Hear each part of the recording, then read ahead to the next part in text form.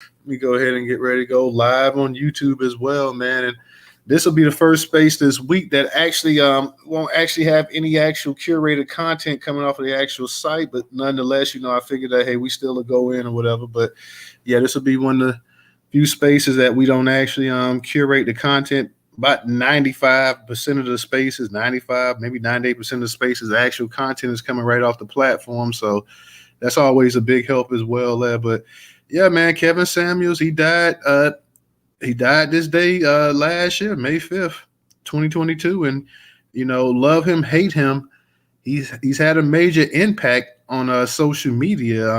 You talk about somebody that had over 1 million followers on YouTube, and I heard people say he had 1 million followers on Instagram as well. And like I say, everybody, I know everybody's not a fan of his content. I didn't really listen to Kevin that much when he was actually alive. A video here and there I caught or whatever, but you can't deny his actual impact, what he had on people. And like I said, you don't have to be a fan of him. You don't have to agree with everything he said, but nonetheless, his reach was incredible. And it's really surprising if he had probably been a white guy with the actual fame and the reach he had on social media. I'm sure he probably would have even had him a reality show or been on magazine covers and everything else, because he had a tremendous impact. So like I say, and I know a lot of people, and I expect some of our sisters that normally come up in the space probably won't be coming up in tonight. I read a few messages in the DM section and stuff like that, and of course I put a poll out earlier asking about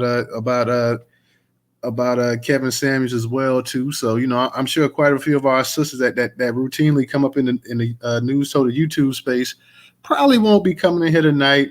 I saw some comments and stuff. So, peace of those sisters. Hopefully they'll come back on Monday when we come back again as well. I'm not planning on doing a space Sunday, but Monday we should be back. So, hopefully our sisters will be back Monday.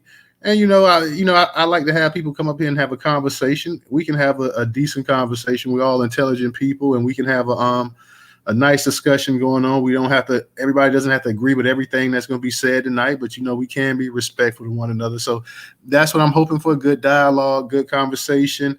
I want to hear people's thoughts on Kevin Samuels, his legacy, the impact, whether he was a fan of his or you weren't a fan of his. I also want to hear what everybody has to say about Ebony K Williams as well too. She's been trending, especially on the Black Twitter within the past few days. So, definitely come on in and let everybody know how you feel as well too. So what's up, Ray? Go ahead, you got it.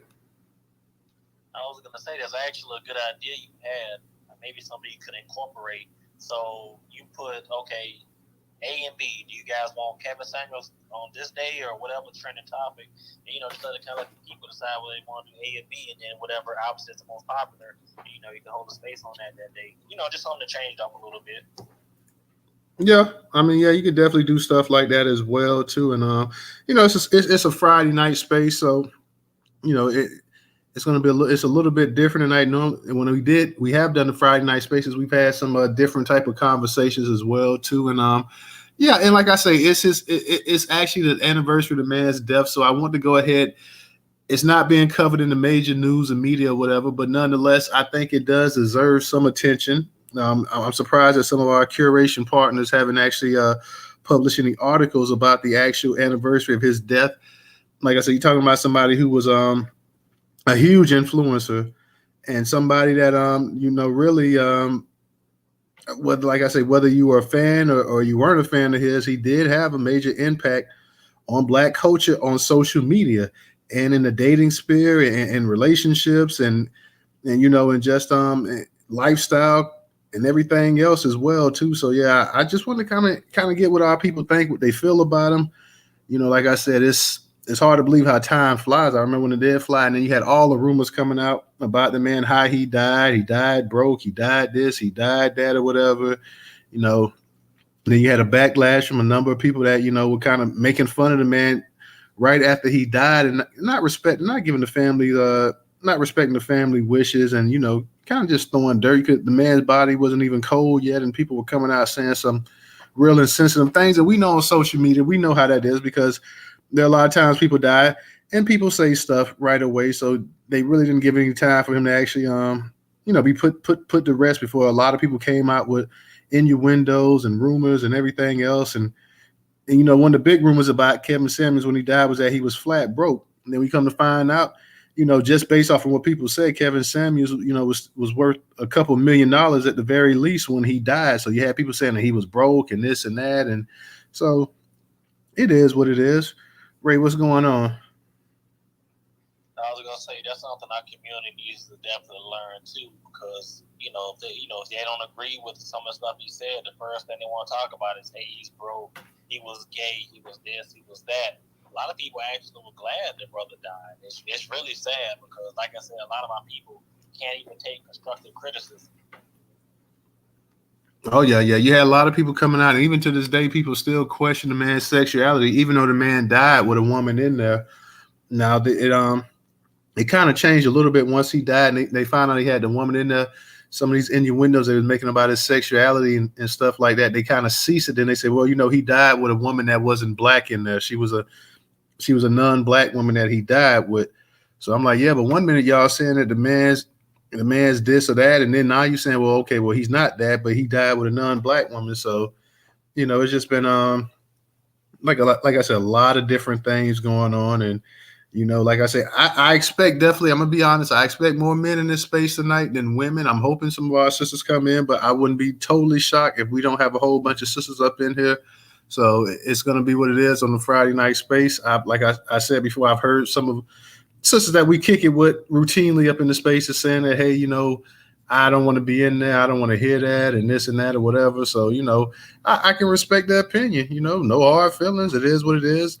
Everybody doesn't come to every single solitary space that Newstoter has. And, it is what it is, but we'll catch our sisters on the rebound as well, too. DJ, what's up, man? Did you make it home yet? Or are you still out and about?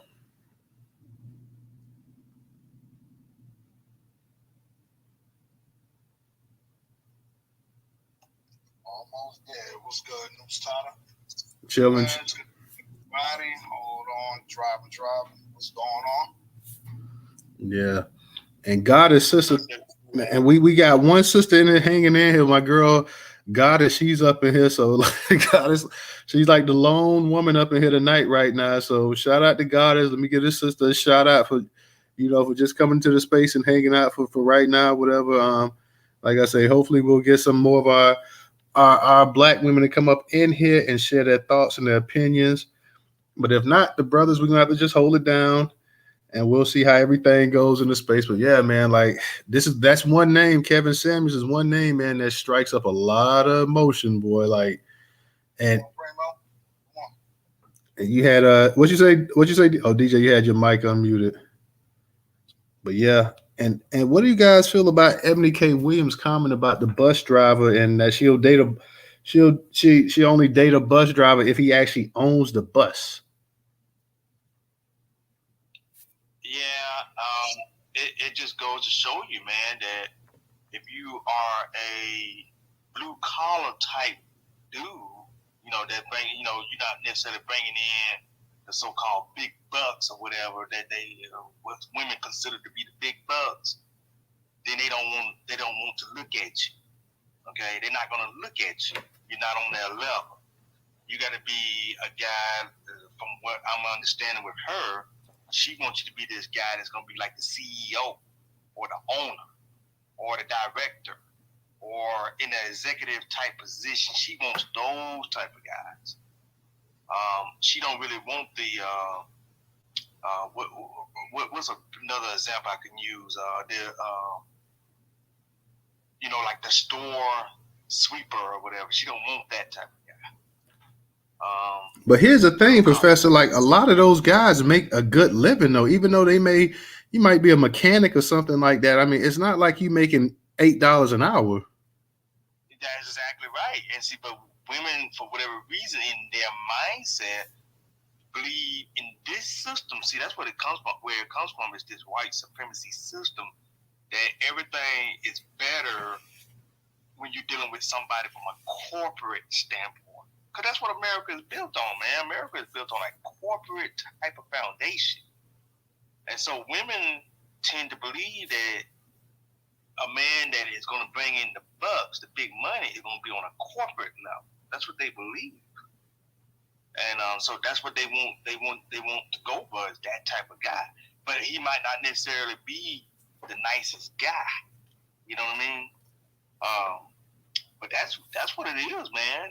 Our society is based on that, man. It's about the man that's bringing in the big bucks that's on that corporate tip, you know. The crazy thing is that it's actually blue collar men and just the average Joe that actually built this country up. Now, the white collar people, they control the resources and the capital and everything else. But it's men that got out there and actually busted their butts and did the digging the ditches and pouring down the slabs and foundation of concrete and getting up there roofing and being carpenters and electricians and plumbers and all of these blacksmiths and all these other jobs, these hard jobs. And so they're the ones that actually built this country up. And if we want to be real, they're the ones that actually built the entire world up. People sitting up here in Wall Street and that's not to take anything away from anybody like that. They're sitting up there and, they have a high 6-figure paying job and, they're sitting in the office or whatever, but they're not the ones that actually got out there and actually, got this country and built it up. It was those people that, when we think about the actual foundation of this country being laid, it was by slaves. Slaves was the ones that went out there and did that. And you had some poor white folks as well, too. So when people sit up here and they say, well, I don't like this, I don't like that, people forget that you have a lot of people in trade school and technical school that make more money than people that have a college degree. You got people that went to trade school for 2 years and 16 months or whatever, make as much as somebody with a master's degree, depending on what major you have. So, people they sleep on that. They kind of forget that, hey, you can make a good living, working with your hands, and that's a lost art form in this country as well too. So I don't know why people look down on that, like, oh, I don't want this person because this person they changing tires and they doing oil changes and they got grease on their shirt and this and that or whatever. Like, hey, that person is coming home. They got, as long as they bringing in the paycheck, they're busting their hump. They got a job that they can depend on or whatever. I really see nothing wrong with that whatsoever. And there's a lot of women out there that don't mind having a man that gets out there. Some women actually love that. They love having a man that gets out there and works with his hands. So, this whole thing that, hey, we're going to be that everything is just corporate and service oriented or whatever. I don't know where this whole thing is coming from, but I get what the woman's saying, that she wants to make 6 figures and this and that or whatever. She wants basically a man to make 6 figures. So if you own that bus, you definitely making 6 figures or possibly even 7, but depending on what city you're at. So I can understand that, because people look at her and say, well, hey, she's making X amount of dollars, so of course she's going to she wants to marry somebody of equal or greater success than her. And, that's understandable. We know women want security as well too. So there's nothing wrong with a woman. If you're making $90,000, there's nothing wrong with you, wanting a man that's going to come in there in the same neighborhood and make something similar or more than you, or at worst a little bit less. My thing is it an issue if you're making $90,000 and say that man's making $60,000? Is that not enough for you? Do you feel like, well, hey, he's not up to my level, this and that or whatever? In the opinion of a lot of our society, how do they feel if they are making slightly more than the man? Does that change the dynamic of the relationship? If you're making more than that man, can that man still lead, or does that man have to take a back seat because, hey, he's not bringing in most of the bacon, let alone all of the bacon? Does he need to kind of go ahead and, tread lightly in terms of making decisions and everything else like that? Because, that's been an issue for years. We know men always wanted to make more, always felt better making more money than that woman or whatever. But we know times have changed. We have a lot of women that are educated, especially Black women. They're one of the most educated group in the country. So how do a lot of women feel like, hey, if you are making more money than that actual man? Because, just because you might be making a few dollars more, a lot of men, they're not going to really, they're not just going to sit up there and just sit on the couch and sit on their hands and be like, okay, well, sweetie, you making more money than me, so I can't make any decisions because, you make more money than me, so I'll take orders from you. So it's just that's an interesting dynamic right there. Like I say, there's nothing wrong with women wanting to marry equal or better or date equal or better in terms of actual finances. There's nothing wrong with that whatsoever. At the same time, we know a lot of men that do have resources, have money, whatever. A lot of times men on average, and always have, have married women or dated women that made significantly less than them. When you look at some of the richest men in the world, they're not marrying women of equal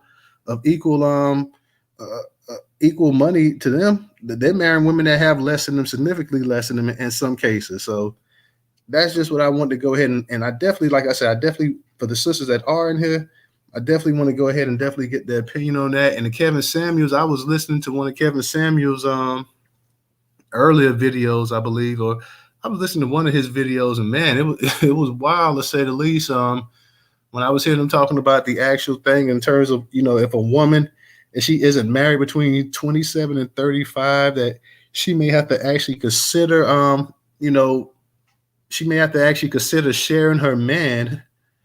I know a lot of women, when they heard that right there, he's saying basically, your options are becoming limited.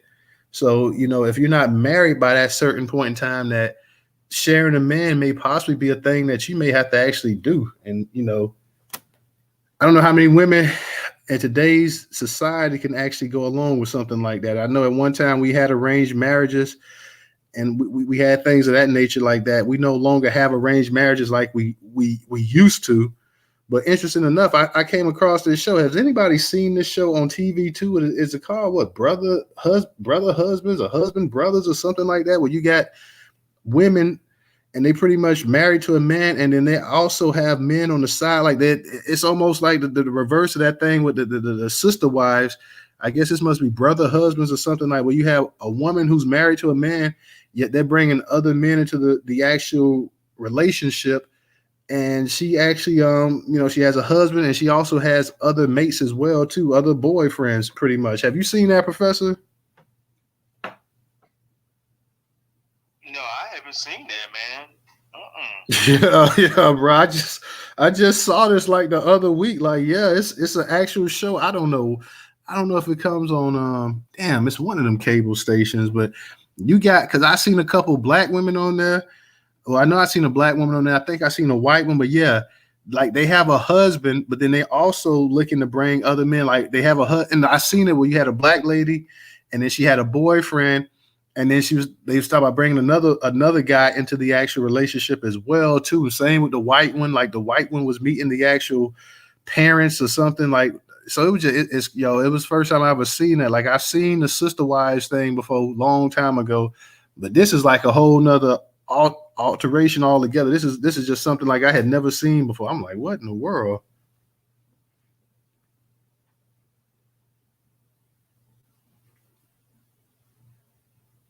DJ. No, DJ might have seen that. I'm trying to see if anybody in the space. DJ, have you seen that? I didn't see that. I cut my cable off when football season was over. Oh, okay. So I don't even know. Real rap. Well, DJ, let me ask you a question real quick, because I know you might still be. What's your opinion on the topic where Kevin Samuels was saying something about potentially that, he was saying that, as women get older between the ages of 27 and 35, that potentially sharing the actual man is actually an option for them as well. They do that in other countries. See, America, right? America is a matriarchal society, not a patriarchal one. And we understand this because look how America elevate our black women, but won't elevate us as a collective. See that? Yeah, and it was also, he had another topic that I was listening to where he was talking about submissiveness. What how much does it cost? He was saying, what's the annual charge? What would you charge a man for your submissiveness? What would you bill him annually to be submissive to him? And the women was like, well, what do you mean, like bill him or charge him? Like what's the going rate on you being submissive? How much would you charge this man to be submissive? Would you charge him $20,000? Would you charge him $50,000? How much does your submissiveness cost? Is it $85,000? And I'm like, wow, like I never heard anybody actually. I didn't know the submissiveness came with an actual price tag on it. Like, Well, that's just in our community. Unfortunately, it has a price on it. You see what I'm saying? So if you was in the liquor store, what's today? Friday. I guess that was Tuesday. Yeah, if you was in the liquor store on Tuesday, we was doing I guess you could call it like a red pill, Kevin Samuels type manosphere, but with the music. You feel what I'm saying? So, hey, fellas, pick some music or whatever that you think these women be playing. And hold on, Black Pressure. No, my bad. Hold on, damn, I hit the wrong button, Black Pressure. Shit, you there? I had a speaker. Damn, I hit the wrong button, bro. The fuck. Hey, invite Black Pressure back to the room. I hit the wrong fucking button, bro. You know what I'm saying? I don't even see Black Pressure now. Let me see if I can. No, that's what I'm saying. Invite him back to the space. You know what I'm saying? Damn, I hit the wrong button. The button's just so the way you see that shit when somebody come up on the thing, shit too close together. You know what I'm saying? My bad, bro. But damn, what I was saying and shit. Damn, I feel bad I did that. But at the end of the day and shit, you know what I'm saying? What you call it? I guess we going with the Ebony K. Williams analogy that, she's saying that she won't date the bus driver unless he make $100K or unless he own a bus or whatever the case be. But I don't think a lot of women in general, I ain't just gonna label it as a black woman thing, you know what I'm saying? But just women in general, you know what I'm saying? Even though Kevin Samuels only spoke to our community, you know what I'm saying? But in my opinion, because I be around different demographics of women, I see the same thing and shit. So when you saying that, I think you said, if a woman passed like 25 to 30 or something, her options are, either, start learning how to settle or, she better start learning how to share a man. So, and then the other thing, like you said, what's your submissiveness worth? It's worth. Well, that shit should be free. You know what I'm saying? Because I'm out here doing for it. If a man is out here really doing for you, then why he got to pay for you to be, I guess I don't even want to say submissive, a traditional wife. There you go. You know what I'm saying? Because when you say submissive, that's like, you know what I'm saying? If by definition, because a nigga play with words and shit. So it's like, you better listen to me or else type submissive. I don't know if they listening into it in that way, but that's what it means to me. And, nobody has to listen to you. You know what I'm saying? Like, nobody has to be forced to do what it is somebody tells them to do. You know what I'm saying? That should be automatic. You know what I'm saying? If you are what y'all women now are calling the pick-me's, you know what I'm saying? Which is nothing more than a traditional woman, you know what I'm saying, in my opinion. But why is it that some of the Ebony K's and the Vivica Foxes are calling the traditional woman nowadays pick-me's when they saying, yeah, I'll wash my husband's clothes, I will cook his food and rub his feet, and Beyonce cater to you or whatever the case be. You know what I'm saying? Oh, well, we're gonna fuck that nigga. You know what I'm saying? You don't be doing cooking his food and all this other shit. Make that nigga do that shit himself. So I ain't saying that. We understand. We're not saying this is every person, but that you got a lot of women out here now like that are telling other women, the Ebony K's. You know what I'm saying? And a whole bunch of other ones. You know what I'm saying? Fuck that nigga. You could go do your own thing, girl. You ain't got to be locked down and all this other shit. So what me and you was also talking about when you look at different demographic or races again, the men in other races are going through the same shit. This is why you have a white manosphere. Our shit is the red pill. Keep it real. By the way, the FBI has labeled red pill a hate group. Look it up. You know what I'm saying? But the only reason why they doing that, because they know that's our shit again. See, I told y'all. Didn't I tell y'all that? The manosphere is not our shit. That's white people's shit. Yeah, you got some black knackers like O'Shea Duke Jackson and a few others that might have took some rhetoric and made their own black manosphere. But our shit has always been a red pill. You know what I'm saying? Why? Because the red pill was created by a black woman. Do y'all know who that woman is? Show of hands. Show of hands. Anybody? Who created what was the name of the black woman that created the red pill, y'all? She's alive and kicking. I can't think of her name, but I know who you're talking about. She's on Twitter too. She's very famous. She wrote the scripts to some very famous movies that we know. The Matrix being one of them. There you go. Professor won the prize. Yay! You know what I'm saying? Shout out to Professor. You know what I mean? Sophia Stewart, the creator of the Matrix show. You know what I'm saying? And she created the Terminator and some other shit. You know what I'm saying? The Wachowski brothers didn't create that shit. See how they stole our sister shit? You know what I'm saying? But she's smart and she's strong. You know what I'm saying? And And when I say strong, I'm talking about in the spiritual sense, not even so much in the physical. You know what I mean? She whooped their ass in court. You know what I'm saying? Yeah, you can still make movies, but guess what? 50% of that coming to me now. You know what I'm saying? You can do what you want, say what you want. You know what I mean? Surrounding my work, but majority of that shit is coming to me. You know what I'm saying? Real quick, I want to ask because I want to know what the sisters think when they hear the term submissive. Do they consider that an offensive term when they hear people speak about being submissive? Do they consider that as a term of being weak and basically a doormat for men? I just want to know what women think about it. Also, in terms of relationships that they do women feel like a man, in order to call the shots, does a man need to be able to pay all the bills in the actual house? Like he pays everything, the mortgage, the rent, the cable, the lights, the food, and everything else. Is that what's required of a man to go ahead and to actually I guess to have the actual say or whatever? Is he required to really to pay everything, to do everything? If he wants to be the boss and he needs to pay the cost, like there is no divvying up of bills, because I've heard some other influencers and YouTubers say that as well, to like, well, hey, if you're going to be in a relationship with a woman and you really want to be the head, then you need to go ahead and you have to make X amount of dollars. If you're making under $50,000, you can't be the boss or whatever. You have to go ahead and make significantly more than that woman.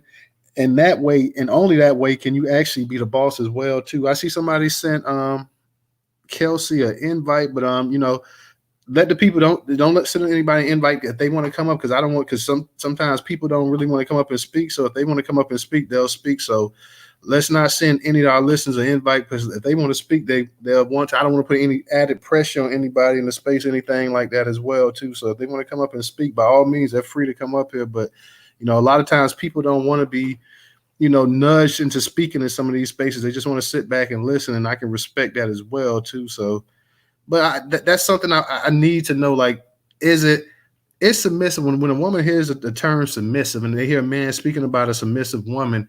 Is that an insult to women nowadays in 2023? Is that something that, hey, look, we've outgrown that term. We don't want to be called submissive. We don't want to be submissive.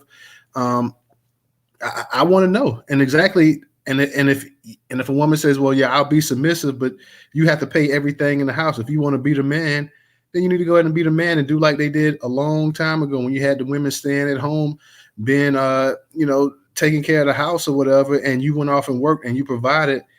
Is that where we're at today in terms of the relationship between men and women? If you really want to be the man and you want to be the head of the household, and you need to go ahead and take care of every single solitary bill. Now, we know a lot of couples can't do that. We know that a lot of times you have to split the bills up between two people just because of the society we live in. But I would definitely, if we get a sister that come up here and get a chance, I would definitely like to hear them, just hear their opinion on it, like in terms of the actual term submissive. Goddess, I know you came up as a speaker, so whenever you want to speak, just go ahead and let me know. But it's being called submissive and asking for a woman to be submissive. Is that offensive to the women nowadays? Hey, let me finish saying this again about the submissive thing real quick too. So again, play on words. To submit, meaning you're admitting defeat, but it's like we ain't fighting, so it's like I ain't beating you about anything and shit. So why would you submit to me? And when you say submit, like me asking you to keep the house clean if I'm at work all day is not forcing you to submit. So it's like that's the way women look in America, westernized society, look at the term and the definition of submit. Oh, I got to do all this work. Well, what the hell you think I'm doing if I'm outside, regardless if I'm the bus owner or the operator of the bus? You know what I'm saying? What does it matter? I'm out here paying these bills, right? So even if the roles was reversed and, women have equal rights and, freedoms to go to work and do whatever you feel like you want to do, get your education and all that. It's a lot of men out here that are the daddy mom now, you know what I'm saying, or whatever y'all call them. You should stay at home dad or mom or whatever, you know what I mean? So, is he looked at as a weak person too? To add on what Todd is saying about the submissive thing, you know what I'm saying? Like if he was bringing in that 35 average salary, that's what a lot of things y'all women don't understand too. The average person makes no more than $45,000 in the black community. in our community, you know what I'm saying? Well, I ain't gonna say person. I'll keep it talking. We don't make more than 45,000, yo. You know what I'm saying? Keep it real. A lot of our pensions is in the hands of boomers and people that work at government facilities and the post office, which is federal shit. But go ahead, whoever want to speak. Yeah, it's Goddess. And I definitely, how you doing tonight, Goddess? I definitely would love to hear your opinion. Love to hear your opinion. Can you hear me? Hi, everyone. Oh, hey, what's up, Goddess? I think that when it comes to word submissive,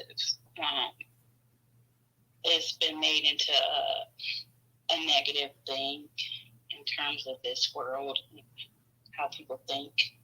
And I think that they make it one-sided in a relationship.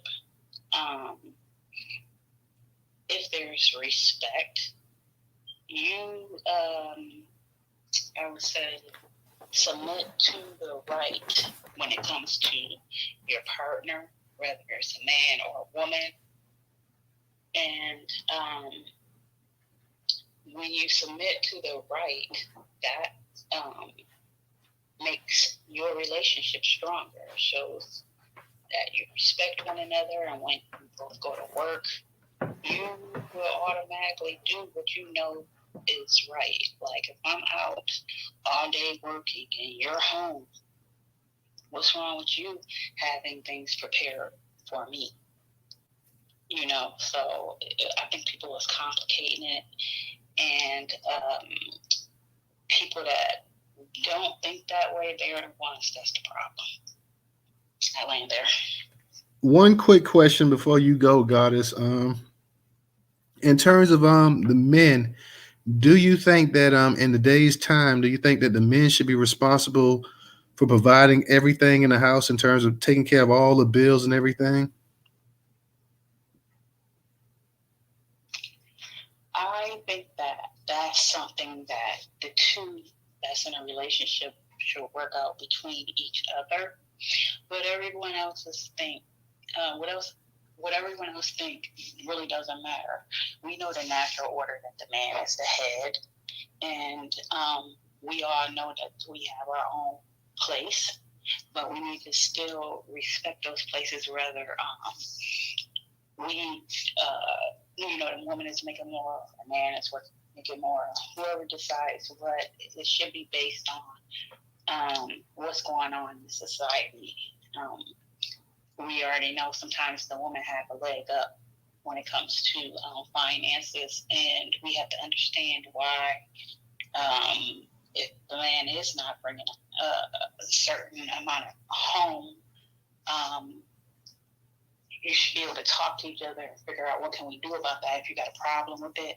But you need to communicate, and it needs to be between the two, and you need to talk about that. And just make sure you are open and respectful. Respect is on top.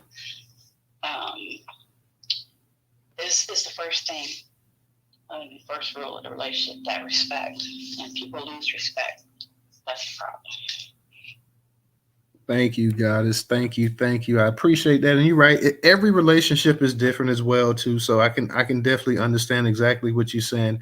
In some relationships, depending on how everything is set up, maybe that man would, go ahead and pay for everything. In other relationships, they may be bringing in equal amount of money, and hey, we got to go ahead. If we really want to make it as a couple, we're gonna have to go ahead and divvy things up.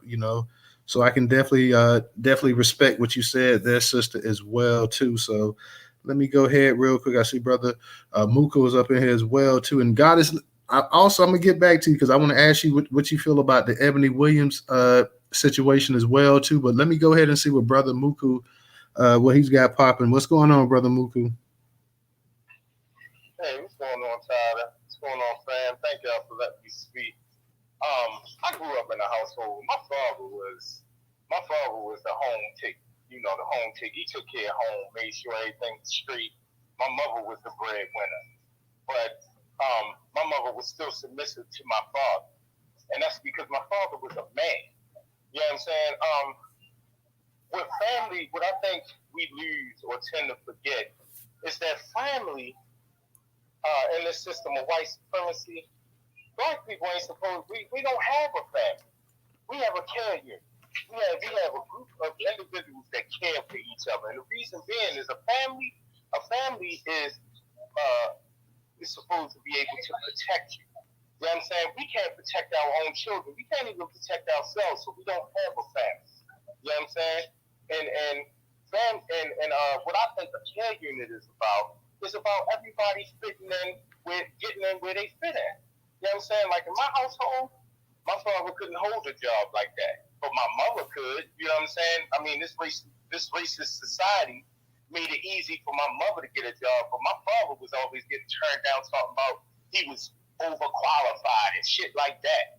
You know what I'm saying? So I think like white supremacy had a lot to do with females or black females feeling some kind of way about being submissive to their husbands or their mates.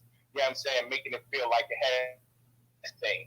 If you pay, then I could be like, no, it wasn't never. Our ancestors ain't carry it like that. Our ancestors knew that it wouldn't be no family without the woman. You know what I'm saying? And our ancestors also knew that the women were the providers, not the fucking men. You know what I'm saying? When a woman has a child, and I know y'all have heard me say this a bunch of times, and you probably tired of hearing me say it, but when a woman has a child, and that child is screaming for that milk, I ain't got no milk in my chest. My mother provided that milk. You know what I'm saying? So our dynamics, the power dynamics and the dynamics between men and women is fucked up. So that's why we got all these women out here trying to be independent males or trying to be the male, you know what I'm saying, when they feel like since there's no male in the house or a male in their household that they have to be the man and the woman. You know what I'm saying? I think that is a dynamic that was set up and made by white supremacy. You know what I'm saying? To further confuse us and keep us all fucked up. Even when you got a woman being the breadwinner and the man takes care of home. You know what I'm saying? My father taught me and my brother. You know what I'm saying? Every time we came home from that school, it was another lesson. You know what I'm saying? We had chores to do. We had the family discussion. You know what I'm saying? Dad would take us out in the woods. We would walk through nature. You know what I'm saying? That's what my father would do. And just because he was in the house and he took care of the home didn't make him less of a man.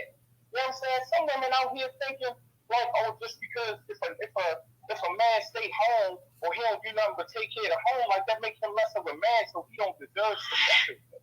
Like, what does that mean? And submissiveness is a two-way thing. You know what I'm saying? Because the man, at some point, a man has to acquiesce to his woman. That means sometimes my wives want me to do shit that I don't want to do. You know what I'm saying? But as the man, you know what I'm saying? This is I do these things because I love them. You know what I'm saying? I want to make sure. I want to be the one that makes sure that they're good whatever they need.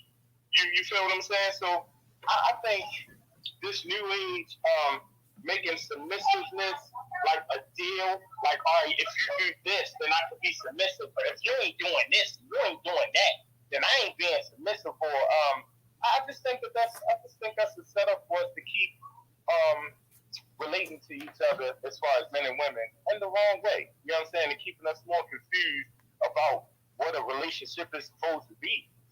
You know what I'm saying? Or how the power dynamics is supposed to be between a man and a woman. I mean, just like I said, they already got us up here thinking that we providers, and we are not providers. We are producers. I produce shit all day, but I can't provide shit.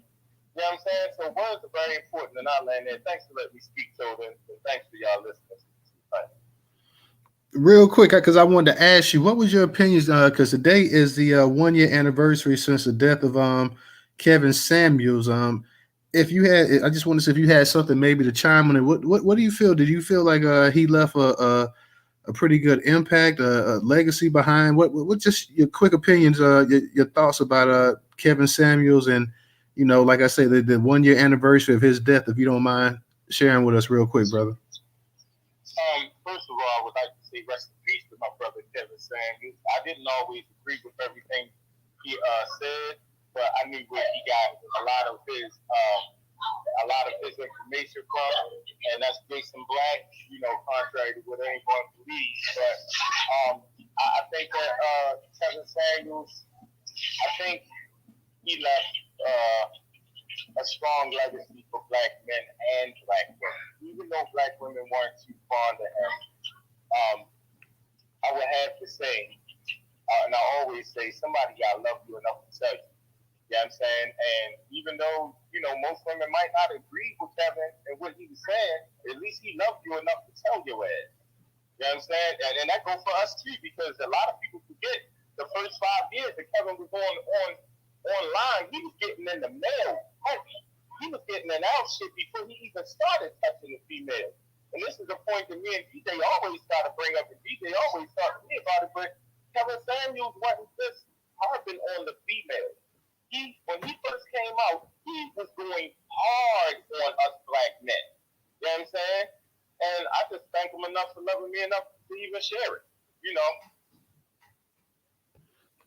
Thank you, brother. Thank you. I don't know what it is. I was trying to put the YouTube channel up in the jumbotron, but I don't know with the space or whatever tonight. Shout out to everybody coming up in the space tonight, guys. We're just talking about the 1 year anniversary death of Kevin Samuels.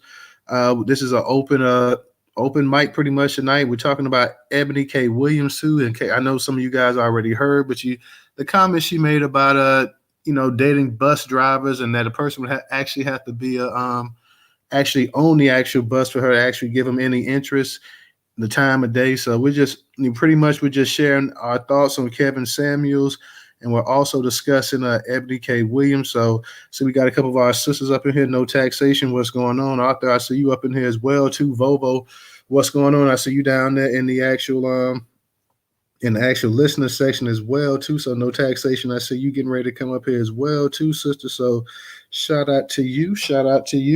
Anybody else that wants to speak tonight too, please go ahead and come on up here and share your thoughts. It's been it's crazy how time flies, but Kevin Samuels has been dead for a year, and we know that he was a polarizing figure to the point that a lot of people are split on him. He's the type of person that either you loved him or you hated him. There's really no middle ground with him.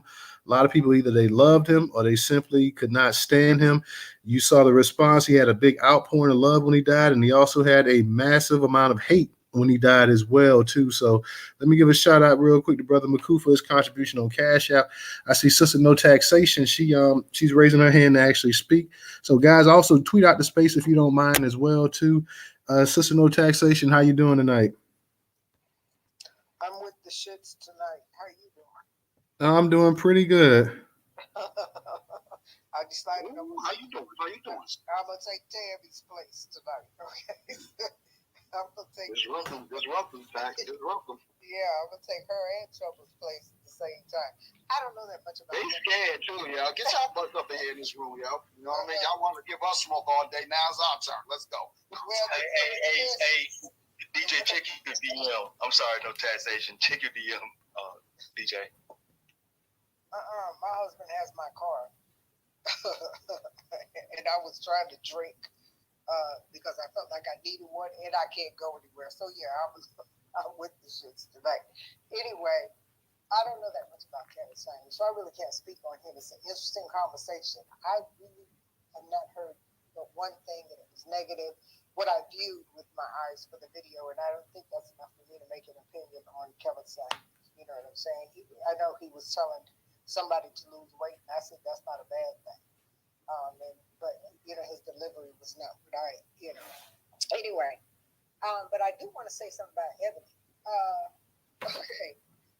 So when it first came out, somebody said, "Would you date a bus driver?" Well, I didn't know what the conversation was really all about, and so I said, "I mean, if I rode the bus, you know what I'm saying?" But truthfully, let me tell you why I wouldn't date a bus driver, even back in the day.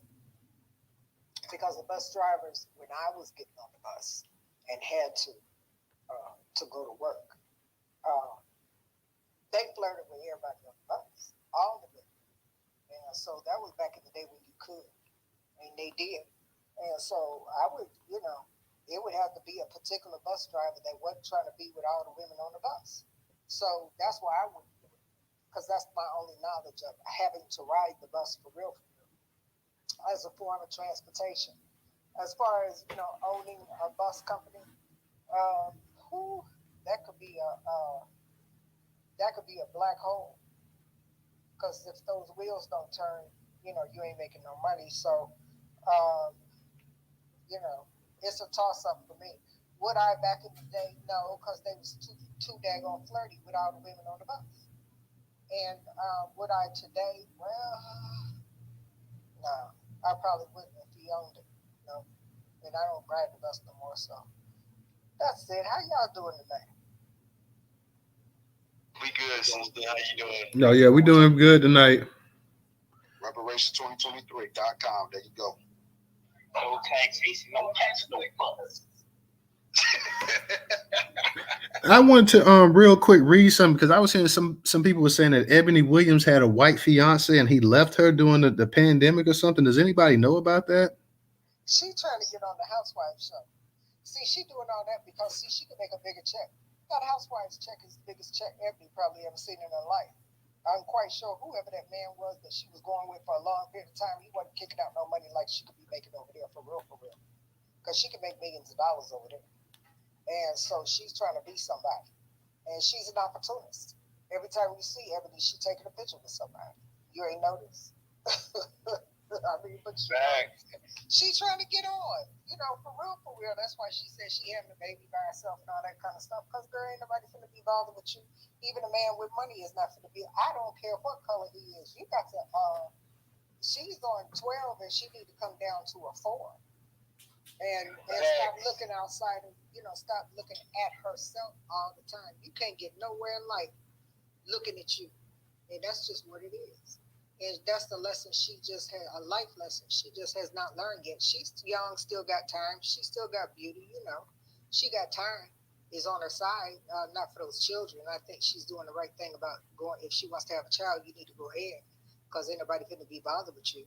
And that child might put her in correction. Maybe when she, get into the half year, 55, something like that, she might have better sense. That's it. Thank you, sister. I appreciate it. Let me read something real quick because this is something that Harriet Eve 9 she retweeted out, and she was saying delusional. And I don't know if I guess a Black Authority retweeted. He says delusional Ebony K. Williams shuts it down after her toxic deflection and nonsensical comments. I was trying to ask her a question. Ebony K. Williams, your white millionaire boyfriend of 4 years, supposedly fiance, left you in the midst of a global pandemic with so many uncertainties up to including death to quarantine with his family because he didn't want to spend his last days with you. He abandoned you in the midst of a global pandemic to be with the ones he loved instead of including you. I understand why you're so toxic, broken, and bitter, but what I don't understand is how your poor choices in men is the fault of black men. If you were to catch you think you are, your fiance wouldn't have abandoned you. He would be your husband by now. You're average at best, in the voice of Kevin Samuels. So black men, service workers are C and D students who are mediocre and beneath you. Fun fact, it was service workers and essential employees who held it down on the front lines during the global pandemic. Most of them were C students. Shout out to the service workers and essential employees everywhere. Most people don't respect you until they need you. So this was from actually Harriet Eve 9. She put this out here. So yeah, like I said. Now wait a minute though, News. Wait a minute. Here's the thing. I don't blame that man, and I'm gonna tell you why. Those are his kids. He might have went over there to see that they act right. You don't know why that man decided to make that decision, but I'm quite sure it has something to do with him being a father. Come on now.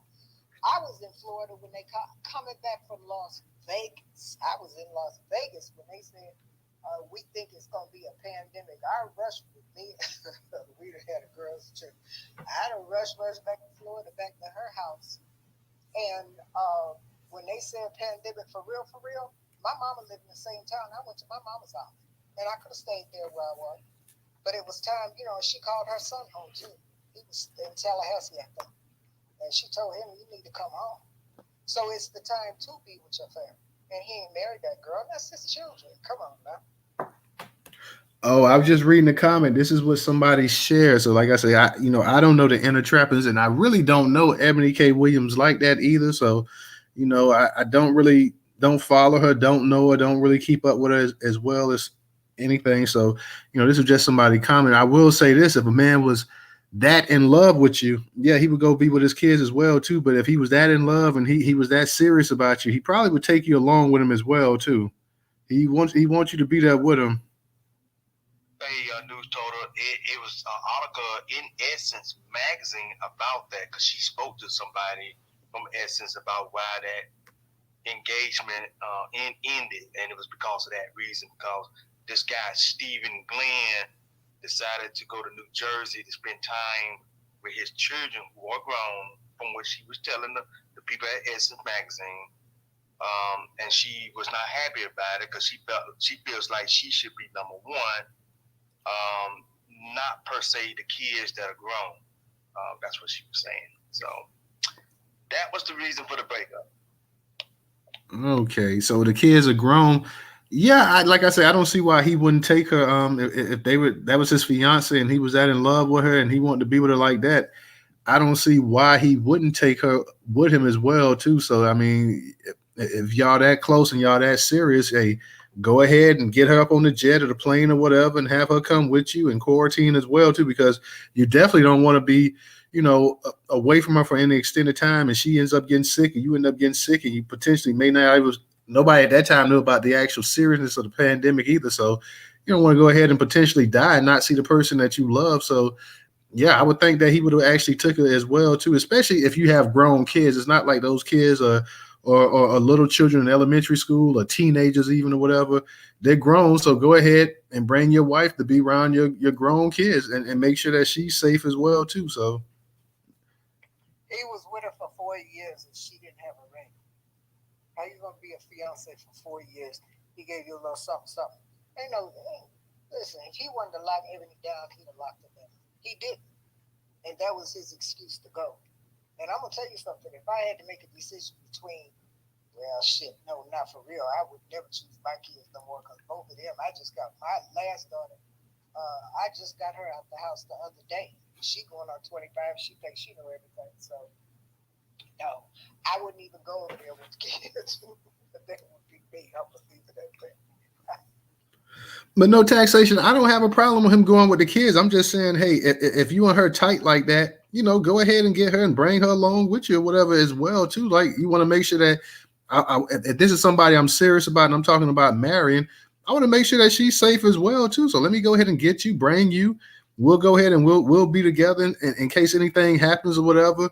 But apparently, like the professor said, she must have told Essence that hey, that was the main reason why it didn't work or whatever. So maybe if she had a bus driver, he may have drove his bus over there and picked her up and actually quarantined with her. You need to stop.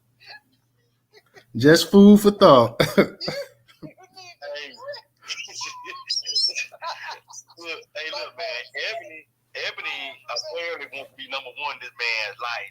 She wants to be the number one, and she wanted him to forget about those kids. I think that's what it sounded like. Ebony trying to get that man's money. Them kids don't. Ebony could go over their house. And them white kids, they ain't about to let you touch up dad's will and stuff either. So they they had to get. Not no black girl, but we don't know where. And on TV, she said she don't even know her father. Okay, that's her story. She don't know her father.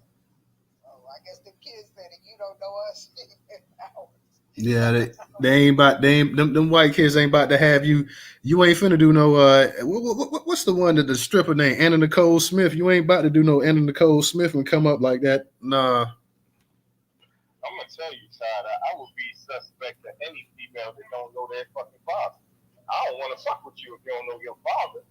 You know what I'm saying? Because that means how the hell you gonna respect me or love me in any kind of way? You don't know nothing about how to treat a man. Your father, you don't even know your father. And I mean, whether it's your mother's fault or your fault, you're a grown ass woman. You ain't never touched that man out. You know? You ain't never want to know him. You ain't never want to know what blood is running through your veins. Hell no. That's a disaster. You fucking with chicks that don't know her father and no kid and all. stay far away from that. That's why she don't want to date no bus driver. Facts, facts. And look, Charlie, you was funny with that one, y'all. If she would have had a bus driver, he would have thrown that big old bus over our house. Yeah, I mean, wait. Who brought Trans is Beautiful up? Because last time Trans, let me go ahead and remove Trans. Because last time Trans was up here playing the Village People music and whatnot. So no, yeah. This Joker came up here playing YMCA and whatnot. So no. We gave you a chance. I was trying to be real, Trans, and you came up in here and you, instead of talking, you came up in the space and just started blasting music on us. So we have to catch you on another go round here. We tried to be real and whatnot. Even when people was dissing you and whatnot, I always tried to be real and like let you come on up here and speak and whatnot. And then how did you repay the kindness? You went ahead and started jamming your music. Ain't say a word, just started turning the music on. Like, what in the world is this going on? I And tried to tell you they more than meets the eyes. I tried to tell you that, told her. Yeah, you can't, you're not gonna be speaking up in here for a minute, Trans. Real talk. Hey, look, but I will say there is a lady that I just invited up in here, and I definitely want to hear her point of view. Who, Judge Sarah? That's you, Judge. Right Oh. You know I came in because you sent me an invite, and so let's just go ahead and keep the 100. I need to understand why people coming from Ebony K. Like, what did she do to you? What she eat don't make you shit. So I want to know why people angry at Ebony K. And just to be clear, I wouldn't date a bus driver either. So I don't understand what the problem is. If she don't want to date a bus driver, why are people upset about that? Before I say anything, Judge, let me just say, like, no matter how many little back and forth you and I have, it's like you can't stay away from me, can you? Like, you gotta come no matter what, no matter what. You know what, Newstoter? I came in because Professor invited me. You know what, brother? I don't want to be disrespectful to you, okay? You know what? And just to let you know, I have had conversations in beats with multiple men in here, and we take care of it elsewhere. We don't bring it here because I respect them. You're the only one who tried to put me on blast, brother. So you might want to rethink that. I'm here to talk about MBK premiums because I wouldn't date a bus driver either. That's why I'm here. Professor invited me. So if you want me to weigh in, I'm happy to. Yeah, I invited her. I know. Hey, I'm not saying that. To be clear, Judge. I don't disrespect black men in public. I also invited that other lady right there, Trouble, too. That's what Trouble right there. And told you not to put words in my mouth. Well, I didn't put anything in your mouth, and I told you that last time. And no, I told you that last time. I didn't put anything in your mouth, and I'm still waiting for you. I'm still waiting for you to play that space back where I said that you're not a Black American. So I didn't put anything in your mouth. Like I told you that night, and I'll tell you now. I didn't put any words in your mouth. I never said you weren't a Black American. And like I say, I'm still waiting for you to play that space back where I said that as well, too. So I didn't put any words in your mouth. To let y'all know, he always mute me. And he always mute me. Yeah, because you're not going to talk over me while I'm talking, too.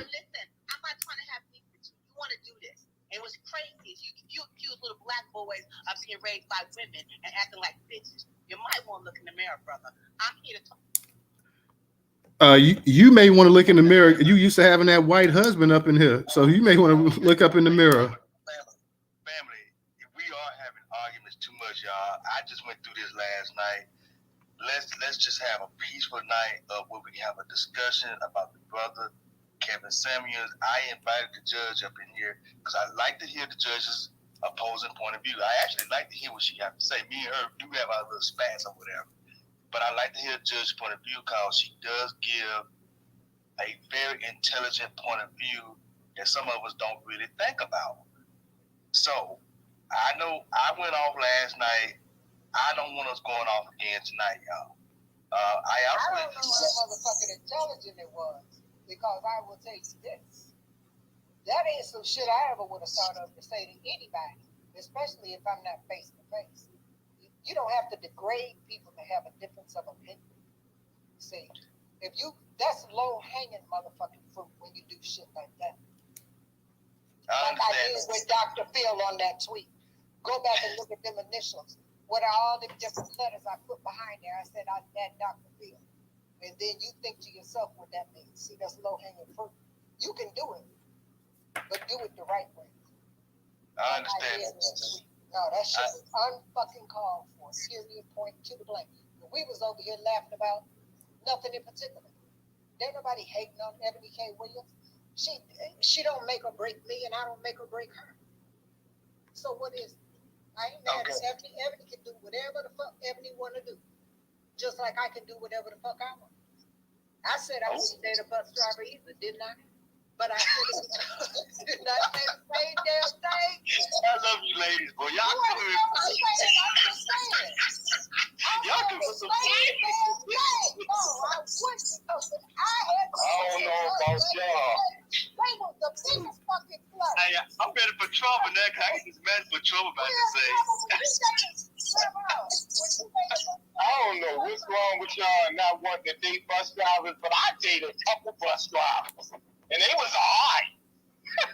Well, and now, back in the day, before I was married, I was younger and better looking, I used to date a truck driver or two. That was a thing. You know what I'm saying? Because they was going off. Well, they both driving 18 wheels.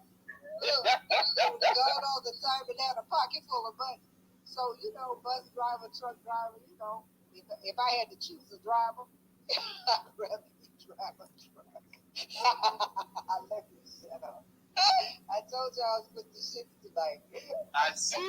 No transition. I tell you, I love this though, because this is what we need. We do need to have this space where we can talk about. This is something we have been saying we want to talk about. So here it is, everybody. And so I want to hear what Trouble got to say. Got no trouble. The trouble she'll bring whatever she's gonna bring. So The Trouble down in the listener section. Anybody know any female truck drivers? That's what we're talking about. Bus drivers are thick as shit. I know a couple of bus drivers. There's a lot of truck drivers. Hey, baby, what's happening? I don't know what y'all talking about, but I know some bomb ass bus drivers. Some bomb chicks who they just bus drivers, but they be all right. Who was that? Dawn talking? You know it's down talking. I had to listen to bus driver, you know what I mean? The people, it's not like if you ain't got 5 on you right now and you like, hey yo. I got 10. They were like, well, they have the change in their pocket. Cool. Thank you. I love bus drivers, cool. I don't know. You know what it is that Ebony had a little thing going on for her when she was in her 20s. You know what I'm saying? And now she's a full-fledged adult. But I don't know any black woman who really goes and frees their eggs. That's one thing I was like, wait. Hey Don, let me ask you a question real quick, because I know when you be drinking, you be coming in and off the mic. You ain't drinking tonight, are you? No, I'm good. Okay, I just want to make sure that you ain't gonna be coming off the mic. I'll be the drinker in the room tonight. Oh, you are? God's place. I'm taking Tammy's place. I'm taking What? place. I'm representing tonight. How about that? Oh, no taxation, no. Oh, wow.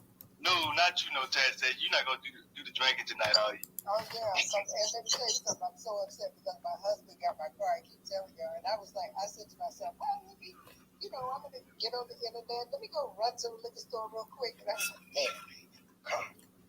And so I looked in here. Let me tell you what I had. Some 151 and some rum from the Dominica something. No, some wines that I cannot open. I opened one of them. It says Chardonnay. That shit is nasty as hell. So let me tell you what I had to do, because that's all I got. I put some triple sec in it, sweetened it up. It's almost like a damn brandy. I can't drink brown liquor. This thing is brown wine. You ever seen it in your life? It's good. I've never seen brown liquor. I've never seen brown wine. Hey, I've never seen that. Goddamn, what did you do to mix it? I didn't mix nothing. It came out like that. After it ages, the aging process. This thing had about 2 inches of dust on it. Okay, this is all I had. When I tell you this is all I had, this is really all I had. Okay. And I had to do it. Who the fuck gave that shit to you? Dracula? Did Dracula give it to you? Like, you know what I mean? That's like, did you get it in the beast suit? You want the one that look at my picture real good. Look at my picture real good. You know, Look at me real good. Okay. You know, what she look. No, it's just some old wine. I lived near a winery. It's just some old wine. The man that owns the winery, before he sold it, he gave it to me. I just kept it. I never opened it. After 12 years ago, he gave it to me. I opened that shit today. Hey, who was that right there got the Caucasoid hand, y'all? Who was that right there? That's Arthur. Bring Arthur up. He's out of Chicago. Yeah. You think I can talk some smack? You ain't heard Arthur, no. That's what you need to listen to. Oh, that's what we need to listen to? Hey, Arthur with the Caucasoid hand, go ahead. Go ahead. Now remember, y'all, I'm old. I don't know how to turn these hands because I just saw a hand there and I just pushed it. That's all I did. Hold it down. Just hold it down, and it'll give you the option to change the color.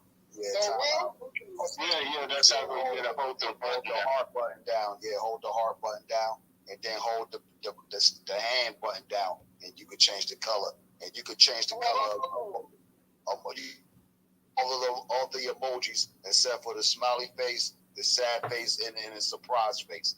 But you could change the heart to 100, all that. Go ahead. Well, see, that's why I need to stay around with you social media savvy young people, because I see what Shout out to Chicago.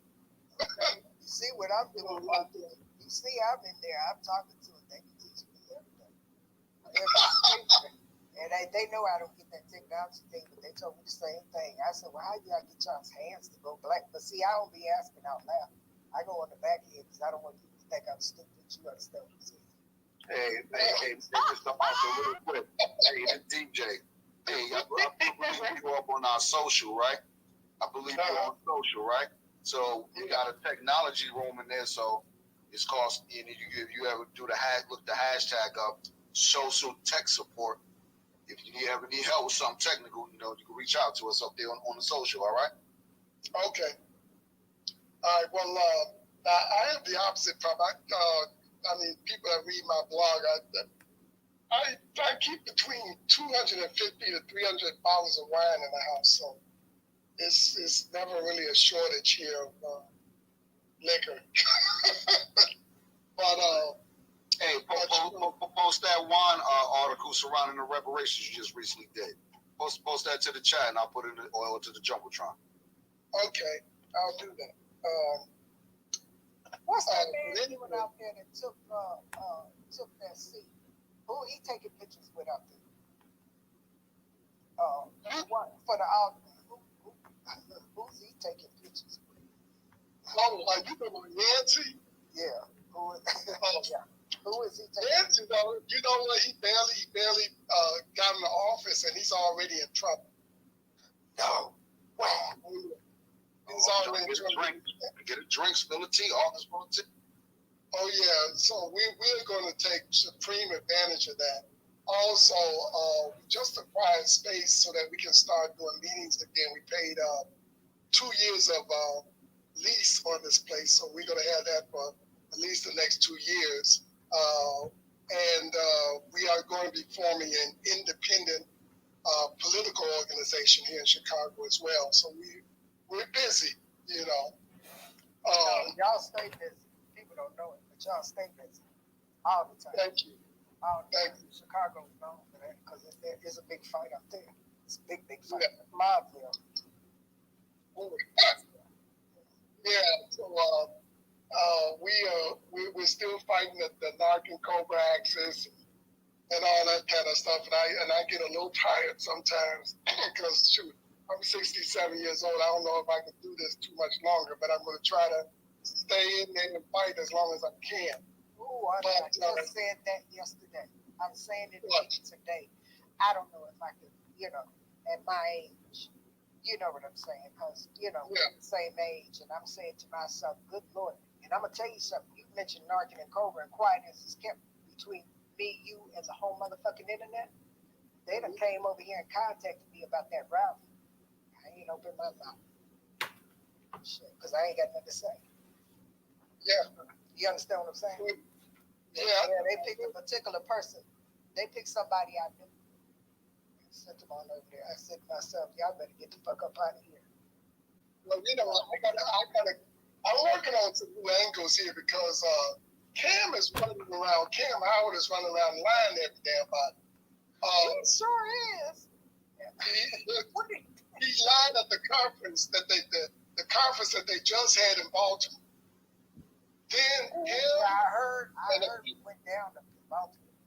Yeah, they actually had some fights going on up there. That's another story. But Cam had made it clear at the conference, 2 of the people from California, NASD, were there, and 2 Pan-Africans who are friends of mine that have not really much to do with the movement, but they were there. They were all in the same room. They all told me the same story that Cam said he's coming over to the lineage side of the argument.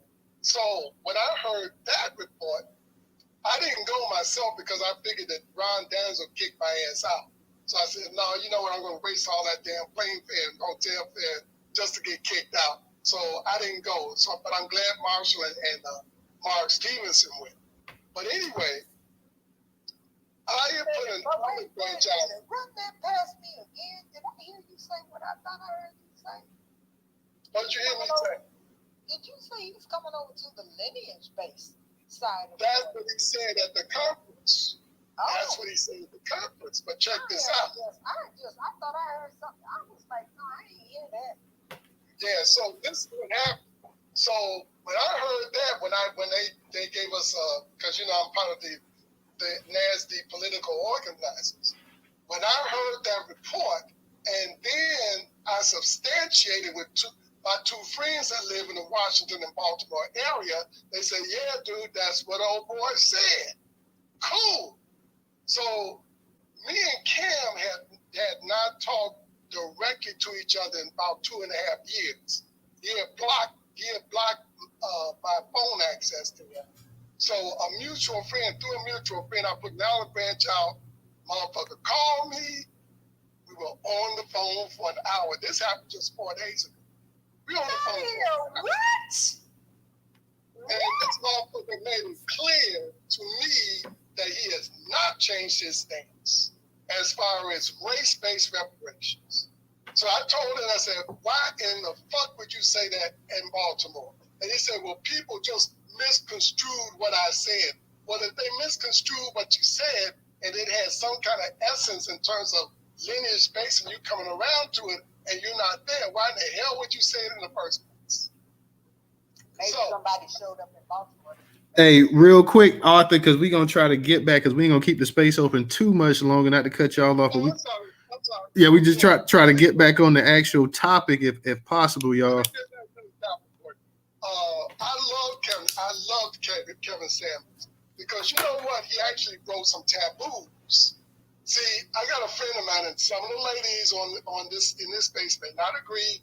I got a friend here, and he told me he said the 3 groups that you cannot challenge, criticize, or correct are the Jewish community, the LGBTQ community, and Black women. And Kevin was breaking that taboo. And he said it's kind of like the way that Black people took to the Nation of Islam in the 1950s because they was out in public saying what a whole lot of Black people couldn't say, but it was in their minds. He said that Kevin Samuels had the same effect on Black men. And he became their voice piece for the things that men have been wanting to tell sisters about relationships and so forth, but couldn't because of the possible repercussions, whatever they may be. And so he was a breath of fresh air to a lot of us men. And the other thing is that, anytime that we have honest conversation, be it between the sexes or be it between the races, there's always going to be some kind of hurt going on, and people have to readjust to the reality that mirrors are being put up in front of their faces, and sometimes whoever's looking in the mirror can't handle it. So that's how I feel about the whole Kevin Samuels situation. I miss the guy, and I'm glad that he had his time in terms of waking up a certain part of the Black community and get us to talk about certain things that we need to talk about. So that's all I got to say on that. All right, appreciate that, Arthur. Thank you. Let me go ahead and get to Sister Wilson. Wilson, what's going on? Unmute your mic. Hi, how's everybody? Real quickly, I just wanted to, talk about Kevin Samuels because I really didn't know much about him, but I think in his last year of life, I got to listen to him, and I really did listen to him, and I agreed with quite a number of things that he said. But that when you are in that kind of position, you've got to live what you preach. And the way he died was not the way he preached. He picked up a woman at a bar. This man was supposed to be a high value man with a black book of high value women, but he picked up a woman at a bar that he didn't know and had sex with her that night and died. That woman didn't even know his address in order to tell the EMT, where he was. And I'm thinking to myself, here's a man that, like I said, things that he said, I agreed with. Quite a number of things that he said. I mean, and he was pretty, straightforward. And, some people may say he was harsh. That's subjective. But he never lived. I don't think he died the way he preached. He didn't die the way he preached. And I find it that what a way to go. Here you are, a high value man, as self-proclaimed. You didn't own where you were, from what I understand, and this is just, hearsay. You didn't have a lot of money. Hey, Wilson, is it possible to turn up your volume a little bit, sister? Oh, okay. Maybe I'm on my Bluetooth in my car. Hold on a second. Let me take it off and see if this is any better.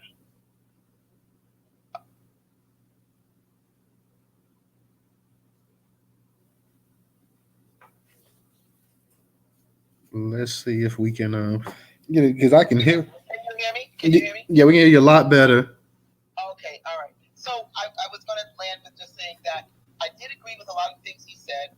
I wasn't very familiar with him. When I started listening to him, it was really like his last year of life, I guess. And I just thought how sad it was the way he died, because he died the way he didn't die the way he preached. I mean, he's supposed to be a high value man, and he obviously a high value woman, but he picked up a woman at a bar, and this woman didn't even know his address when he was dying, and it's just, here is a black man by himself and dying by himself, and it was sad. It was sad, and that's what I have to say about that. And I didn't know it was your first year anniversary, and happy anniversary. Thank you, Wilson. I know. Now, yeah, I do know that he did date women. He said that he dated women younger than him as well. So, I don't know about him actually. I know you say he didn't own the place he was at. I do know they say when he died, he was worth a couple $1 million. So, he wasn't hurt. As a matter of fact, I didn't know. I mean, I didn't follow him. So when I first initially read it, they said, there's a lot of things said about him, and a lot of people didn't like him. So I was going by what I read. But I mean, I didn't follow up or anything like that. But the way he died is not the way I want to see black men die. It's sad. And even during COVID, I was reading this thing about black men dying by themselves. Here he was, dying by himself, but he's supposed to be some high value man. But you got to go pick up a woman at a bar. What happened to your black book with high value women? That's all I'm saying. I did agree with a lot of things he said, but the way he died just did not, it just wasn't the way he projected himself. You know what I mean? So that's it. But again, happy anniversary. I didn't know it was your first year anniversary. The way you have conducted this space, it's like you've been around for like 5-6 years. So congratulations. Thank you. Sister Wilson. And yeah. Wait a minute. Let me ask you this. Is Hey, hold on a second, real quick. Hold on, 1 year anniversary of Kevin Samuels' death. Yeah, not Newstoter. I misread. No. No, it's the yeah. Yeah. For 6 years, actually coming up this May sometime, it'll be the 6th year coming up on whatever. Okay. Yeah, so yeah. Everybody, I am driving, so I'm not. Oh, no problem. I understand. I just kind of look, you know, and then Now this is I am going on the 1 year of actually holding spaces. So coming up, I think in May will I think May should be coming up. This should be the actual 1 year actually doing spaces as well too. So yeah, you're right on that part, Wilson. Okay, all right, well, good. And then Ebony Williams. Oh dear God. You know what? Look, I wrote to a friend of mine, and I said, "Let me tell you something. You know what? What we need to know about relationships is this, particularly when it comes to our men. I can only speak about Black people. The thing is this: it is not. You know what? You know what they say about women. We've heard when we talk about men and sex, we say it's not the size, it's how they use it. We know that's a lie too, but go ahead. But wait a minute. Okay, so whatever.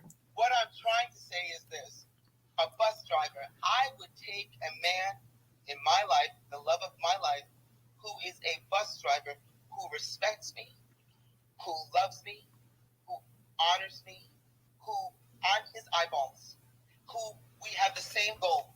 Let me tell you, many years ago, okay, met a gentleman, a Black gentleman. When I met him, he was working for the gas company here in Los Angeles. Okay, I'm talking about like 2006. That brother was making about $37,000 a year, and I convinced him. I said, "Look, you got to creep before you walk, okay?" And I said, "You are going to be fine if you know how to handle your money." And I am not lying. Today, he's got income property. He followed my lead over the years. He's got property value of about, I think he appraised everything that he's got, about $6 million. Okay? Let me tell you something about a bus driver that I would take.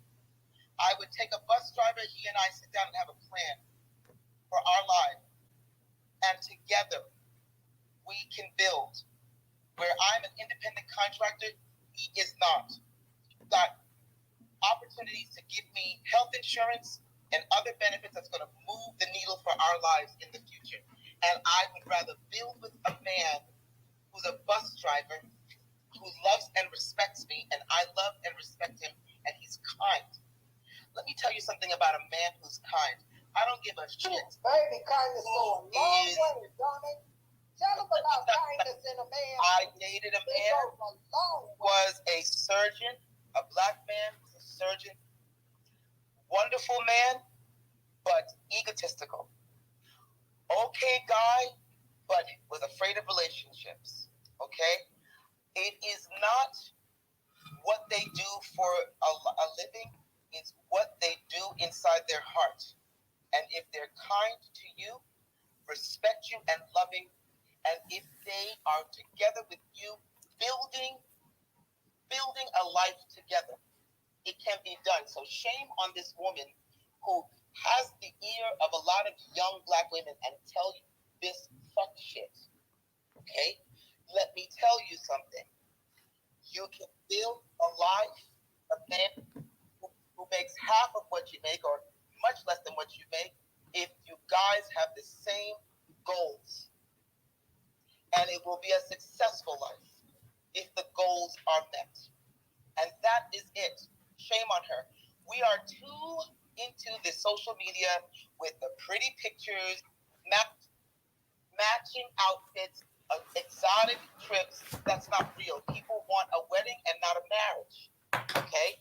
You've got to understand that this is real life. And real life will present you with the worst atrocities. You've got to be friends first. You've got to love each other first. You've got to respect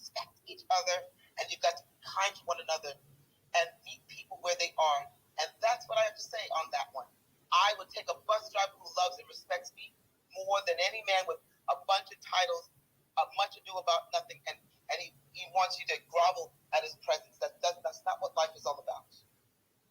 And that's what I have to say about that. So, happy anniversary, Newstoter. And too bad for Kevin Samuels. I think he was good for the masses. And to hell with Ebony K. Williams. I hear she's on the defense, but she said what she said.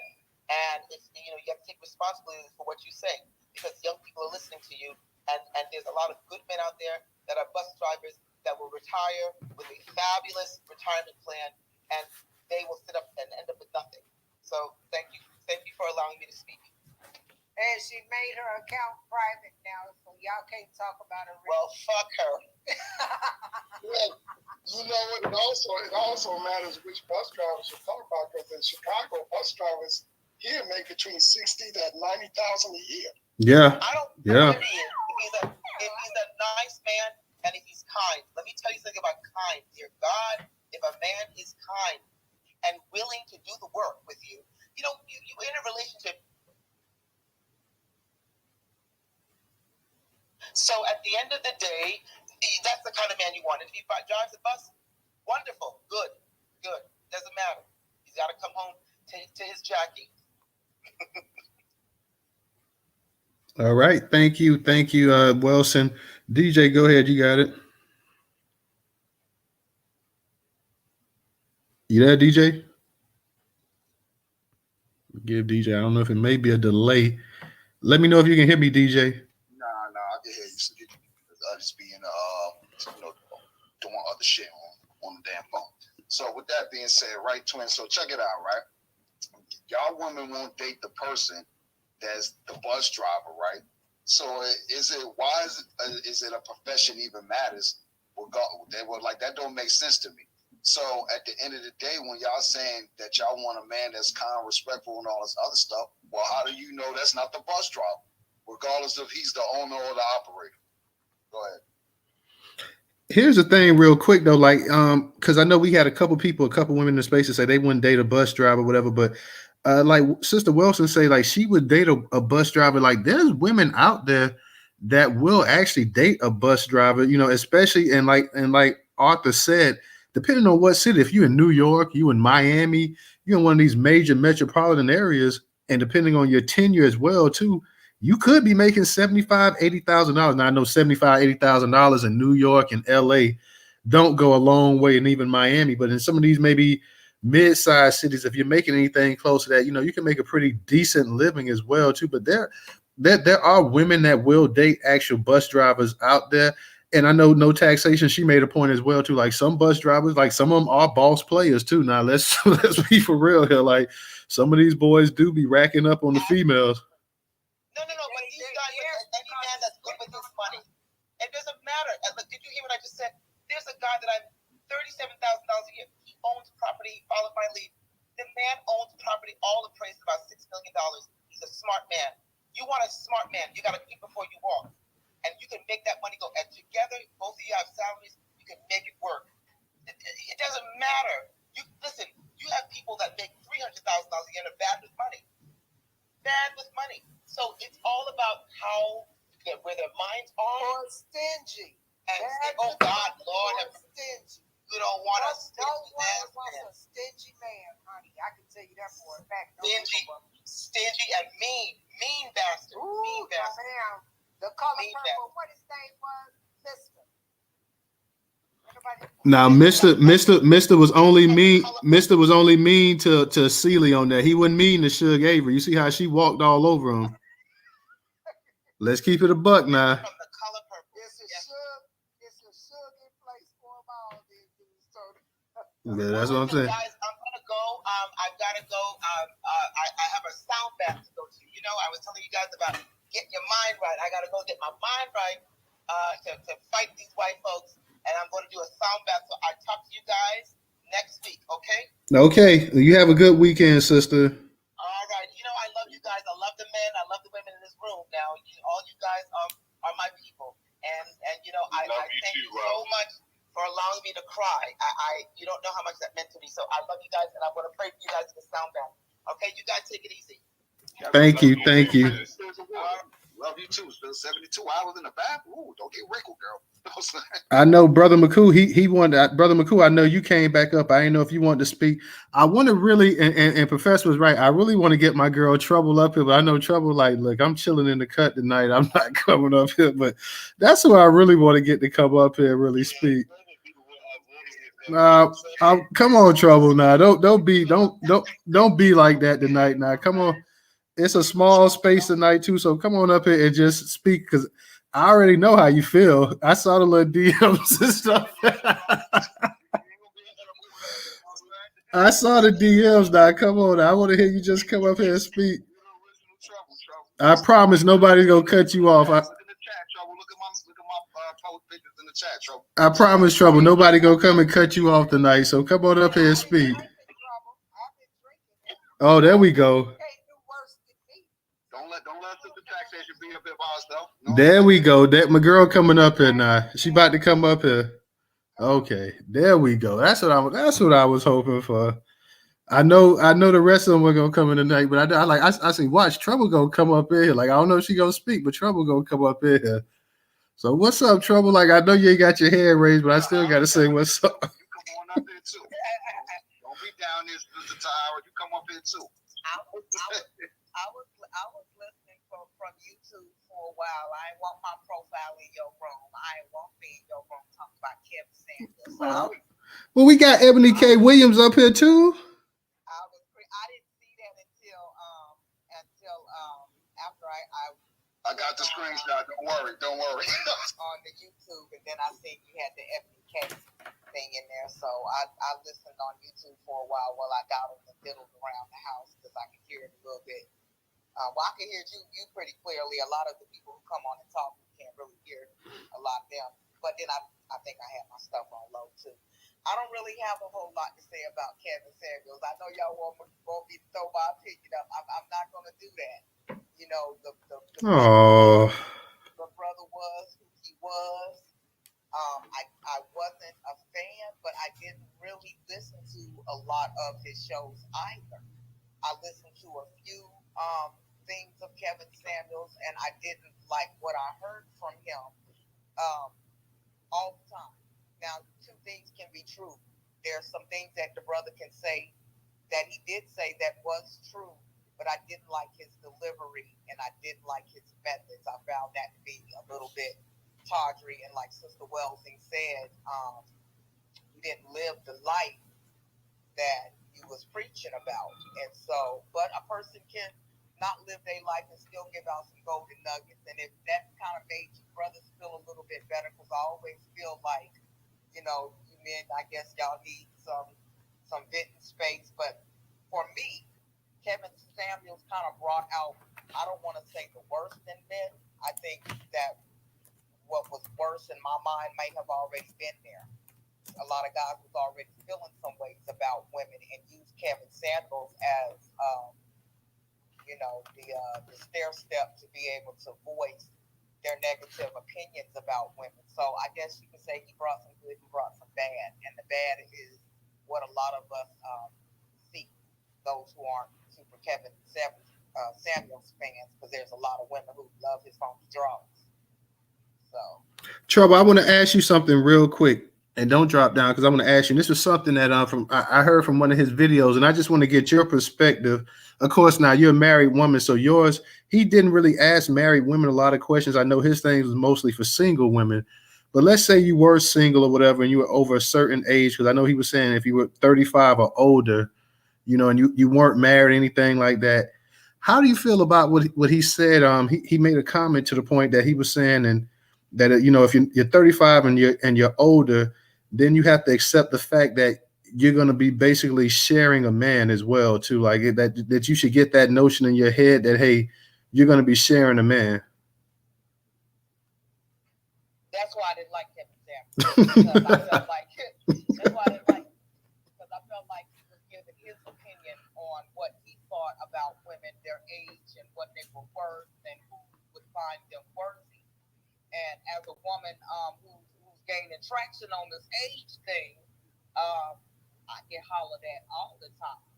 I I get hollered at from a lot of little young things out there. You know what I'm saying? A sister still got it. So, but that's not to say that I want it. Better talk your stuff, child. I was just shaking my butt in the mirror like, ooh, I done went from a size 5 to a size 7. And honey, I got a little bit of funky back here. Ooh, I can't stop looking at it. I'm just saying. I don't think you can put I don't think it was right to put a work on a woman in that manner, because there's a lot of things that women of a particular age bring to the table. A lot of times when you get older, you get a lot more knowledge about yourself. You get more knowledge about the world. You get more, you get more seasoned and you become better. So what if you have children? There's always a man out there who's going to love your children. Men have always done that. Just like women have always loved on men who had children from previous relationships and loved on their children as well. So I didn't feel like you could put, a value towards, well, you're 35, you're not married, you have some kids. I mean, I guess it depends on the age of the kids, because I feel like if your kids are of a particular age, there are certain things you should have in order before you bring a man into the picture, before you introduce that man to your children.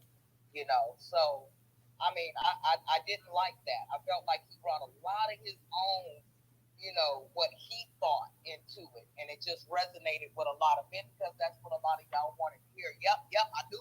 Yep, that means hey, you ain't but a 7, so you can take this half ass I got coming, and you should deal with that, because I'm a half a man, so you should be willing to deal with that. And I just, I don't like him like that. I'm just saying. But you want to ask another question?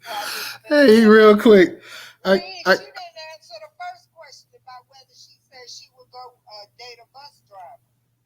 Oh yeah, Trouble. Would you have dated a bus driver back in the day?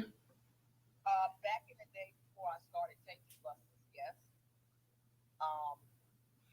My mother was a bus driver. She drove school bus for a long time, and I loved my mama.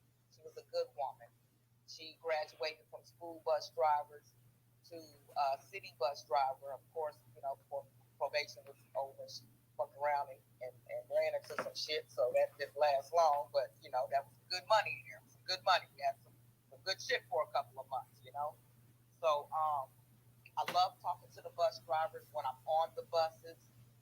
They're very friendly people, but most of the bus drivers, but before I got my own vehicle, I took the bus a lot. And a lot of the male bus drivers are extremely flirty with the women. And so I don't know. Didn't I tell you? That's why I wouldn't date no bus driver. I told you they was boss players, a lot of them. Listen, them bus drivers get women. Do you hear me? That's why they drive them buses. Ain't nobody crazy. Look, it's an old saying that's still true. Women love men in the uniform. I don't care what kind of uniform it is.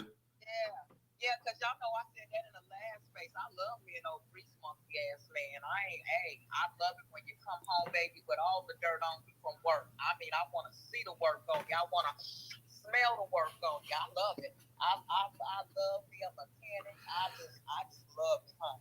I'm just saying. I'm just saying. It smell like money, don't it? Girl, it smell like you been working. You ain't had time to be flirting. It smell like money. You ain't had time to be flirting because you was at work working. I don't know. It's just something about an old roughneck brother that does what he does on the job, and he's working. I love men in many different capacities. I just love my black men how they come. A certain degree. I've dated a drug dealer. I've dated a fast food worker because them Popeyes wings was winging back in the day. And I've dated a guy who put on art shows and I've dated a math teacher. I've dated guys from different. I dated a taxi driver. I sure did. And he was my car 85. Y'all ever listen to car 85? I even missed the car 54. Okay. All right. I had a ride everywhere I needed to be. You know, but I didn't like how Ebony K had framed that. There's nothing wrong with, if a woman chooses to date a bus driver. Like I said, the majority of the ones that I've met, they are friendly. They nice people. You can't put a value on a person according to the industry in which they work in. And so if you start off doing it that way, you're going to cut yourself off on your blessing. That could have been your soulmate right there because you judged the industry in which he was working in. You never know. You could get with that man, and if you're the right person for him, y'all could build some stuff together. That was one thing that my mama always taught me. Me and my sister was two different people. She liked men with fast cars, fast money, the chains, the bling. I couldn't stand none of that. My mother always said you could find a good man that's walking as long as he was willing to try. And so that's how I always looked at things and went into things with the men that I picked. I like men that could beat me on a mental level.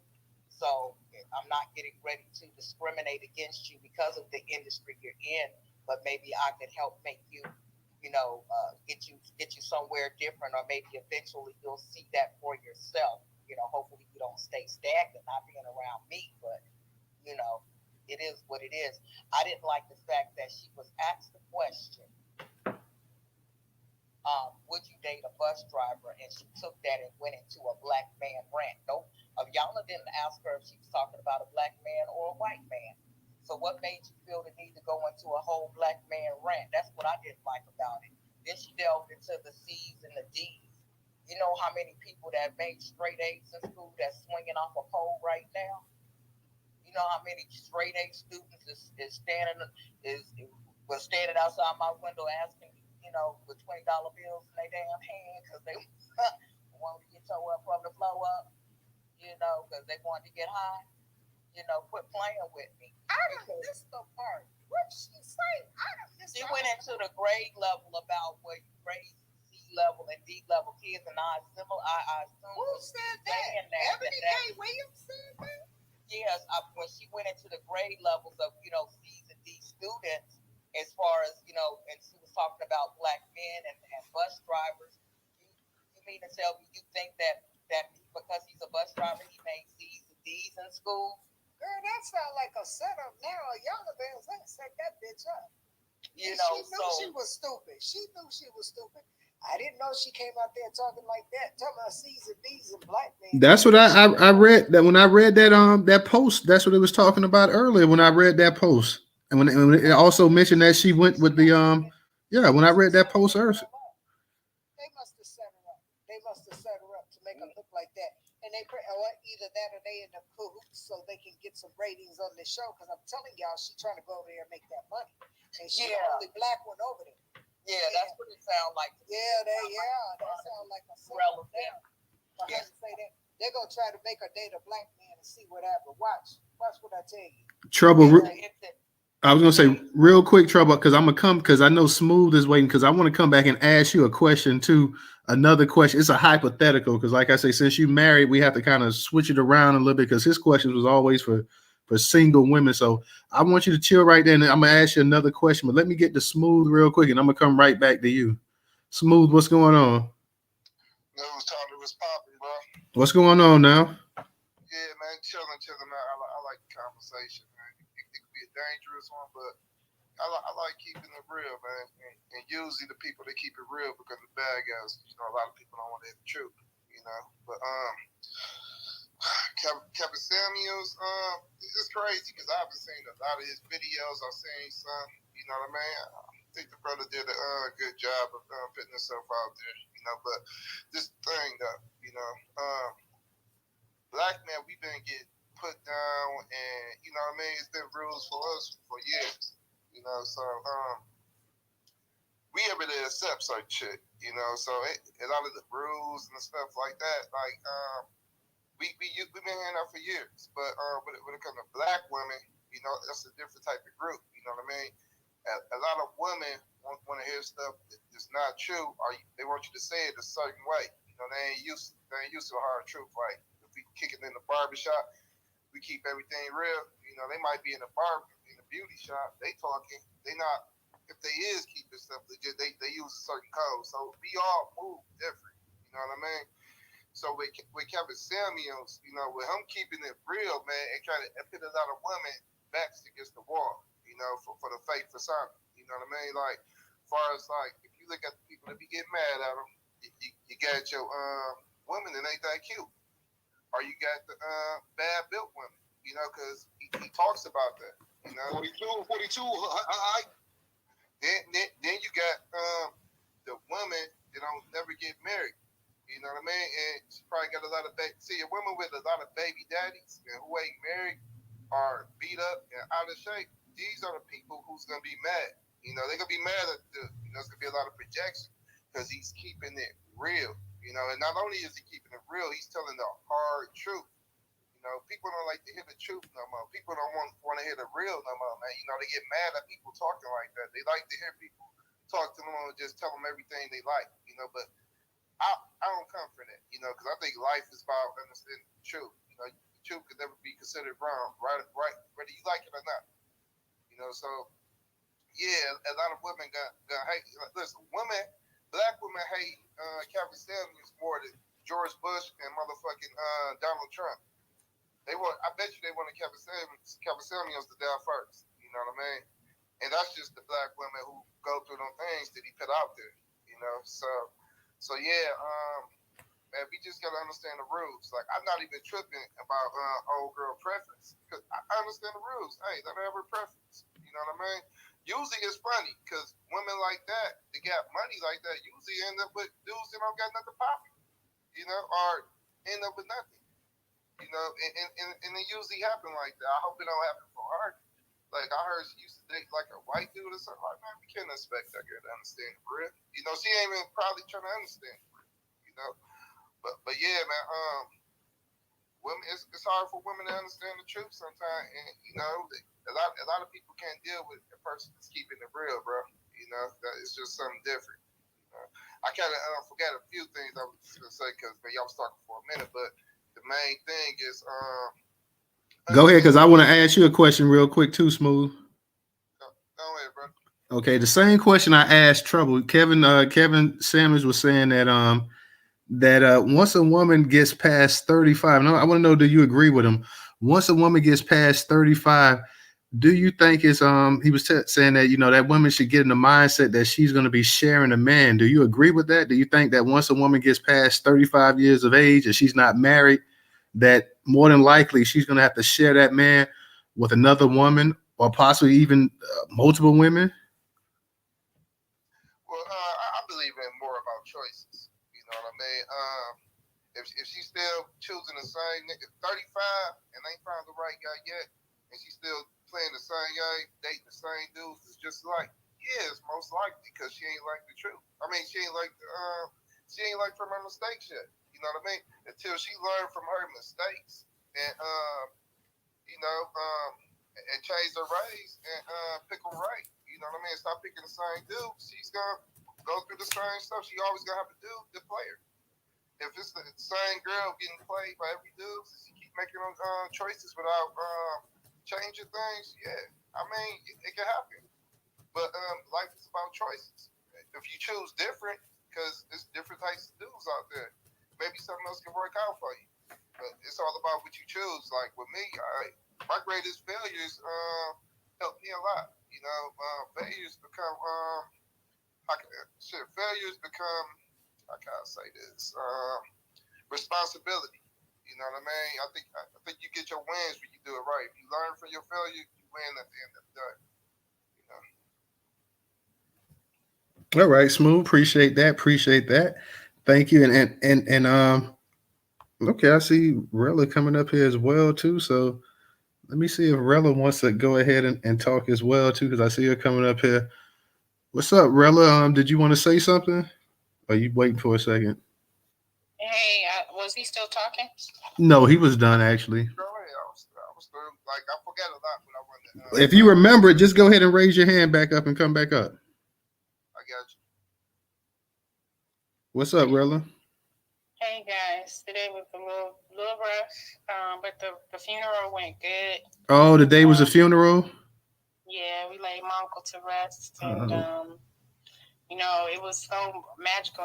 Listening to everybody kind of, talk about him and the stuff that he did, and he was the moose. He was the big dude, big guy, one of the big guys. I was blessed to really have an example of Black men in my family. They weren't perfect, but when it came to the development and producing pro athletes and the things that they did and accomplished, I'm very proud to say that I did not need a Kevin Samuels to look to, because I had men in my family that were men,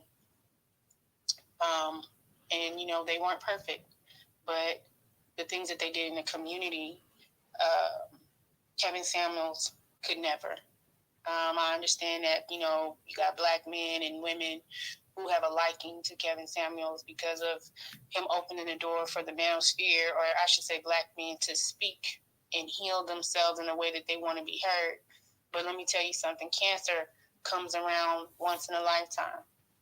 And it could either change a person, as Moo was saying, to do better so that they don't actually take on the chances of redeveloping or metastasizing or cancer to be coming back, or it could take you out.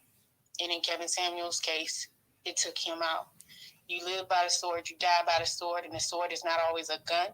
Your tongue is a sword. And so you manifest things that come back to you. Kevin Samuels was so busy talking about the men and the women in the Black community and things that we need to change, or particular behaviors that need to change, that the degradation was coming back to him tenfold, and the universe repaid him by taking him out of here. I don't care how you slice it. The universe repaid him for what he did. And I'll say this again. Ebony Williams is another person, even though she's a Black woman, who was speaking for herself. Kevin Samuels was speaking for his experiences and projecting that onto other people from himself. He was not a certified professional. He wasn't in a community building bridges and all these things. And people said, oh, he had a class. You got to go through his training and all this other stuff. How many people right now are with a successful partner that they came off of the backs of the teachings of Kevin Samuels? Not one could actually stand there and say it. Even the people that went through his training, you don't hear from them. And I'll say this again. People got to get it out their heads that you're just going to find some random people online and they're going to be the ones to walk you through your healing. Y'all talking about these two people and you can't even master yourself. I at least know for a fact that mastering yourself is not an easy task. And the one thing that death teaches me every time I go to someone's funeral is that if you have the ability to have multiple millions of people or a lot of people attend your funeral, you have touched people in ways that you've never imagined, but you've done your work.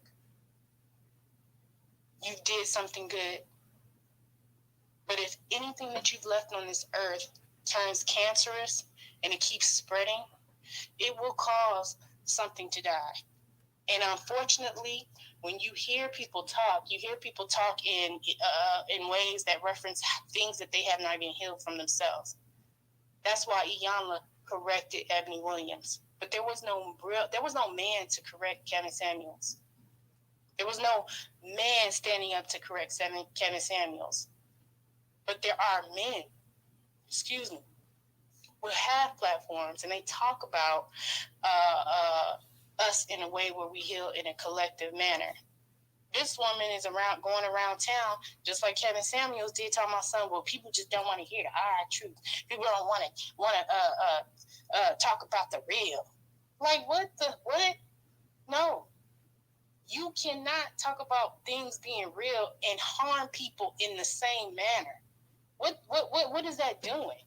You telling me that we can't have a conversation about behaviors in the community and my preferences or things that I want to see for myself in my life and not make it into a way that actually turns people away? You're saying that can't happen? I don't believe that. I believe people are just not equipped. There are people that should not be in a position where it requires a certain people with a level of tact, because our community is so fractured. And you have too many people running around, town, want to be like, fans of people who literally you just saw on a YouTube screen 2-3 days ago or a year ago, and say that his words are golden, but none of his teachings have resulted in anything or anyone coming up with a valid produced from things that he was teaching. Where is your successful relationship? Where are you in your manhood or your womanhood, or you in the collective? He didn't even talk about reparations and repair, reciprocity. There were words that when someone in psychology uses things, they say certain things. But the thing we do best is we just put everybody up on a goddamn pedestal who ain't even did the work. Ain't nobody in no two failed marriages and don't have a good relationship with his own daughter, child, going to tell me that he somehow left a legendary work for Black men.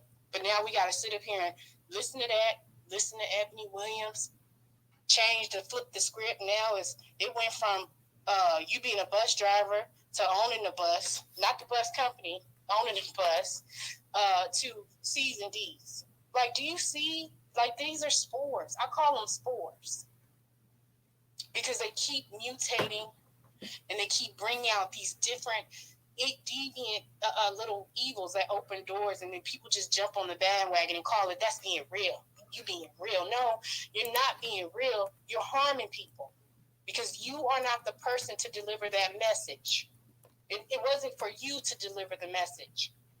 Maybe you are the one that's actually supposed to be receiving the message and maybe talking about it with your family or talking about it with somebody that's going to help you, or you doing something different. But this woman, she not helping nobody. Talking about on the Breakfast Club, talking about, I'm standing in the gap. I'm standing in the gap for people's emotions. No, you weren't. Ebony was not talking like that, was she? Yes, she was. She said, I'm standing in the gap for the people, for the way you. But this is the backdrop. The backdrop is she's getting ready to go around and try to play cleanup instead of her coming out and saying easily, it is my preference that I want to be, with a man that is a business owner. She didn't even have to say anything about someone being a bus driver or working for low wages. Well, that's why I said she was shut up. She should have just shut it. She should have just shut it down. But she know how to get you to look like a hoe. But did you see it? Did you see? That's why I respect her. She had gone that far. Oh yes, and that's why I said yes, and everything is about to be, and everything that she did with her tongue is about to be affected because no one is buying her books. And on top of that, people are like, oh, well, Black women are out here. Black women been out here. It's not new that Black women are out here and always talking about the things that we see that we feel like we don't get addressed. That's not new. That didn't come from my generation.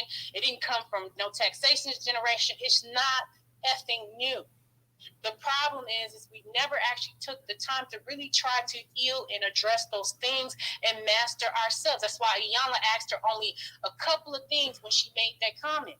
She said it directly. You mean you, right? Tell me what you are trying to say. Because some people don't want to do the inner work, but they want to put it off on everybody else. That's what Iyanla asked Ebony.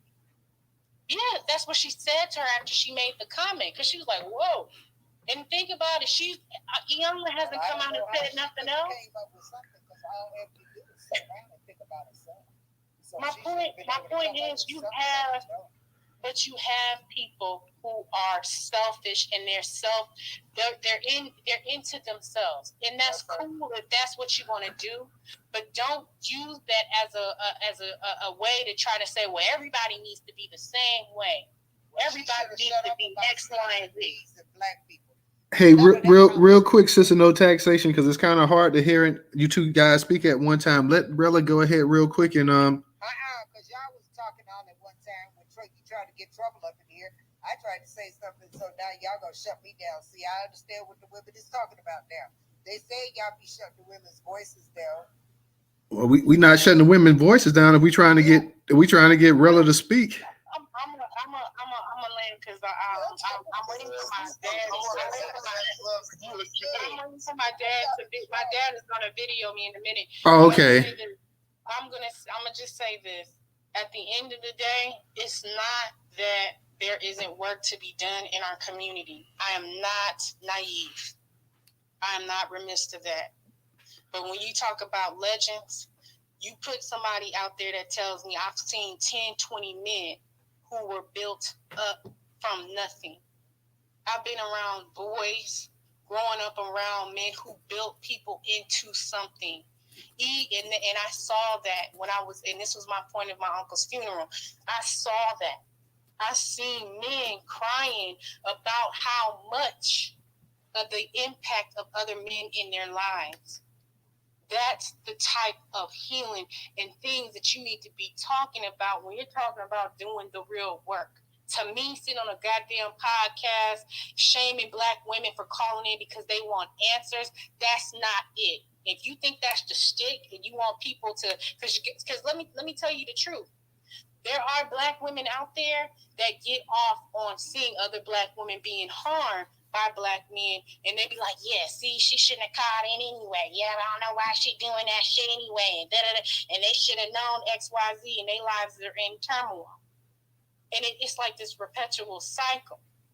And then all you get is people, as Marcel would like to say it, trauma bonding, because they trying to find a resting soul to take on the things that they do instead of mastering self. I don't need Kevin Samuels to teach me how to be a Black woman. He's a Black man. If I need teachings about being a Black woman, I will go look for a Black woman that lives in excellence, an elder, someone that I can grow from. If I needed some information about a Black man, I would look for someone that's in the community, that is producing, and that has people that actually are around him, and he will not harm me spiritually, physically, or mentally. Why would I go to people who keep wanting to do that in our community? That makes no sense. Why? Because we feed off of bullshit. Like, it's almost like that's why we got reality shows and shit. Because that's what we somehow, that whatever that other spirit that we all have that feeds off of that degenerate stuff, we gravitate to it. Ebony Williams is no different. She trying to sell her goddamn books, and she gonna be trying to sit up here and try to explain herself out of this bag that she can put herself in because she just stuck her foot in the mouth.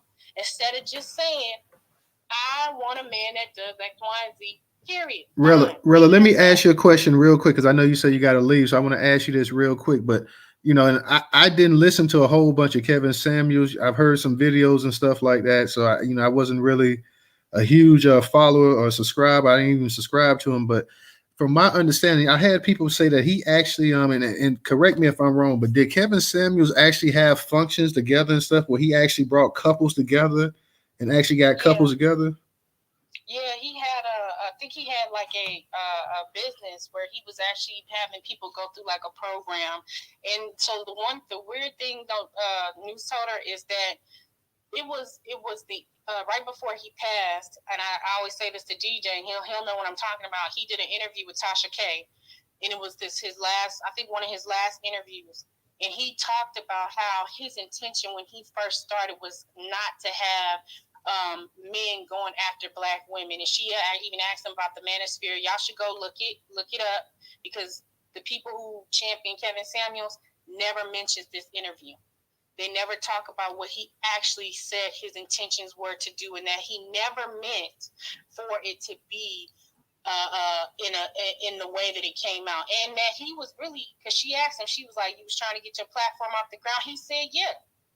He said, yes.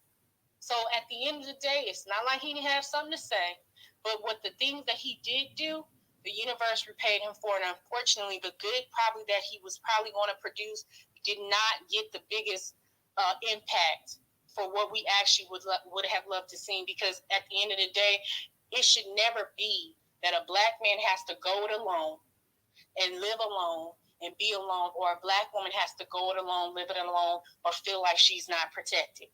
That shouldn't even be what's happening. So if you single, you by yourself, or you find that you having relationship issues, not just with a woman, but even your family members, go get you some counseling.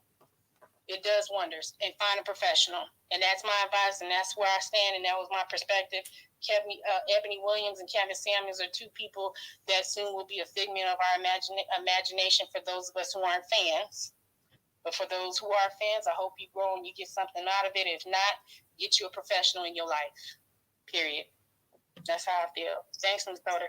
All right, thank you. I just want to offer my condolences to you. Yeah, I want to. Thank you. And I thought, I'm sorry, really, because I thought the funeral had already taken place already too. So let me go ahead and offer mine as well. I thought when I had that time I had messaged you or whatever, I thought that the service actually took place. So definitely our prayers go out to you and your family. So definitely go ahead and be with the family and take as much time as you need and stuff like that as well too. You go ahead. Thank you, guys. Peace and love. Peace. Let me go ahead and Smooth. I'm gonna get back to you, but let me get the Black Native. Let me get the Black Native real quick. Black Native, what's going on? Hey, Newstoter. Hey, what's up, DJ Professor? What's up, Black Native? What's up there, man? And I want to give my condolences to my sister, Rella. I wasn't going to come in this space, to be honest with you, because I saw the title. We already knew. We know. Oh my God. Hey y'all, it's just a space. It's just a space, y'all. I thought DJ had got run out the space because that was his idol. So I noticed he was in listening. So I was like, what happened? But then I seen, he's back. I really don't know. When you hit me up in the DM, I said I don't know too much about the man, but what I didn't like. The one, I guess one podcast or whatever you want to call it, when he brought that Black woman up there and she owned her own business, and he called her, said she was, I think, a 3 or 4. It was something totally disrespectful. And, I don't know why Black women continue to go up in there and on his podcast to, I guess, be rated. I always thought the man was gay, to be honest with you. He had very feminine qualities about him. No. He was a well-dressed man. I give him to that. He was what you call a metrosexual. No. What? Look. I'm sorry, Black Native. I'm sorry. It's just a lot of times like but I'm not to cut you off. Go ahead, sister. I'm sorry. Please go ahead. Okay, he was I saw him as a metrosexual. He was a well-grown man, but from what I understood, he worked at Banana Republic. And, he was a cologne, selling cologne at the mall. So I really don't understand how he was able to get all of these men to buy into that. Like the sister Rella said, I don't want to speak bad about the dead because he was, our family. He was a Black American. But, we can't whitewash or, act like when he was on this planet, the things that he said or did to Black women. I want to know, since he's been, since he's no longer here, what was the accomplishment of it all? What was the fruits of his labor? What has he done that we see in our communities to say, hey, you know what, good job, brother, well done. Like Malcolm X, like Martin Luther King, like Muhammad Ali. These are great men to me because they made a lasting impact, something that they will never be forgotten. And they didn't have to, it takes splitting up or causing a gender divide to do it. So I want to know, what was his impact right now? What has he changed? Or do we still got bitter men mad because they can't pull a chick? And, now they up and, they still mad. what was his impact? I need answers. Real quick, let me say something, Black Native. Now, I would never compare a YouTuber to somebody like a YouTuber or an influencer, a social media personality to somebody of the Martin Luther King or Malcolm X or Medgar Evers. Hell, even though he was a sports figure, I wouldn't compare him to somebody like Muhammad Ali or Jim Brown or some of the other Jackie Robinson, some of the other people that came before us as well too. Yeah, I would. Yeah, I would never compare any social media influencer, personality, internet person, any of these people to somebody of that caliber. The reason for the yeah, but that's what, and yeah, that's what I want to say. I want to say that was the purpose of this space. First, it was his anniversary, his 1 year death. Secondly, he had such a huge following.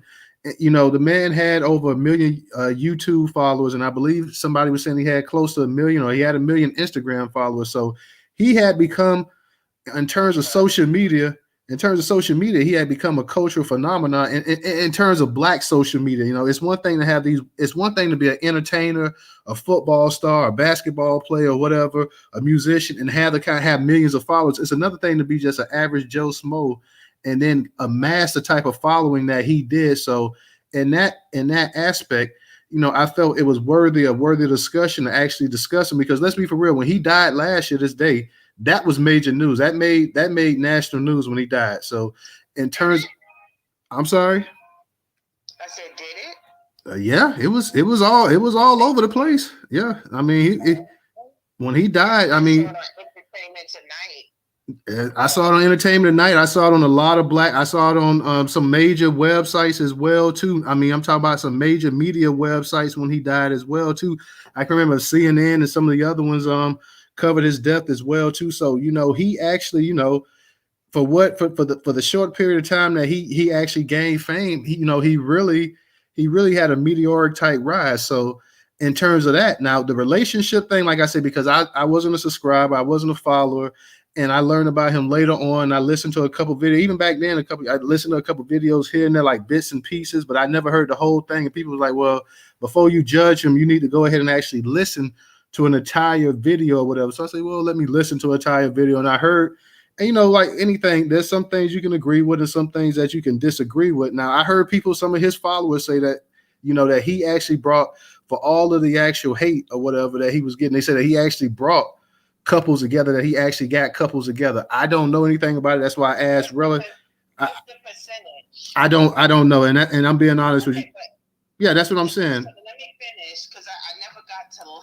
Oh, because I thought when you was asking us, like, what did he accomplish? Okay. I said, okay, so go ahead. It's a 1 year anniversary of his death, right?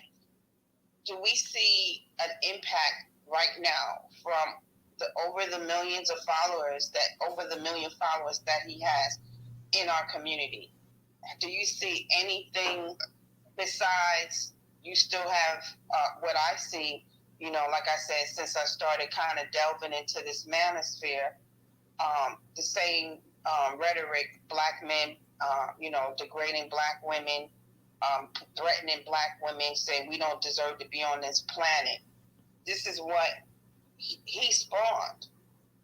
Now I want to know, how has he benefited Black men and Black women, and Black women, since we were the target, you know what I'm saying, of his I guess his attacks. And let's not forget, when he passed away, he wasn't with a Black woman. He was with Venezuela, and she didn't fit the criteria that he was projecting on. His the total opposite of what he was spewing out his mouth. So it's the hypocrisy for me. You understand? So I don't want to say too much about the man, because like the little that I did know and what I did see, he said Black women had to be a 9 or a 10. The woman that he, you know, was with when he died was an operator as maybe a 4 or 5, since, you know, they love she wasn't a Black American woman. So what? I mean, come on now. We cannot act like this shit ain't happening. I don't live in La La Land. I live in the real world, and I like to be real. I want to know what, now that it's been a year, what difference has he made in our community as far as Black men and Black women relationships? Our land. All right. Let me go ahead and get some of the guys that actually in the space to actually go ahead. I'm going to go to Smooth. Then I'm going to get to Arthur and DJ, because I know you want to speak as well, too, DJ. Or do you want you to co-host? You want to speak now or what? I'll let the people go. All right. Smooth, go ahead and unmute your mic. I wanted to give my condolences to Sister Love down there, too. But yeah, man. Hey, share the room out, y'all. Share the room out. Hey, Smooth, can you speak up? Is there a way you can cut your mic up a little bit louder if possible? I can hear you, but we can get you a little bit louder. That'd be better for YouTube. Can you hear me now? About the same, pretty much. But go ahead. I can't. Oh, you didn't have to disconnect. We could hear you. I just was trying to get you a little bit louder for the YouTube, but Arthur. Hey, everybody, like DJ said, share the room out. Share the room out. Okay, he's coming back up here. Oh, he's come back up? Okay. Yeah, he can. And what DJ just says, I'm sorry, what Black Native just asked that question about what he's done, what Kevin Samuel has done for Black men and Black women. He's got us talking about it. If you notice, we've been talking about this man ever since he passed away. So that's the answer right there, Black Native. He has us talking about the issues. And we've been talking about it now for a while, right here in Newstoter space, because I think Newstoter, in your space, we probably have talked about Kevin Samuel how many times? Probably in DJ space is more. DJ space, he talks about him more, but we mentioned him a couple, because we had that about the Black Manosphere.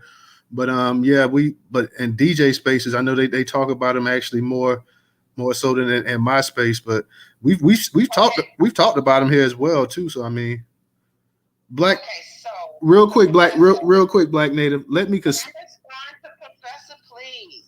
So, Professor, you said that we're talking about it. So you're saying that a lot of it wasn't talking. A lot of it was arguing. A lot of it was insulting. A lot of it was cutting Black women off when we try to have a voice.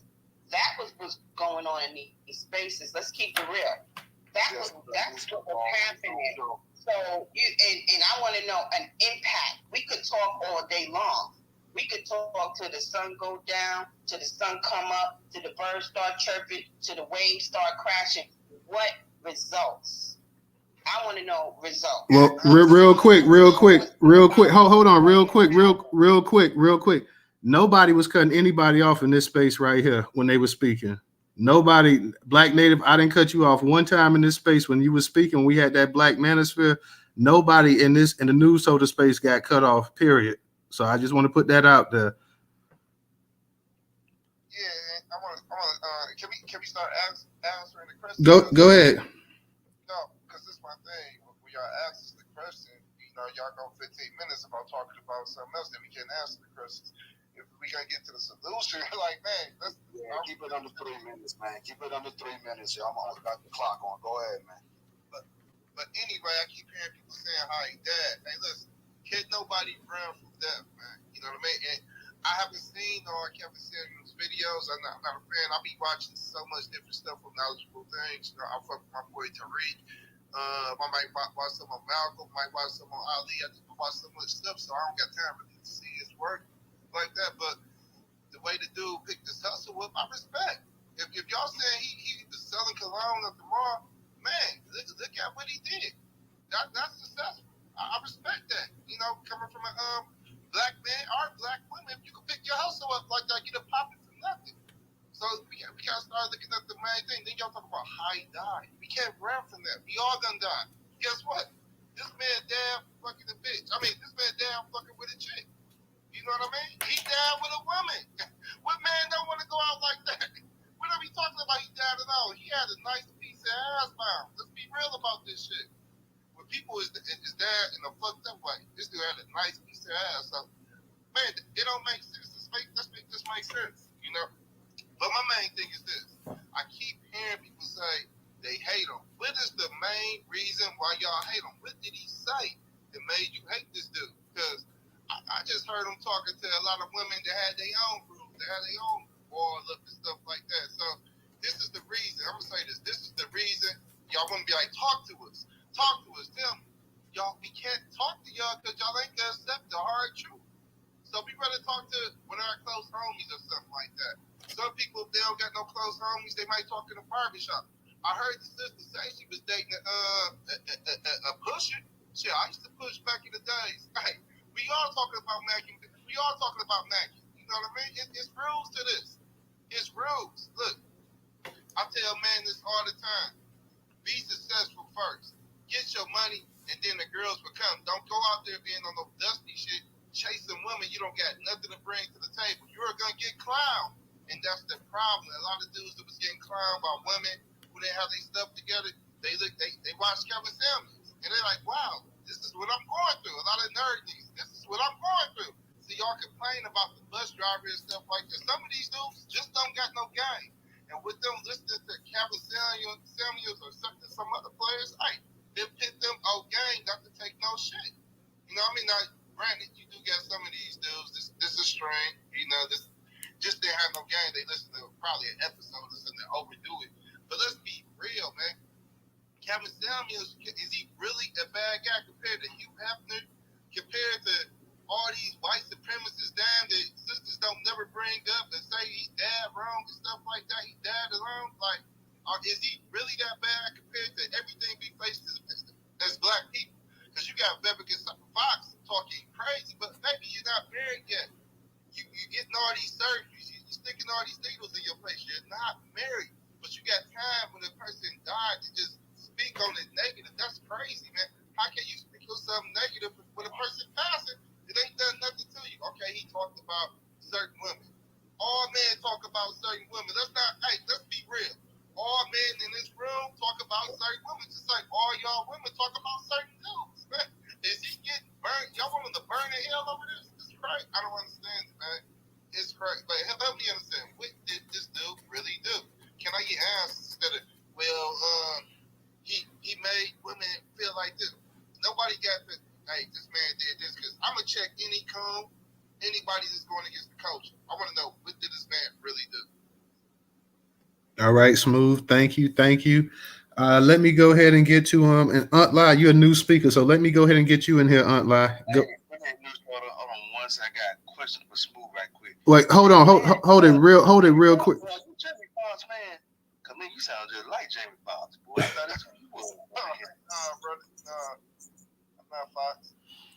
Go ahead, Aunt Lai, because I know. How y'all doing? I'm trying to be under 3 minutes because I'm emotional, and like I don't want nobody to go off on me. My mental health is shaky, so y'all understand that. When y'all come for me, I'ma cry. But don't cry, sweetie. Don't cry. It's just a space. Don't cry, okay? I can't help it. But I'm gonna tell him what's wrong with Kevin Samuels. Number one, Kevin Samuels is like, it's so many things that this man is. I'm gonna just tell you what he is not. Number one, he does not know what he's talking about. I hate it when men speak on women issues. If he really wanted to, like, he was really trying to put on a shine, not for the betterment of people, but to get a name for himself. Like, if you want to say, you know what, Kevin, he used to sell cologne, and then okay, I give you that. As far as you thinking about a hustler, somebody with no talent, no skills, and then they got millions of people talking about him since he's been dead for a year, and he trending, that's the motherfucker right there. That's day one. But as far as having the skill to be a relationship expert, I don't think so. Number one, he wasn't even in a relationship. Number two, he wasn't even with his baby mama or wife. Number three, he wasn't even taking care of his kids. So my thing is, as a married woman, I can give you advice about a relationship because I'm in a relationship. As a person who worked in law enforcement, I can give you advice about law enforcement, criminal justice, because I have experience in that. But you're giving women advice, and the women you're giving advice to are not very bright. You're giving women advice about relationships when you're not in one.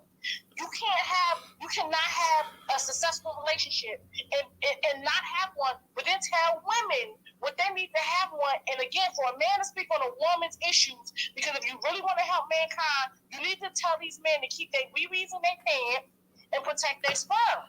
Don't go giving no advice to these women And if you look at him for entertainment, I give you that. Homeboy was hella entertainment. If you want to laugh, if you want to joke, but to go to him like he's really done something for his people, no. The only thing he's done is cause more confusion, chaos, and concern. Now, again, you used to sell, come on, hey, I got 5 for 10, 2 for 20. Boom. Now he trending every day.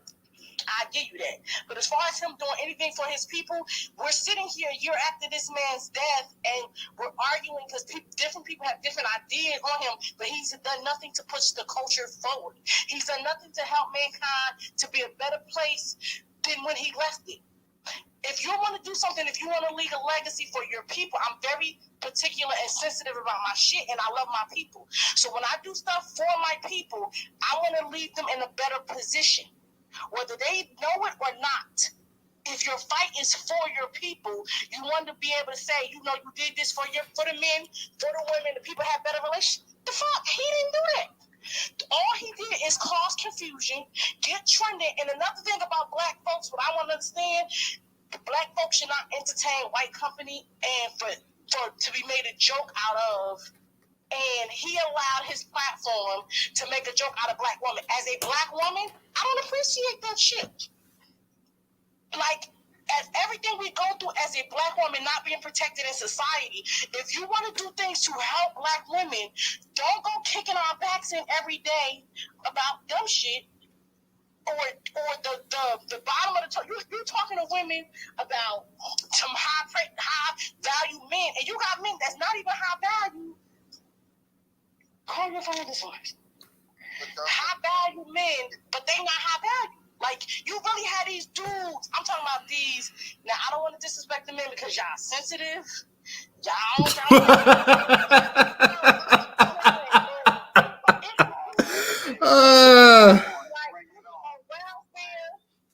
If you do welfare, like struggling, you know what I mean? Like, really something on Kevin. Like, what the fuck? Like, no, he's not right. He was not doing anything to help our people. He literally talking to the $2 hoes about, like, dollar pimps. Like, the quality of he was doing nothing to expand and bring the people, our people forward. He did absolutely nothing but creating good content for us to talk about. Like, one of my best friends, this is my best friend since we was 17. He got a whole bunch of money, and he told us Kevin Samuels, like, he didn't even know Kevin Samuels was dead. And I'm telling him, like, and we've been going off, and we've been fighting about this shit for the past 3 or 4 months because he think Kevin Samuels is the best thing since sliced bread because now he got a little bit of money, and he mad at black people or black women. He has a hatred because of the issues with his mama. And because he's my friend, I'm telling it like it is. But if you really love your people, number one, if you love yourself and if you love black women, you will really look at him like, again, some of the things he was saying, and it's like a broken clock is bright twice a day. And you have to be very, very careful when you're having intellectual debates. When you see somebody and you say, well, he was right about this, you have to be very, very careful. That's like that Candace Owens chick. Candace Owens is, some people say that she's right about certain topics or certain issues. But you have to be very, very careful when somebody is so toxic and so hateful when you say they're right. Because then if they say 15,000 things wrong and 2 things right, and then you sit here and say, well, this person was right about this. There's no way on God's green earth I would ever agree with anything that this bitch says because she's not the type of person that is worthy of me even putting her name or using her as a reference to prove my point because she's not worthy.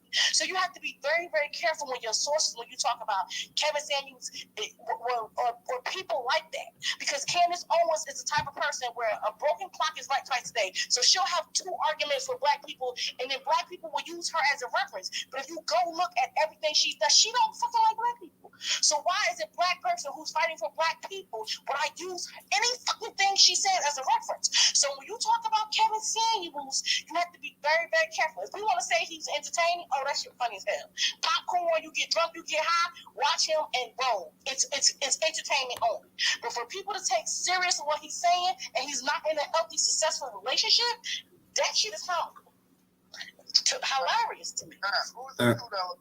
Hold on, Smooth. Hold on, Smooth. Let her go ahead. Everybody stay on your mic while she's speaking because she's about to land the plane in a second. So go ahead and land it for us. I mean, I landed it. I said what I said. I didn't really want to say it, Oh, okay. I don't want you to come to me, but at the end of the day, you cannot say you want to move your people forward and you use it's like a caricature. Like we have people in the black community that is like a joke, and he's one of them. He has done nothing for his people. Now, when you want to talk to me about somebody who's actually done stuff for him, he gave men, I'm gonna say men with little wee wees, and men with like, oh shit, little wee wees matter. Like, get y'all signs, get ready, and that's what I feel like he did. He gave the men who really don't got nothing going, because I'm thinking a high value man, the kind of man that I want to with. You know what I mean? Wouldn't be looking at this motherfucker like, I'm not listening to him. What the fuck? You don't do that. But I feel like he's a voice for the voiceless. So like somebody said, the nerds or whatever, like yeah, Kevin said I was right. These women out here, they ain't talking about you. They talking about fine ass Shamor Moore, or they talking about somebody else that's not even in your price bracket. And I feel like that's what the divide is. Now, I'm not saying that women don't have their issues. As a woman, I'm going to give you that. But as a man, if you want to help men and women and the relationship with each other and how we move forward, what you do is you get to the men. You tell these men to protect their sperm. Freddie, what's his name? Freddie Gibbs, or what do they call him? Freddie Gibbs. You tell them to protect their sperm and handle their motherfucking business, okay? You tell them stop going to child support court talking about she driving me crazy. I'm tired of her. I thought you said you was landing it. I thought you was landing it. You said. I didn't want to talk because y'all. Okay, well, you okay? Well, I'm gonna help you land the 747. Okay, I'm gonna land it. Okay. Okay. Wow. Okay. So now we got the sisters. I'm glad that. Jersey women, see. Yeah, I'm glad that I know, because you said you was landing it, so I thought you had landed it, and then you went ahead and fired the jet back up. So okay. Hey y'all, we could not. I don't know what it was tonight, but it would not allow me to put the actual YouTube channel. I can only put a few things up in the Jumbotron, so I don't know what's going on tonight. But you can support us on Cash App, $Newstoter, $Newstoter. Newstoter is the largest Black-owned Black American news curation platform today in America. Once again, that's $Newstoter. It would not allow me to put any links up there. I put 3 of them in there, and I couldn't put any more, so I don't know what's going on tonight with the actual Twitter space, but I could not put the YouTube channel in there because I would definitely be trying to get y'all to go over there and subscribe to the YouTube channel. This is actually, pretty good conversation going as well tonight, and definitely if you get a chance, read some of the comments, because I mean, like some of our sisters, like some of the comments, all I could do is just laugh at them. So. Where did Black Native go?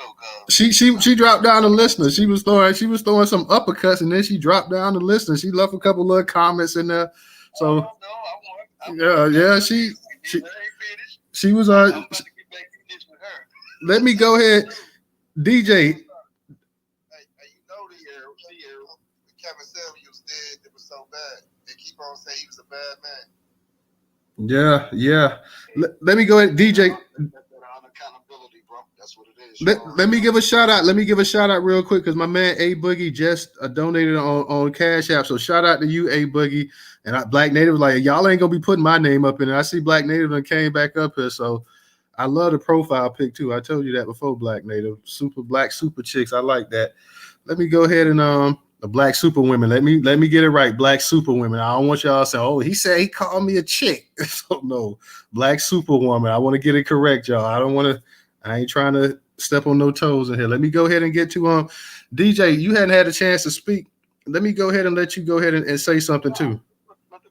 Okay, let me go in and go. I'm gonna go to Arthur, Trouble, Smooth, and then Professor. I got you as well too, Trouble. I'm gonna bring you up in a second as well. After Arthur is you, Trouble. So go ahead, Arthur. Yeah, what the young lady just gave example why Kevin Samuels is needed. Basically, there's a healthy number of Black women that don't want Black men to say anything at all, unless it is via a script that they've written for. Notice that the same people don't have anything bad to say about folks like Derek Jackson, who also did not live the way that he preached. It's okay for Versace and Calvin Klein and Dolce & Gabbana to sell perfume, but it's not okay for a black man to sell perfume. If a black man is a certain age and he hasn't had children, then the black woman will say, "What's wrong with you? You gay?" So there's a lot of truth to my friend's attitude about black women being one of the groups that you cannot challenge, criticize, or correct. And because of the fact that Kevin Samuel did just that, of course he's going to be on millions of black women's shit lists. As a black man, you just can't do that. If you want to be peaceful with a black woman, let her do all the talking. You sit there like the nigga that you're supposed to be, nod your head, get up and just do what you're going to do. But let them talk, and you do. And that's how it should be, if that's the way it's going to be. That's all I got to say. All right, Arthur. All right. Let me go ahead and get to and this ought to be exciting right here. We got my girl Trouble coming up here. Trouble, what's up? Okay, so I'm tired of y'all fellas talking about some damn accountability, because the way I see it, what Kevin Samuels really did was he brought out how a lot of you men don't want to be held accountable for your shit either. Y'all are so busy trying to hold women accountable that you totally forget to look into your own shit. I mean, let's wake this all the way up. What did Kevin Samuels really do for the black collective, as Rella had asked? Well, I could say the one thing that he did was he showed a lot of us women who some of y'all really truly are. Because really, a lot of brothers is using Kevin Samuels to be able to get off their negative feelings towards women that they have in their own personal lives and their own personal experience. And then y'all use words like y'all women, y'all women. No, apply that to certain women. Don't use the whole y'all to put us all inside that damn box, because baby can't be put in the box and I'm gonna bust out that bitch every single time and beat you upside the head with the box. I'm just saying, I don't like that, but y'all are telling us how y'all really feel. So thank you, Kevin Samuels, for waking that up, because brothers don't have to sit back and pretend that everything is all right and A, B, and C. Let us know how y'all really feel. It's like these racists out here that don't like Negroes and stuff. Tell me how you really feel, so I don't have to go in your restaurant and spit in my food. Tell me how y'all really feel, so I ain't got to give you my good nookie. You know what I'm saying? And then you be talking shit the next day. Let me know in advance the type of who I'm dealing with. Straight up. I'm just saying. You know what I'm saying? I just feel like, Kevin Samuels is just like Ebony, just like what Brother said. They are two in the same. And unfortunately, we are living in a world where a lot of black people are showing the cracker inside of them. They like chocolate crackers walking around. And they realize the grift.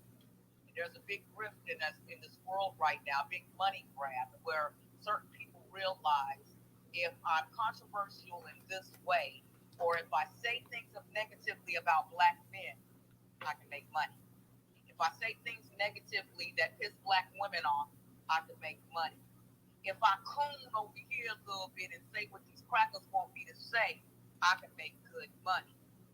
And those are the people that what we should really be sitting back inside of these spaces and looking at as a whole and saying, these are not the people that we need to have talking to our people or have us even listening to them, because they're not doing anything for us as a collective. We go back and forth, back and forth.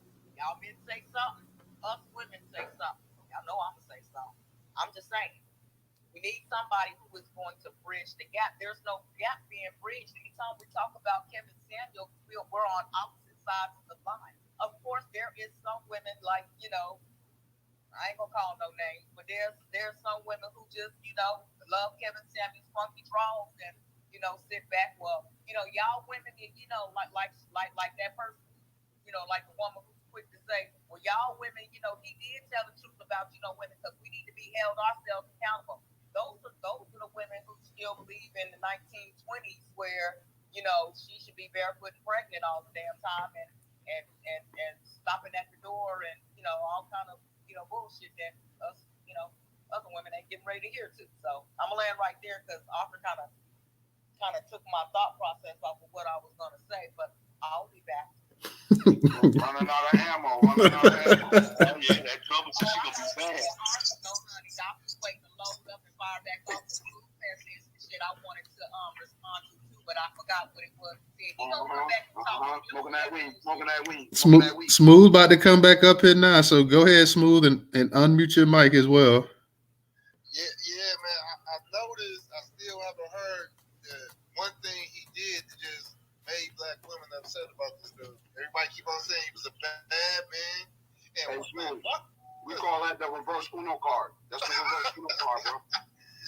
Don't call my nigga. Hey, this is the funny part, though. They want this dude to be like an activist now. Now Kevin Samuels, he got to be an activist like Martin Luther King. He got to be an activist like Malcolm X. Like, dude, he gonna come to life and be who he be. I never seen this. Now, he combed it. Show me a picture. Like, what's up? When did he comb? Like I said, man, Hugh Hefner. Don't worry, bro. We're about to come up to answer your question. Right? Hey, Hugh Hefner was getting girls break. You don't hear black women talking about that, dude. Man, they tried to throw Bill Cosby under the motherfucking grave. Hey, I want to find that picture of Venezuela, the lady that wasn't she? Hey, real quick. Let him go ahead, Black Native, and we go ahead and let. Go ahead and find it, and you could try to put it in a jumbotron, but I'm having a hard time. Like I said, I can't. It won't let me put anything else in there. So you could try, but I tried to put stuff in there, but it only let me put those 3 things in there earlier. So I hadn't tried in a while. But go ahead, Smooth.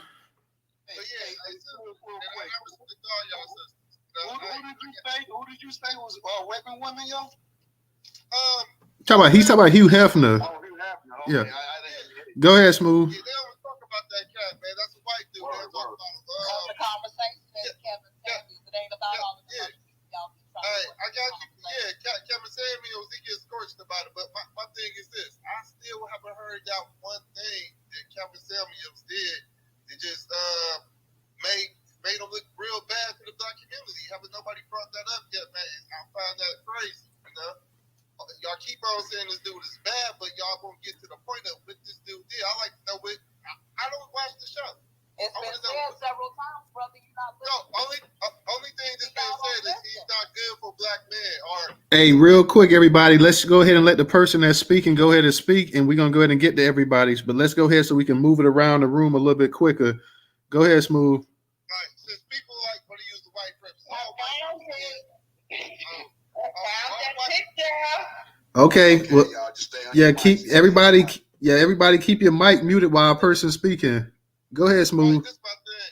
White people, they paint the picture of black people being dangerous and bad all the time, but they never can get to the point. What is black people doing that make them demonize and be bad like that? All I'm asking y'all sisters is this. Y'all saying he's bad and all these different things, he's dangerous to the black community. Why?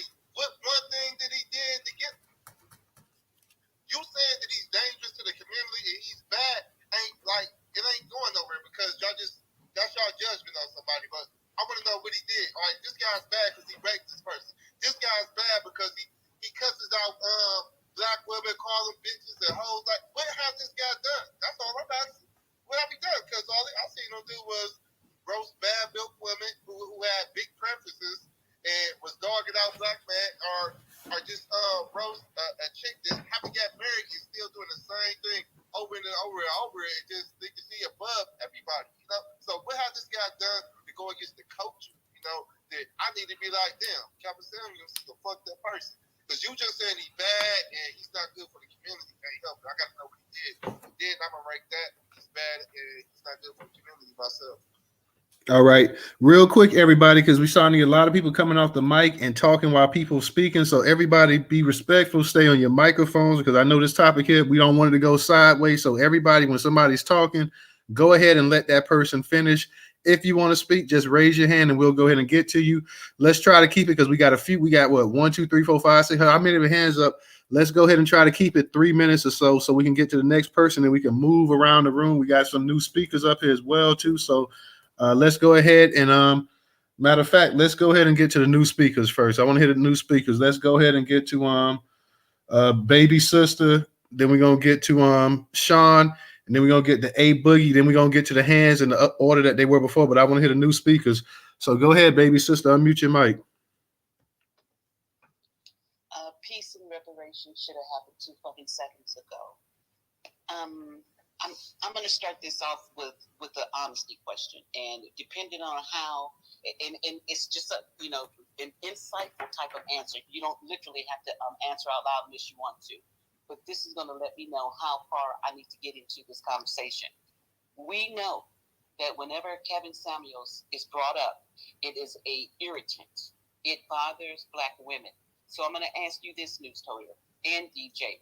I've heard you say, after making a comment about Kevin Samuels, jokingly, seriously saying, oh, it's going to be on and popping now. They're going to be mad now. So that's my first question. Have you intentionally talked about Kevin Samuels under the breath of saying, oh, they're going to be mad, the system's not going to, they're not going to like that? Am I wrong or am I right? You have said that, right? Okay, hold on, baby sister. When did I say that? When did I say that? We just answered you. You're wrong. Okay. And I want to know. Hold on, hold on, baby sister. When did I say that? I thought DJ was supposed to come off his mic. But go ahead. No, because you just mentioned our names too. So I'm saying, when did I say this? The last time that I was with in the space, and I asked DJ a question, and it got to the point where he and I were arguing. Okay, the space before that, everybody was coming back over to the second space, and then that's when DJ and I had our little tit for tat. But I was in the space, and you guys were waiting for people to come in. Professor even said, "Oh yeah, I guess she must have left. It's gonna be on tonight." You guys were like giddy little schoolgirls.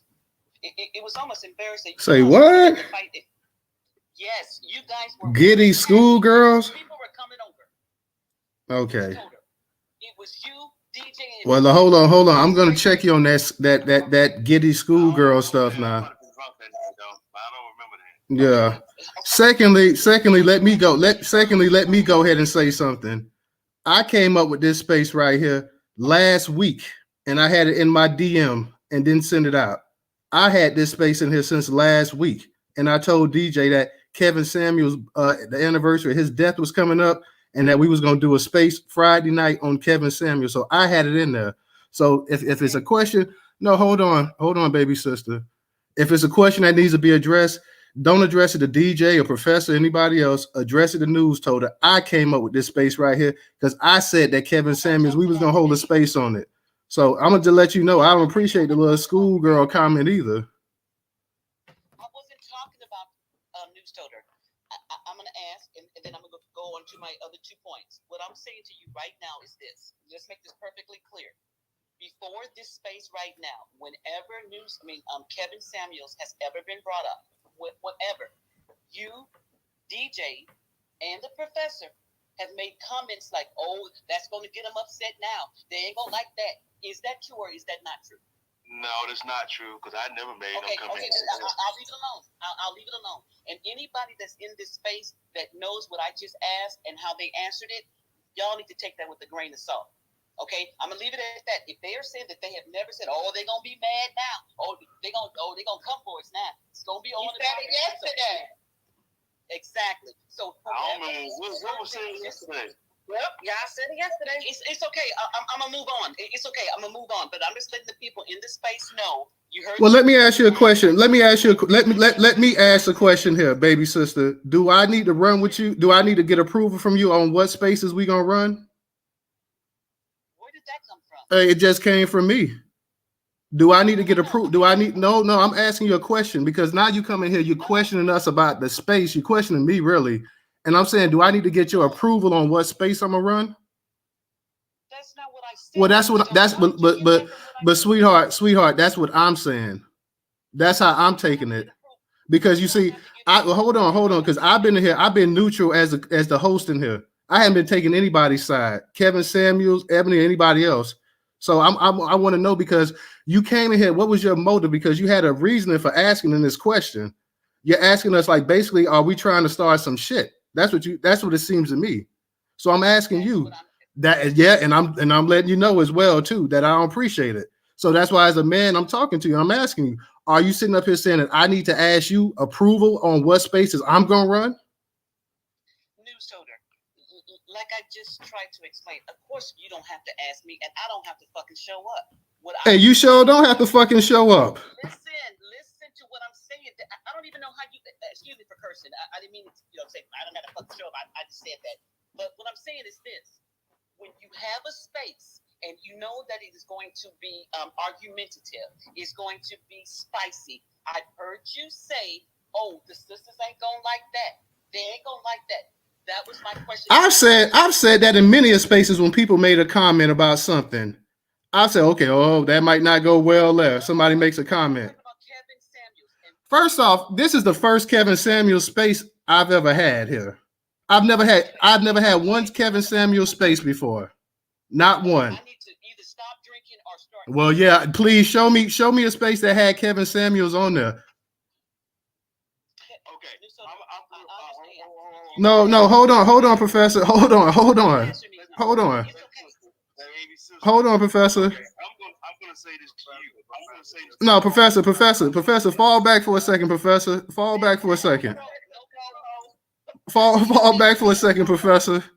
Because, like I say, the whole line of questioning, like we were being interrogated when she came up here. Like, no, I'm not going to contribute to the conversation. I'm going to come up here and I'm going to question what your whole motives are. My motives are that every. Yeah, I'm tripping hard here. I'm tripping hella hard. I'm tripping hella hard. Okay.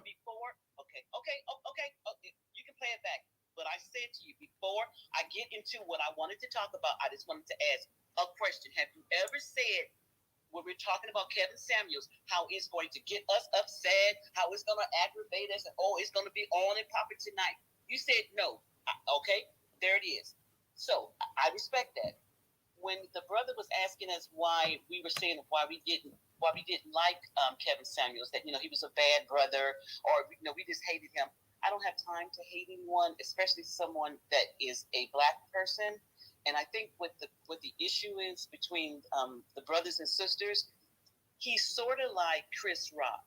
Chris Rock will make a joke, but the joke will be about us. It'll be about a black woman, about our hair. And plus, I just can't stand Chris Rock. He's skinny ass. But anyway, it's always making us the butt of the joke.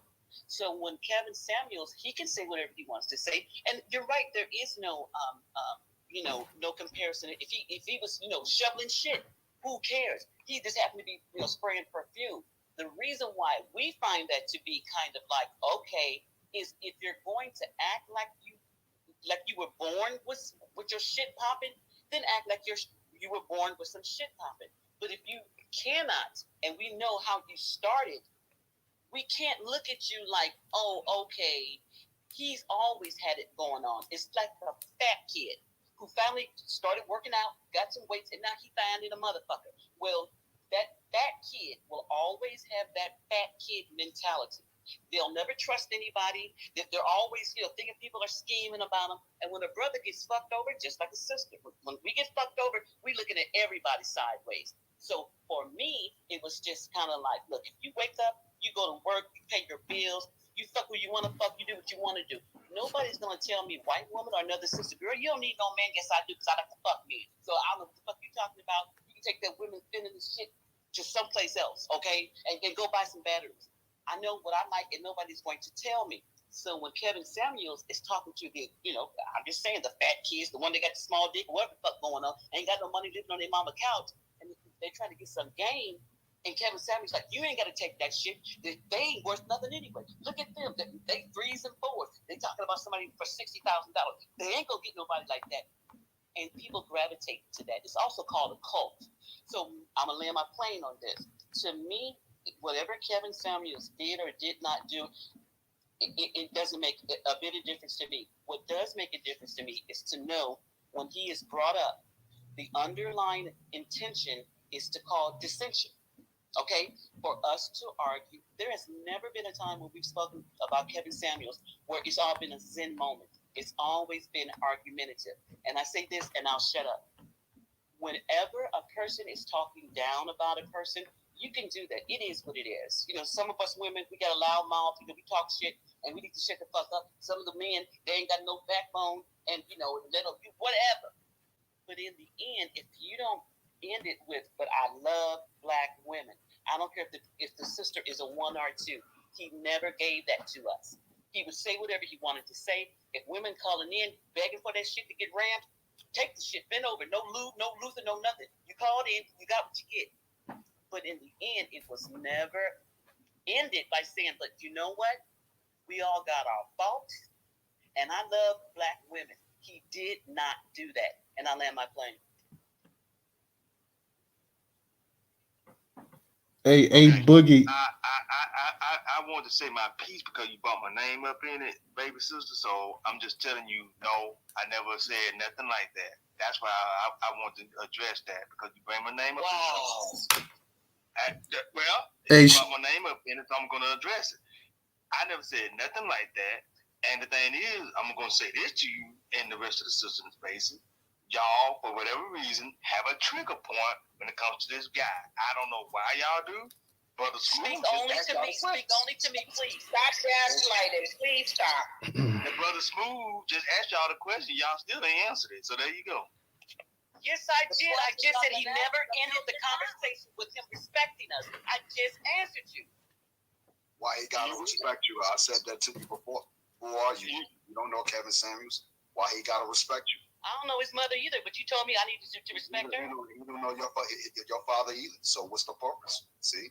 You know what I'm saying? Well, I'm alive.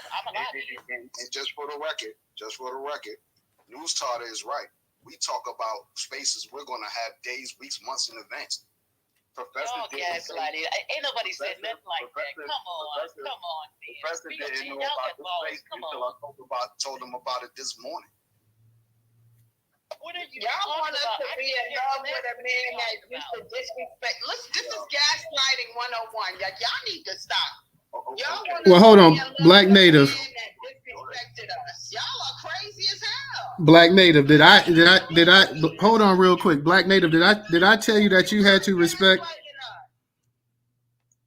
Real quick, Black Native, did I say anything that you had to respect this man at all in this space? Did I say anything that y'all should like him, respect him, love him, care for him, anything like that?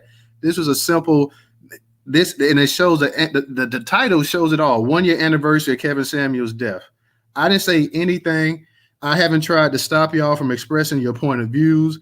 I haven't tried to down anybody. I haven't talked down on anybody. All I've done is go ahead and set up the room, set up the space, and let everybody talk. So Black Native, please show me any place, anytime in here. Tell me when you felt that I went ahead and I was favoring Kevin Samuels. I tried to stop you from doing anything with Kevin Samuels, saying anything about him. Well, I'm going to say this. I know yesterday before you ended the space, you said, you said, I know I'm going to make some people mad. And I knew, I had a feeling. And then when you put that, little survey in my DM, I was like, oh God, here we go. Okay, but Black Native, that's not what I asked you. I asked you in the space here tonight. I say, have I said anything to go ahead? And not only that, the space yesterday ended. We saw how cantankerous the space ended yesterday. So I'm saying, well, damn, if the space that what I thought was a pretty good space ended like that. You knew it. When the space ended. Not tonight, but you knew when you put that title with that man's name in there, you knew I wasn't gonna come in. I told you, but I'm like, okay, y'all wanted this. I want y'all to look at exhibit that I put in the comments. Please go down there and look. Was that a 10? I just want to ask this question. If that woman was 3 shades darker and had kinky hair and she called in on his show, what would he say to her? The one that he got caught, I think her name was Oswella, whatever her name is. What would he rate her if she was a black woman? Happy Cinco de Mayo. Happy Cinco de Mayo. Cinco de Mayo, that picture that I put, look at Exhibit A. Now, that woman was a black woman who called up and said, hey, Kevin, I'm trying to look for a man, a 6-figure man. And he would have, and she was that size. And she had darker skin and kinky hair. What would he say? That's an I land my plane. Please look at the picture. Put it in the jumbotron. I sent it to you, Newstoter. I already told you that I couldn't put anything else in the jumbotron. That's why you only see 3 things up there. I said that I've been having issues all night. My bad. I'm sorry, but I put it in the comment. All right, A Boogie, go ahead and unmute your mic. What's going on tonight? Hey, peace, love, and reparations to the room. My condolences to Rella and everything she's going through. Hey, Boogie, thank you.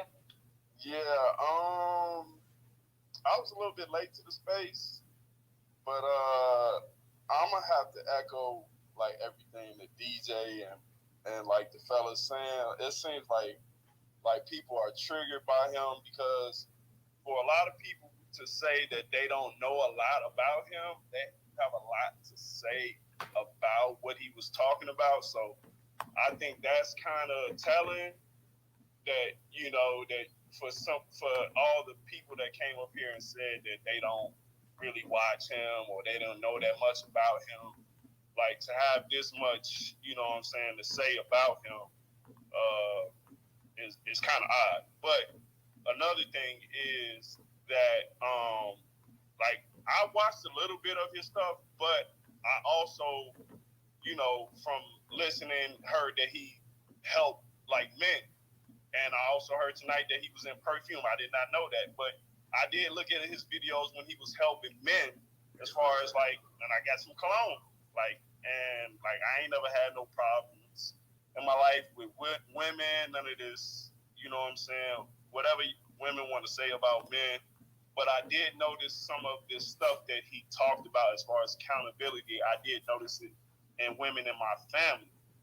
Now, that has nothing to say about my relationships with other women outside of my family, but I did notice certain things when it comes to accountability that that seems to be I'm not going to just put it on black women, but it could be all women. I don't date outside of my race, but you know, I'm pretty sure all men deal with what men have to deal with, no matter what shade or what culture you come from. It's just that, you know, women are who they are and men are we are who we are. So having a real conversation about the things that men deal with shouldn't trigger this much conversation of about a man that you don't really know too much about. You know, I ain't really heard y'all say nothing good about him. Like I watched the cologne videos. You know, I got that from him. So, you know, I mean, I'm well groomed. Like my mom was a single mom. She raised me, you know, to take care of myself. So I kind of knew all of this stuff. And I mean, I ain't never had no problems with women. I ain't never had no complaints. So all this stuff that women is talking about, like, I guess I would be part of the top 10% or high value man or whatever you want to call him. Call whatever you want to explain, but it just seems like kind of odd to me that our women have so much to say about a man that they don't really follow or watch. So that's just weird to me. But these pastors out here, you know, some of them, you know, they do their thing, but I guarantee when they die, they won't get this much, you know, hate. But it is what it is. Killed him. Can I respond to that right quick for about 2 seconds? I just wanted to say that there's about the host and about 2 or 3 other men in the space who also said that they didn't really watch Kevin Samuels like that and didn't know that much about him, but they just love his post drugs. I'm just saying, I just want to put that out there, bro. There you go. Look, I'm speaking like I'm just saying, give me the facts, because I don't watch him. So let me know what he did. Don't just say he's a bad guy. He's wrong. Why is he a bad guy? Why is he wrong? What's the reason for that? Why are you so in love with him if you didn't watch him that much, though? But you said yourself that you didn't watch him that much, but you in love with him. He the world.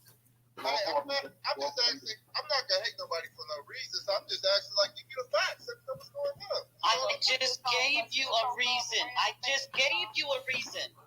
I I just literally told the reason why I was upset with Kevin Samuels. You didn't hear me, babe? Okay.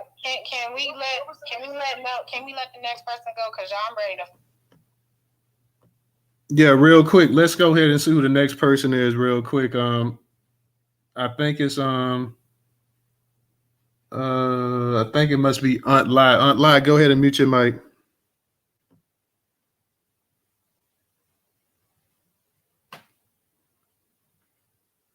I actually thought it was what I'm gonna say is regardless.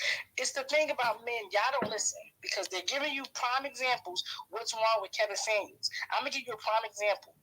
I'm gonna talk about your mother. I'm gonna talk about your mother like a dog. I'm gonna talk about your mother. I'm gonna talk about she fat. She wear the moo-moos around the house. Her hair now. I'm gonna talk about your mother, disrespect her, and then you're gonna look at. You're not gonna have a nice feeling about me because I'm talking about your mother. So when you have a man who's constantly disrespecting women, as a black woman, and everything that black women go through in society, when you have somebody constantly putting down black women, and you're a black woman, and you see men who don't listen to him but don't see anything that he said wrong, like someone just said, that is an issue. That is causing a divide. Kevin Samuels is the hero that you think he is, but he has done nothing positive. You say, show us what he did wrong. Show us what he did good. Like, you can't come up with nothing. The only thing he did good, and I believe Sister Trouble said it, he let us see, like, we see who the races are. We see the men with the little wee-wees. The little wee-wee men come out in droves when it come to him. Because I don't think no man that is rock solid with it would be really backing a dude like him. Just off the strength of fact. I thought he did good. He picked up his Hey, stay on your mic. Stay on your mic, Smooth. Stay on your mic. Go ahead. Keep your hands up if you want a rebuttal. Keep your hand up if you want a rebuttal. Remember the talking point.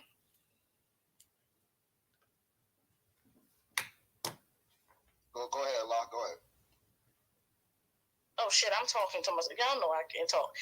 Okay, he cool. He picked up his hustle. That's not a problem. You can say the same thing for Bill Gates, and he out here killing people. You can say the same thing for Trump. Just because somebody picked up their hustle don't mean they're doing nothing for society or their people as a whole. When we're talking about black people, you bring up white people, and no offense, they like sleeping with animals. I don't like giving my opinion on people that I don't even like. These cave people. You want us as black women to talk about, like, they're not even worthy of me having a conversation about them. So I'm not going to talk about child molesters and pedophiles. These people was born with tails coming out their asses. They eat people. They sleep with animals, and you want me to say, well, you have no fucking, he's not worthy of me putting his name in my mouth. We're talking about Kevin Samuels. That's the topic of the room. And he has done nothing for his people. He only gave black men with little wee-wees the S on their chest so they can disrespect black women, and black men who, again, you don't even listen to Kevin Samuels, but you ride for him because he brought up his hustle. But you have black women saying, as a black woman, he was disrespectful. But if somebody was talking about your mama, and now I'm not talking about your mama, I'm not saying your mama bald-headed, I'm not saying none of that stuff.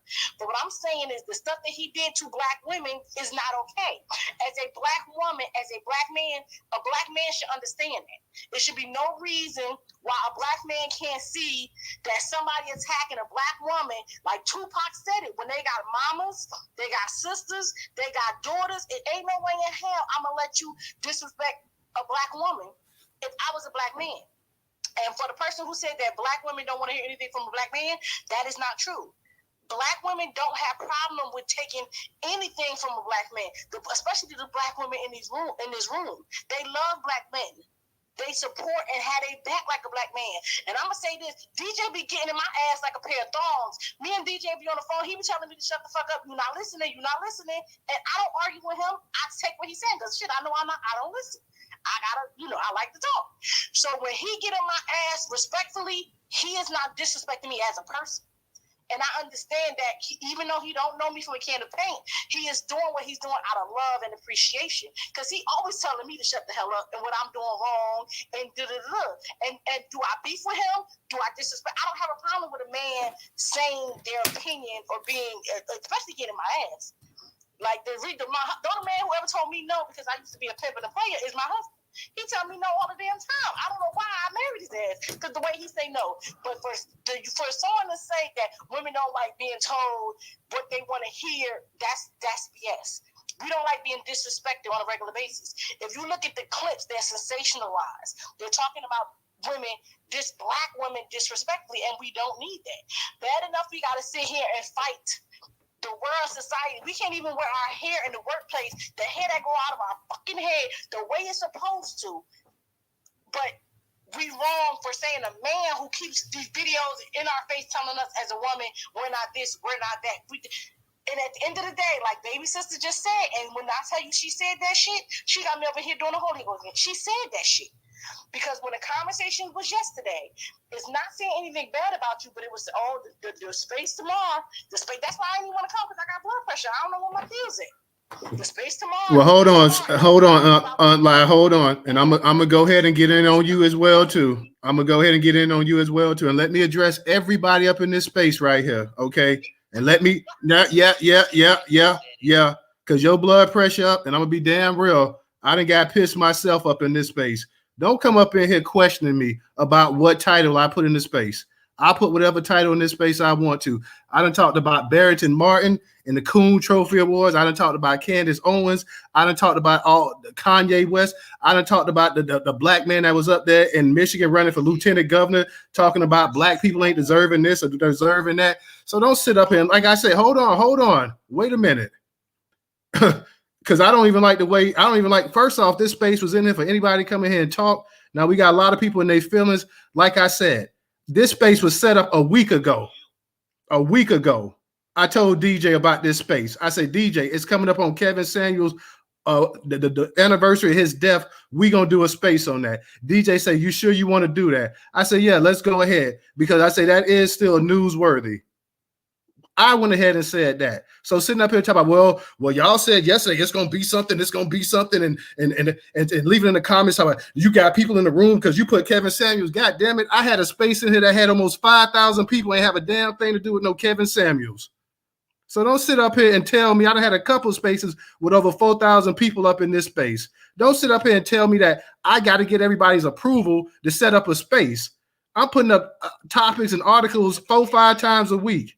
So I'm not going to sit up here and have somebody tell me about what I can and cannot put up in this space right here. Straight up. Real talk. And the way it came in here, asking us questions, trying to go ahead and interrogate. Well, did y'all know y'all was going to put this up in here? And then you got the women sitting up here talking about, well, yeah, you went ahead and you put this up here because you knew it was going to cause controversy and this and that. I'm talking,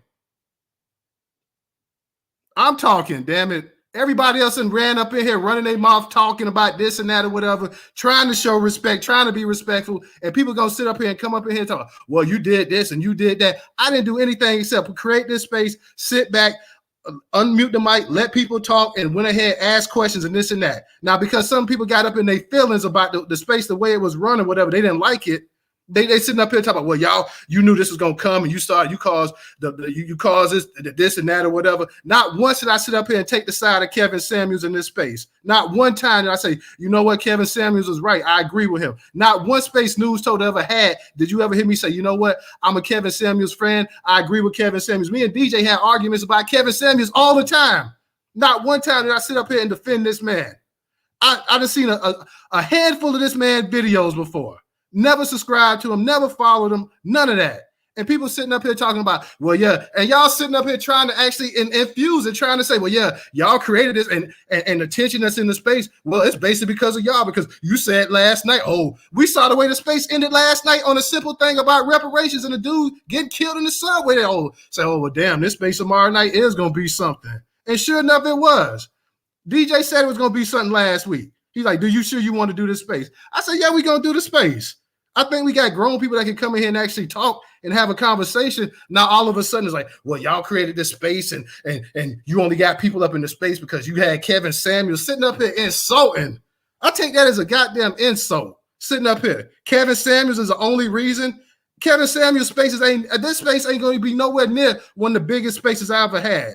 And we sitting up here talking about, well, y'all sit up here and y'all create. Not one time when Trouble was up here, when No Taxation, with Wilson, when any of the women were up here, did I show them any disrespect? Did I cut them off? Did I sit up here and take any side of anything with the men or the women? And y'all sitting up here talking about, well, you're sitting up, you created that space, and then you even trying to talk about using DJ space last night, and y'all was talking about it. I take this as a goddamn offense tonight. Straight up.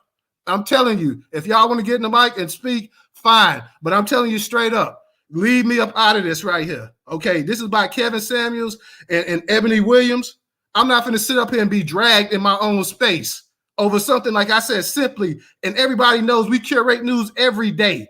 I have spaces with 4 or 5 topics sometimes. And sitting up here talking, you only did it because Kevin Samuels, and you did. People say, well, I didn't. If you didn't want to come, God damn it, you didn't have to come. Straight up, real talk.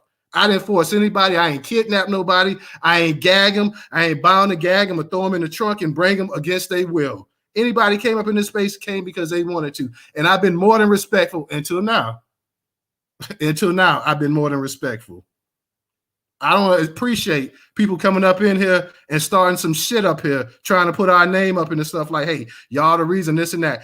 It's okay to have a conversation, to have a disagreement. We know with Kevin Samuels. Yeah, Kevin Samuels, this type of topic is going to have something in there. Never had a space about no damn Kevin Samuels. Only space we had was damn about the Black Manosphere. And yeah, his name came up in there. And now we sitting up here with all this nonsense, talking about, instead of just sticking to the topic, we sitting up here talking about, well, instead of coming up here saying, well, yeah, I want to talk about Kevin Samuels. Well, DJ Brian, did y'all go ahead and did y'all do this? Did y'all, like, what in the world are we talking about? What in the world are we talking about here? So, if you want to go ahead and continue, sweetie, go ahead and continue. But as far as me and DJ and the space and Kevin Samuels and y'all knew and this and that or whatever, I'm telling y'all straight up, we up out of that.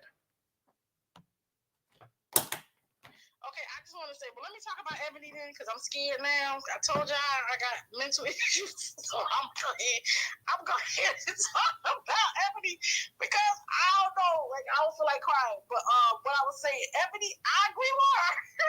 I agree with Ebony. I feel like I wouldn't date a trash man either. Like I don't want to be with the trash man. Like he could be a hard worker, but I just feel like it's dark outside and the sky is gray, and I made my party. Okay. Yeah, mute your mic, man. Set boy and women from North. Don't date them, y'all. See that? Oh, slip. Okay. No taxation. Go ahead. No taxation and Relic. Go ahead. I just can't get over y'all arguing over a dead nigga. I mean, the nigga is dead. And no matter what, he dead. And they say he's sold. I've been in and out dozing out because I've been drinking. And I got every reason to drink. And I've been dozing in and out and listening. Y'all arguing over a dead nigga that sold perfume at the Banana Republic, 1 for 10 and 2 for 20. That's who y'all arguing over. Ooh, no taxation. Oh my God. And I don't think Newstoter conspired to do anything, because I think that might be what was alluded. Yeah, damn right, that's what was alluded, and I appreciate it. Well, I don't think you did, but I will say this: I wouldn't bet against DJ and Professor doing it. I'm just saying, and I love all y'all. You know what I mean? But they move different. But anyway, and I think they kind of like Kevin Samuels, but the nigga is dead, and so the worms got him. Who said worm food? He's worm. Me. It was me. Black Native. I know Black Native has that because I've been putting it in circulation ever since she's that. Black Native ain't no but trouble anyway. Leave Black Native alone. She can do what she want to do. She can grow. And the nigga is dead. And they say he didn't produce nothing for the black people. So That's non-existent, really, truthfully, if you think about it. They say he died in Venezuela. And Black Native put the picture up. He was dead in Venezuela. And he didn't do nothing. So, I mean, y'all got to move on from him because he just like the air. You can't see it. And I'm going to leave it there. Well, thank you, sister. No taxation. All right, let's go ahead and go to Rella. Rella, go ahead and unmute your mic. Okay. I'm sorry. No taxation is a mess. Hilarious. I don't even know what she's drinking on. She must be drinking on that dark liquor. So much has been said in here. Newstoter, you do a great job hosting your spaces. And again, not to beat a dead horse, I don't think the intention, even though it's one of those things that people, say stuff and it misfires, that whole men is from Mars, women from Venus situation. And I'll even take it back to the conversation that happened between Rottweiler and myself. And it upsets you because you get to a point where you don't want, the argument is not what you intend or what you want, because then you're forced to respond in your humanness to defend yourself, and rightfully so. But I think to answer Smooth's question, and shout out to A Boogie, thank you for your condolences. I want to say that what Kevin Samuels did not do is he did not fix the breakdown in communication and the miscommunication. And to me, listening to Newstoter and Baby Sister, that was an example. And when you mention Kevin Samuels' name or bring him up, and it's going to be the same with Ebony Williams, the contention with men is going to be, here's someone that actually promotes the disdain for men who make a particular certain amount of money, or if they don't have a eye to be a business owner, then they somewhat are, damaged goods, and that's not true. My brother is a bus driver. He owns his own home. He is, again, not perfect, but at the same time, I would have to stand in the gap as his sister, because he would be the reference of the people that Ebony is talking about.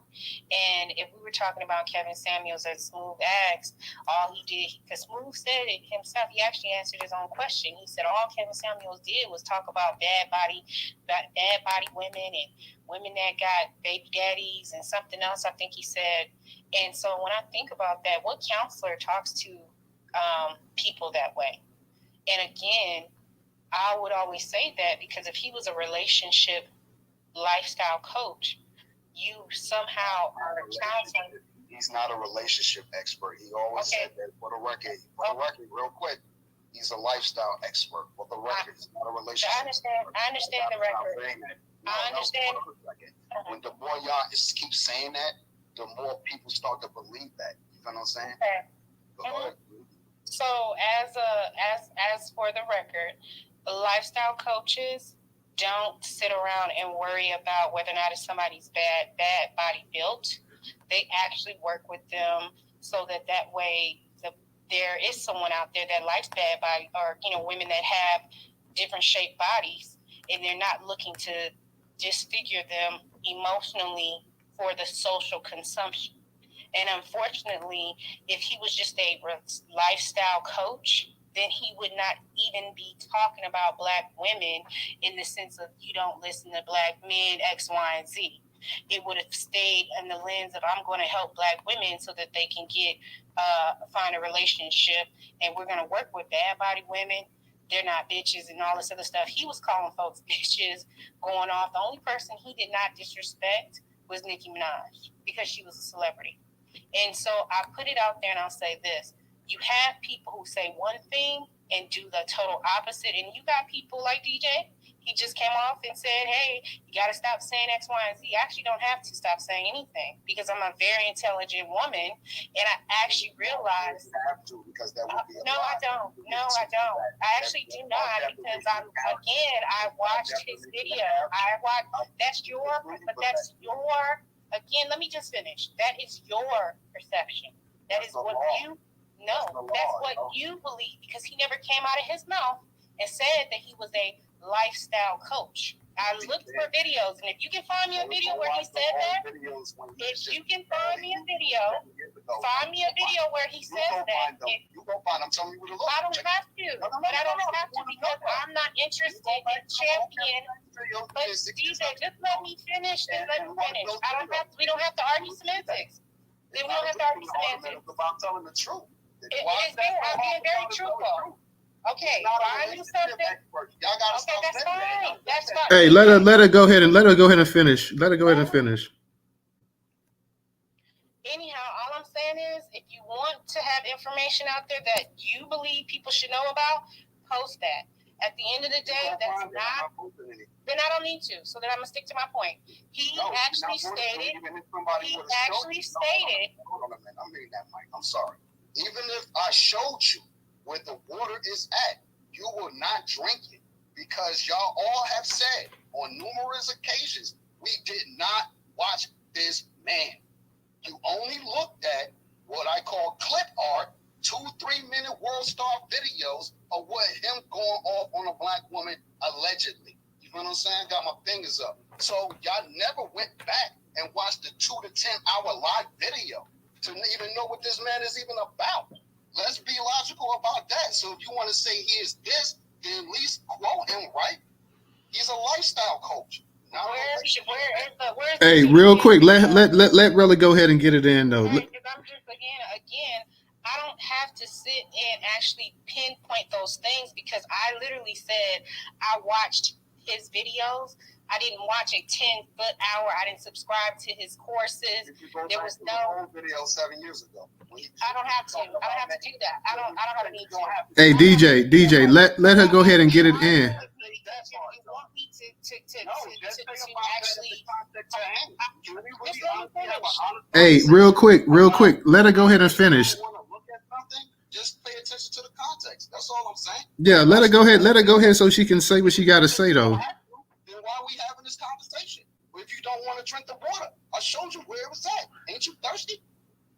You didn't show me anything. I just asked where the video was. But like I was saying, like I said, it doesn't matter, because I don't have an interest in what Kevin Samuels has not done, because I'm not championing Kevin Samuels. Again, I believe in people going and seeking actual therapy and actually talking to professionals and actually building healthy relationships between black men and black men and black women, because a therapist is not going to sit around, bring your issues to them, beat you with the information while sitting up there telling you bad body built bitch, or what makes you think you should get a man that makes a certain amount of money with X, Y, and Z. Like, to me, again, if we're talking about what needs to be done in the community thus far right now, Kevin Samuels is just a talking figurehead for people to jump on, because they themselves are not the person that they want others to be. And again, I think I mentioned it, Smooth answered his own question. Kevin Samuels calling women bitches, hoes, and whatever, because hoes need love too, and they deserve to learn how to be in successful relationships outside of the ones that pay them.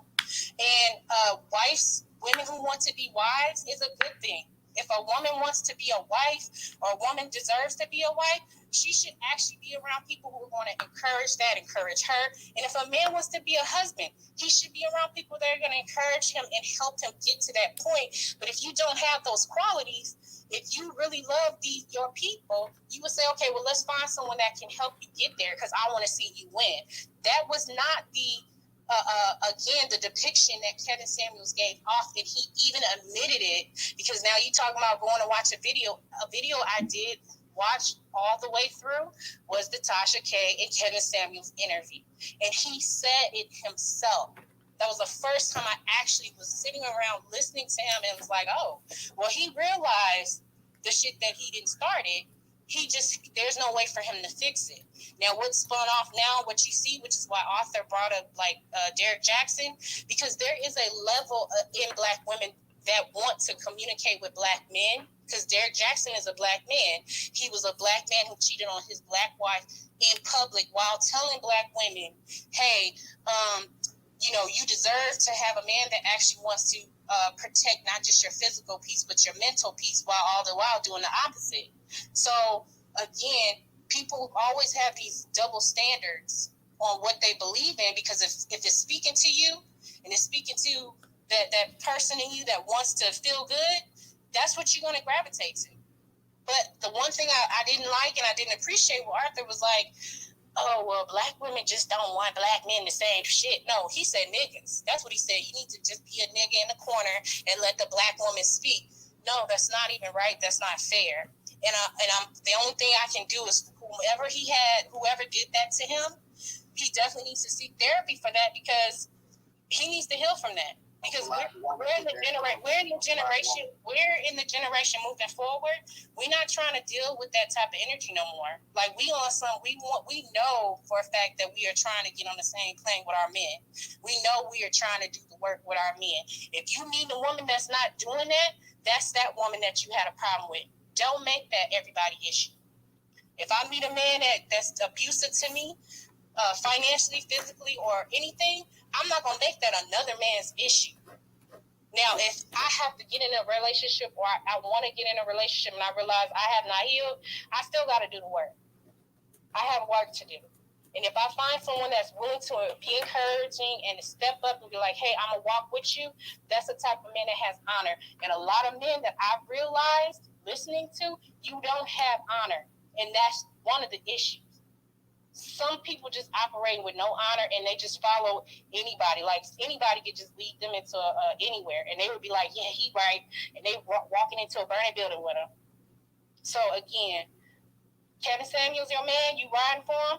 Ride with him, cool, ride with him. But if you riding with him and you ain't produced a strong foundation to show and prove that the information you got from Kevin Samuels or Ebony Williams is a proof of evidence that they did something good, I rest my case.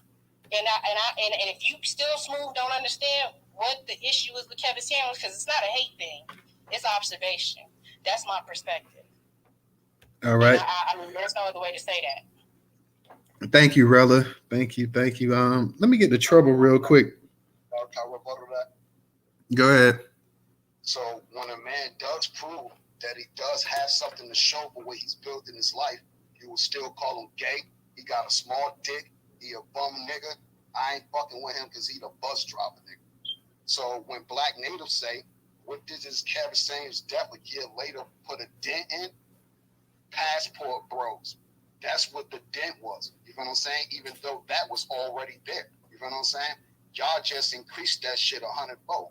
You see what I'm saying? Because Black men saw y'all Black women stomping on a dead man's grave that is a Black man. You know what I'm saying? Kevin Samuels' mother, again, when y'all talk about protect Black women, who protected his mother when she had to find out that he passed away from social media? Because the way y'all Black women just dogging him, stomping on him, pissing on his grave. He got a Black daughter. How you got information saying he don't take care of his kid?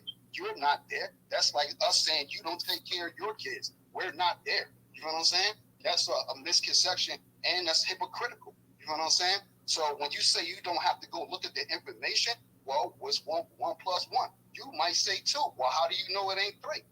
Well, how do we know this, fucking DJ? Like Brother Moko be saying. You know what I'm saying? Be more codified. 1 plus 1 is 3 because the plus symbol has representation of its physical present. Spiritual sense, man, woman, the plus is the child. Whatever how you want to look at it, 360 degrees, we can bring it back. So when Arthur said, go sit your ass in the corner, nigga, I never forget, man. One day, yo, when me and one of my homies, we had wound up getting an apartment together and shit. I just came home from jail, yo. You feel what I'm saying? For not telling on a nigga. Caught a third gun charge. You feel what I'm saying?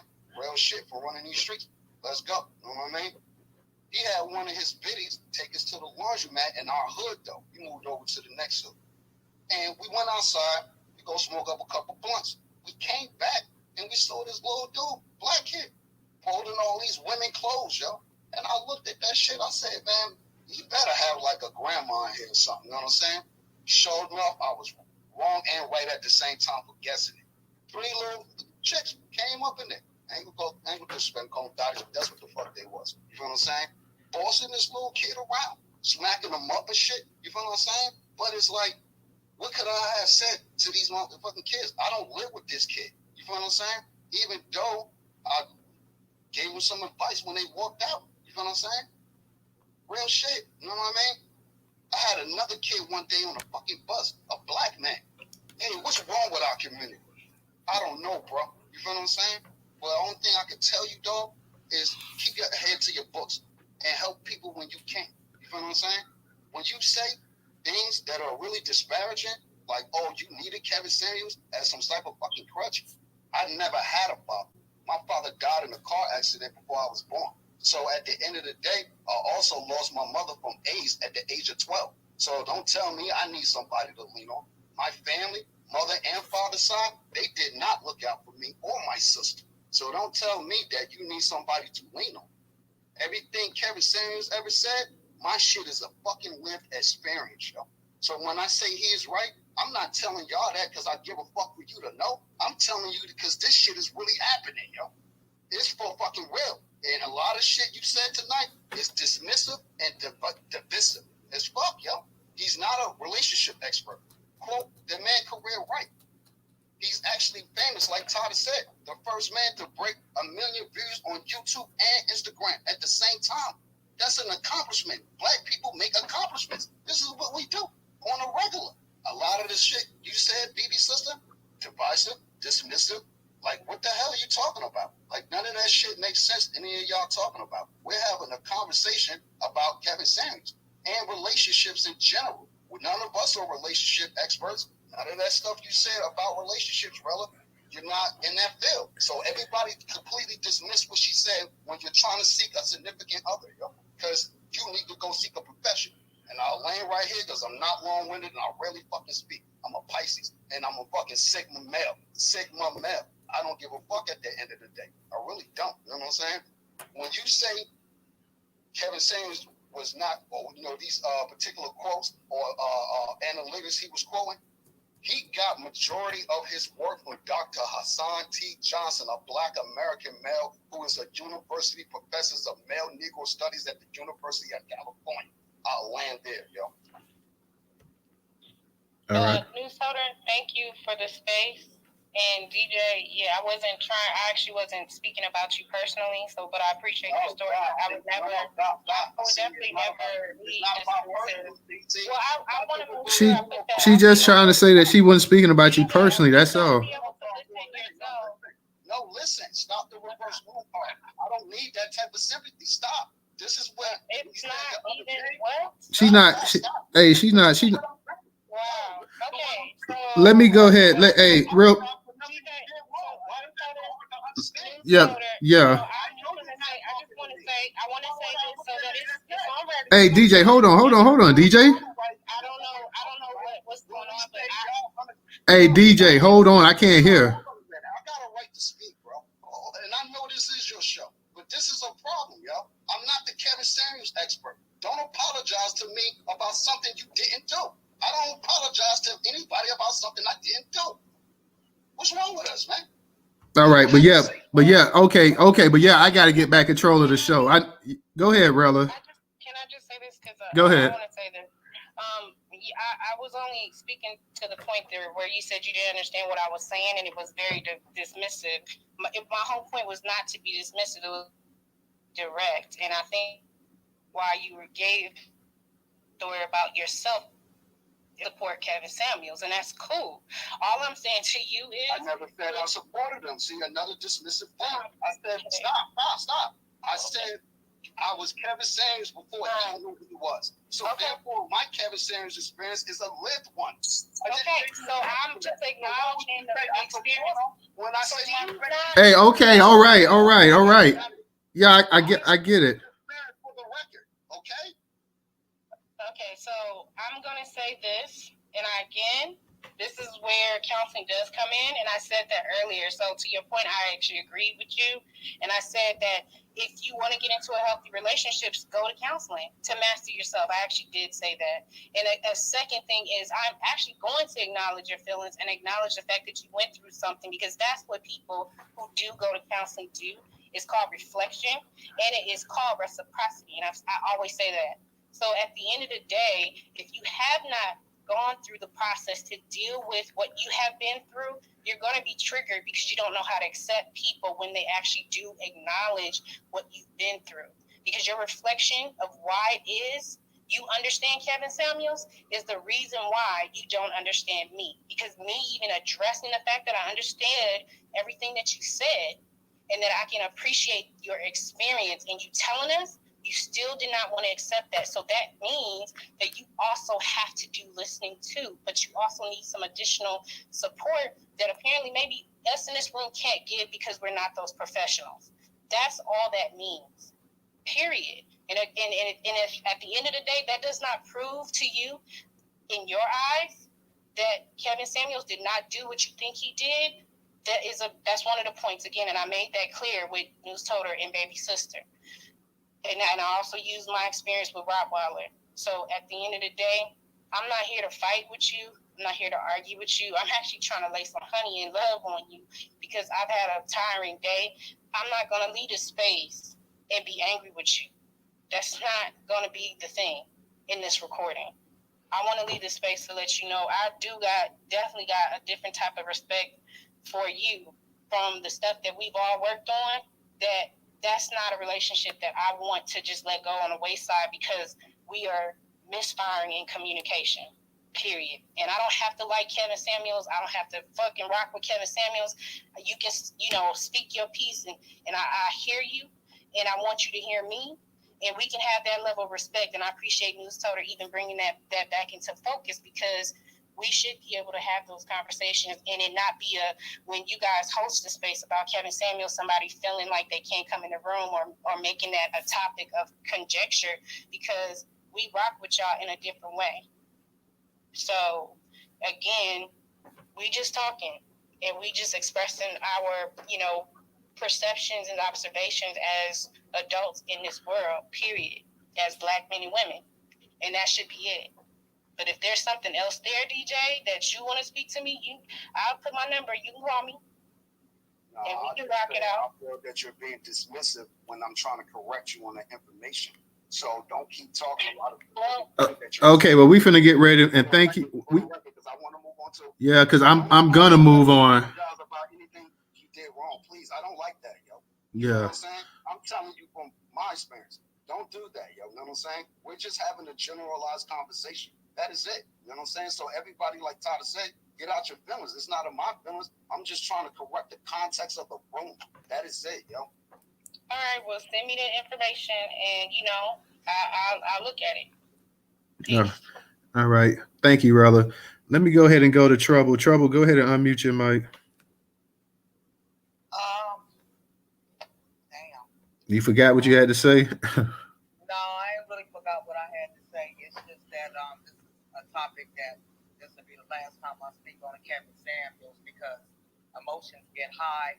People don't want to listen to what the next person is really saying, and they want to throw their own little feelings up in there. And then, I'm sorry, I hate to say this, but I'm going to go ahead and say it.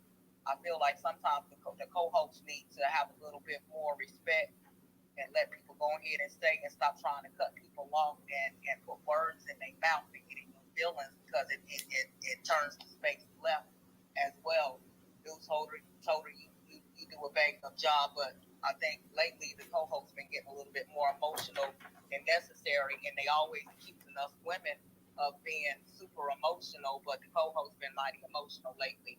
When you all say y'all, and y'all use that term a lot, and I just got through saying this a little while ago. Generalized context, man. When you do, hope DJ, please mute your mic, please. When y'all use that term y'all, and in y'all, I'm saying y'all use the term y'all a lot. Y'all women do this, and what Kevin's families were saying is that y'all A, B, and C, and when he made the point about, well, y'all are the reason why, you know, there's passport broke. Again, it goes back to accountability. When are some of the men who feel that way going to hold themselves accountable? Us black women didn't make y'all brothers turn into passport bros at all. That was something y'all wanted to do. It's called fucking accountability. It's called get some. Get some of the accountability that y'all are trying to force upon us. Y'all want us to listen, but y'all ain't hearing a goddamn thing that we're saying because y'all so busy trying to make us, you know, listen to you. You so busy trying to want us to, you so busy trying to correct us that you won't sit back and correct your own damn self. Correct yourself when you say that y'all shit because y'all are not holding yourselves accountable for the shit you really want to damn do. Now, you said about lived experiences why Kevin Samuels was right, and I had already said that earlier tonight. The majority of y'all that agree with Kevin Samuels is because y'all have had certain lived experience, so when he's talking that trash to women, y'all agree with it because of the certain experience that y'all have faced. You can't hold that against all fucking women, but y'all have a tendency to do that. At the same time, moving forward, box body bitches need love too. You love to holler about, well, you're a box body shaped bitch and you want to feel like you deserve a high value man. Well, a box body bitch needs love too. Broke Negroes need love too. The woman that got a booty looks like it got bullet holes all through it, she needs love too. Some of y'all short, stumpy ass niggas that ain't got a goddamn dick in between your legs, you need love too. Some of you walking around with keloids on the back of your goddamn neck. But I bet you want a little bit of love too. See, people need love. Everybody deserves love, regardless of what they look like, how they come, what shape or form they appear to you in. They need love too.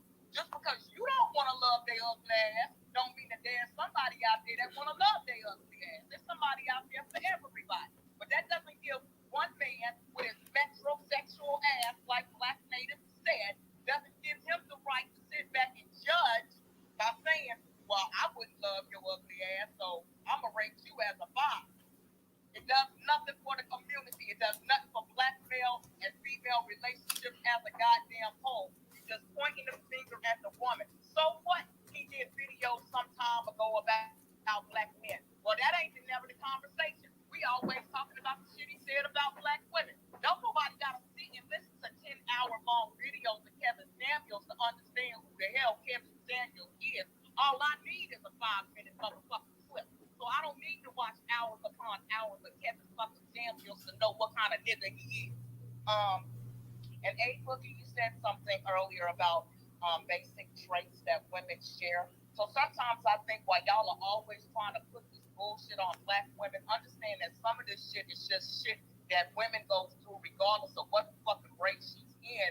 But y'all love to make it about black women as if black women are the only ones who got some fuck up ass traits. We the only ones who don't like to listen. We the only ones who do A, B, and goddamn C when that's a women trait. Just like y'all men have certain damn traits. Y'all men, little egos get in the goddamn way. Like us women ain't got no ego.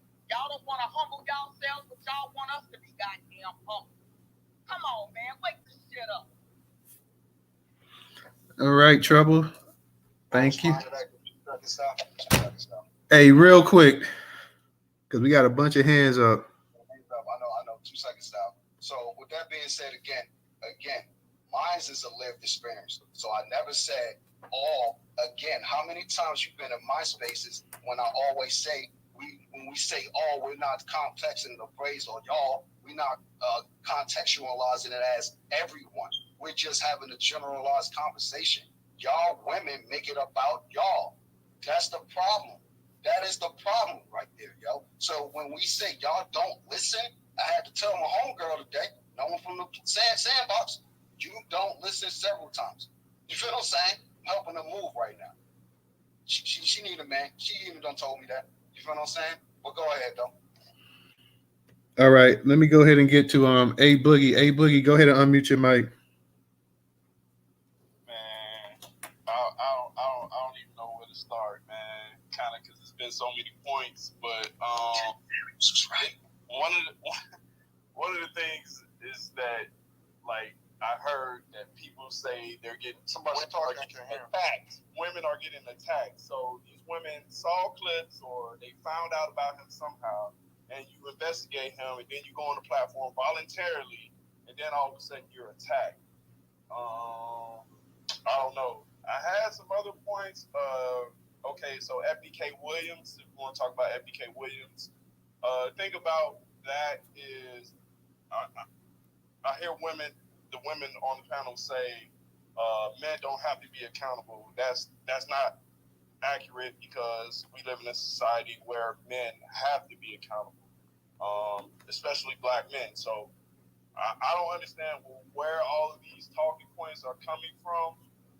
So, like, there's double standards on both sides. Men have traits, women have traits.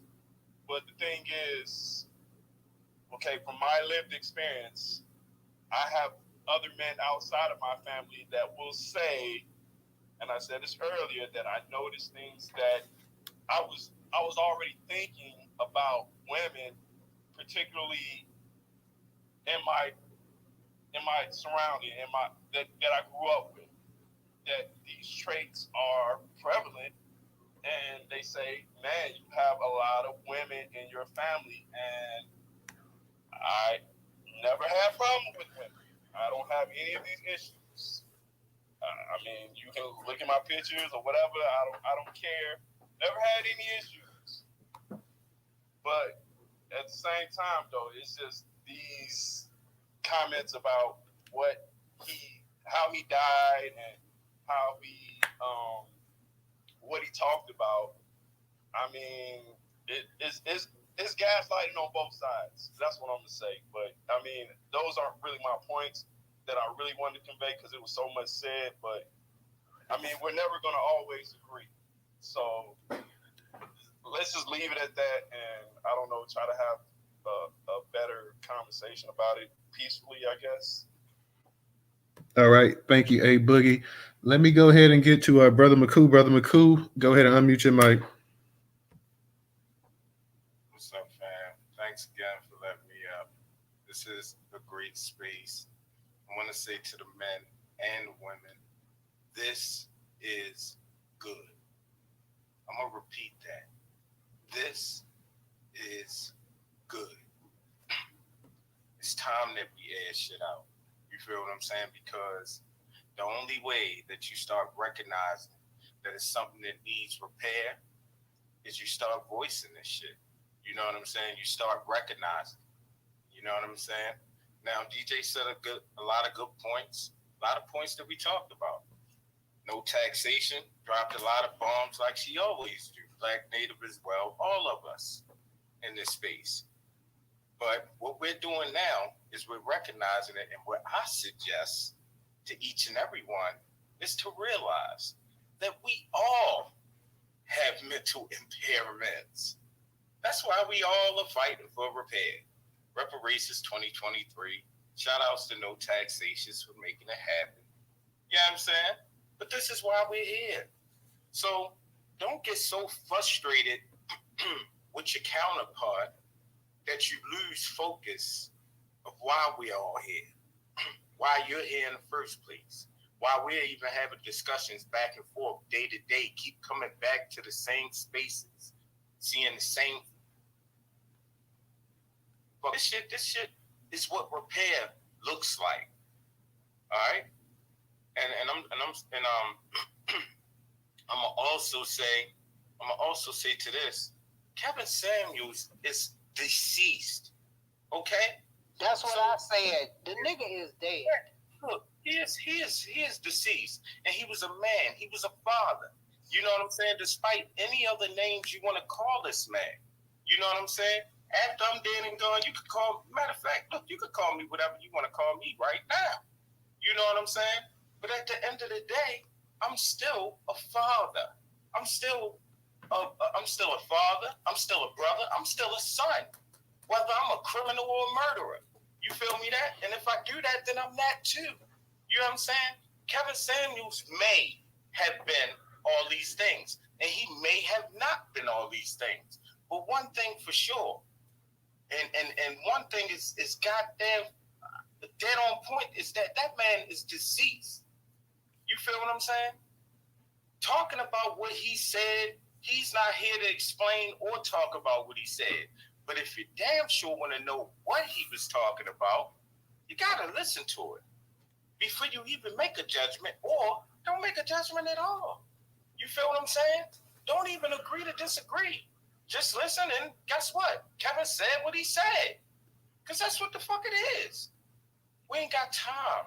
We don't have time to be arguing, especially getting in your feelings over some shit that ain't changing racism, white supremacy into justice. All right? And this is what I mean when I say, when you're fighting each other, you're not fighting white supremacy. You feel what I'm saying? Now, all of these mental impairments that we have been discussing tonight and that I've been listening to, because I've been listening to this speech, I got like 4 or 5 different spaces going on right now. And the one thing that I noticed in this space is too many fucking easy triggers. I suffer from PTSD. I got so many triggers I can't even name. But you know what I try to stay codified in? Not fucking arguing with nobody that look like me. Because guess what? Ain't nobody in here got a list of white supremacists that's making our life horrible, that's motherfucking terrorizing us, that's killing our children and killing us at the same time. Nobody. As long as we arguing with each other over what Kevin said, over what Ebony Ratchet Ass said, or Kevin Ratchet Ass, whatever way you want to put it, Kevin Intelligent Ass, Ebony Intelligent Ass, whatever way you want to put it, you know what I'm saying? Ain't none of their situations changing white supremacy. As a matter of fact, Kevin did, so he failed at it. Just like we failing at it now. So do you want to make this failure? Do you want to change this failure into the opposite of what failure is? Into achievements and accomplishments and completed accomplishments? Or do we want to keep rolling in the same circle? Your fault, my fault, your fault. You feel what I'm saying? At some point, we got to build this shit up and make a constructive effort to never come back here again. You feel what I'm saying? This is what discussions is supposed to be about. We supposed to discuss this shit and move on. This shit ain't never supposed to be discussed again. We ain't supposed to be wasting weeks and months and years about what Kevin said. You know what I'm saying? Kevin is dead. His time stopped last year. What about the time after that? What about them 12 months up until now? You know what I'm saying? What about how we gonna raise this motherfucking money for reparations 2023? How about that? How about how we gonna secure all this motherfucking time and shit that we trying to do what we gotta do to obtain what we gotta obtain for our offspring, who we not even gonna even fucking know. And they not gonna know your name if you still arguing right now. Because that mean their life gonna be bullshit. So what I think and what I suggest to everybody in the space is that we gotta double down on making this progress accomplishments. You know what I'm saying? Reaching these accomplishments and being successful. Because right now we ain't successful. Not even me. Brother Muko ain't even outside of this shit. All this shit I got going on over here, and I ain't successful as shit. I'm trying to change that. I land there. Thanks for letting me speak, y'all. All right, Brother Muku. Let me go ahead and get to Black Native. Black Native, go ahead and unmute your mic. Yeah, thank you for allowing me to speak again, Newstoter. Yeah, the space was getting heated. I came in, to stir the pot up a little bit. But I don't like what Brother Muku said. We got bigger fish to fry, and that's white people. But I just wanted to address DJ. DJ, you put a comment in there. Do I want to date the woman that was in that picture with Kevin Samuels? First of all, I'm not a lesbian. I don't eat coochie. So let's get that over. Why are you asking us if she a sin or not? I'm not interested in her. Okay, because stop right there. Stop right there for a second. Here you go. I'm not interested in her. Cutting me off is what y'all said, y'all. You don't listen. You always say nobody else listens, but you don't listen. So why are you even asking that? If you're not a carpet muncher, well, let her go ahead and say what she's got to say. Let me finish what I gotta say. Like literally, every time you women, you don't listen. You don't listen. As soon as I open up my mouth, you literally cut me off. Literally. Now, I didn't address that question to you per se. I put the picture in there for everyone to look at. You put a fat black woman, hold on, you put a fat black woman's picture in there, which had nothing to do with the woman that Kevin Samuels was in the bed with that died. Now, according to what Kevin Samuels would consider a 10, if like I asked that question, if she was 3 shades darker and she had kinky hair and she came on his platform, would she be considered a 10? Or is it because she's a non-black woman? So that's colorism to me. And I don't tolerate that. And I'm not a carpet muncher. I'm offended by what you said. And I'm letting you know I'm offended by what you said. You don't eat pussy, so it's like, come on. I said I don't eat coochie. I didn't say pussy. I said coochie. So I'm correcting you. Carpet muncher, coochie, gay, lesbian. I'm correcting you. Because that's just if I came out my bag, and called you a faggot, how would you take that? I'm not. So it's okay, and I'm not neither. I'm not either, but you shouldn't have even never put that in the comment section. That picture wasn't just meant for you. That picture was meant for everybody. Hey, all right, let her go ahead and finish so we can go ahead and move it around. Right, my God, you keep going back and forth with me, and I'm saying the picture that I put in that space wasn't just for you, DJ. That picture was for everybody to see. Okay, and I let everybody know the picture was in there. Huh? What did you say? I don't know. I'm not even gonna argue with you no more. I'm not gonna like Sister No Taxation said, the nigga's dead. Like literally. Rest in peace, brother. I hope he's in a better place. But only thing I would say is this. The consensus to most of the women in this space, they have some type of opinion, whether it be good or bad, about Kevin Samuels, and that's our opinion. And you can't change that, just like we're not trying to change you, DJ. I'm not trying to change you. You know what I'm saying? I'm not in here for that. Everybody has a sad story. You know what I'm saying? Everybody has traumas. Like Brother Muko said, we're all fucked up in the head. Because we're living in a system of white supremacy, something that we can't control. So we come at each other and we lash out at each other, and we shouldn't do that. That's all I'm saying. But I did take offense to it. Whether you want to apologize, I'm cool on it. But I had to address you. But that's fine. Like, look, I'm an Aquarius. It's hard to hurt my feelings, believe me. And so my brother's a Pisces too, and I was raised with one. So what you talking about? And he's my older brother. So what I'm saying is this: you ain't gotta apologize. I could give less than 3 fucks whether you want to. I asked you once. I said if you want to. Hey DJ, please let her go ahead and finish. Oh my God! Like I can't. Like Newstoter, I love you, DJ Olin, but he gets in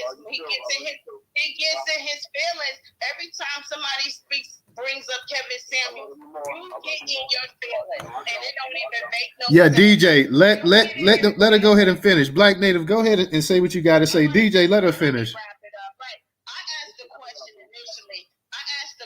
And it never was answered, and I'm going to bring that question back.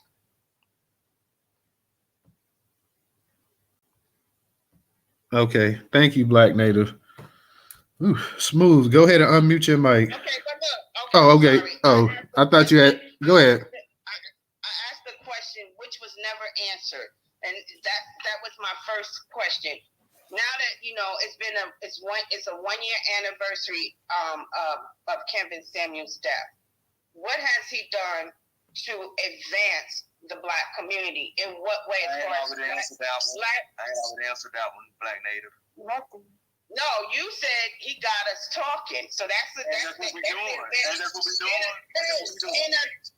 I said the community, not in the Twitter space. I'm saying in the community. Okay, so this is okay. So that's the answer. Okay, I'll take it. I'll take it. I'll take it. I'll go ahead and land my plane. That's fine. Hey, let her go ahead and finish talking, please. Ladies, hold on, ladies. I want y'all to understand something. When a man gives you an answer, that's the answer. And I'm telling you, that's the answer. That is the answer. You don't deserve to be a co-host. We gonna snatch that co-host because ever since you became a co-host, you got a chip on your shoulder. And you know what? Ever since you got that, where's Ray?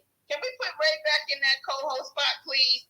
That's the answer. I accept that answer. Okay, I'll go ahead and get out the way. I'm out the way. I'm because you wouldn't let me finish. I'm muting so the next person can speak because I couldn't really get what I had to say. Look, Professor, we snatching that mic.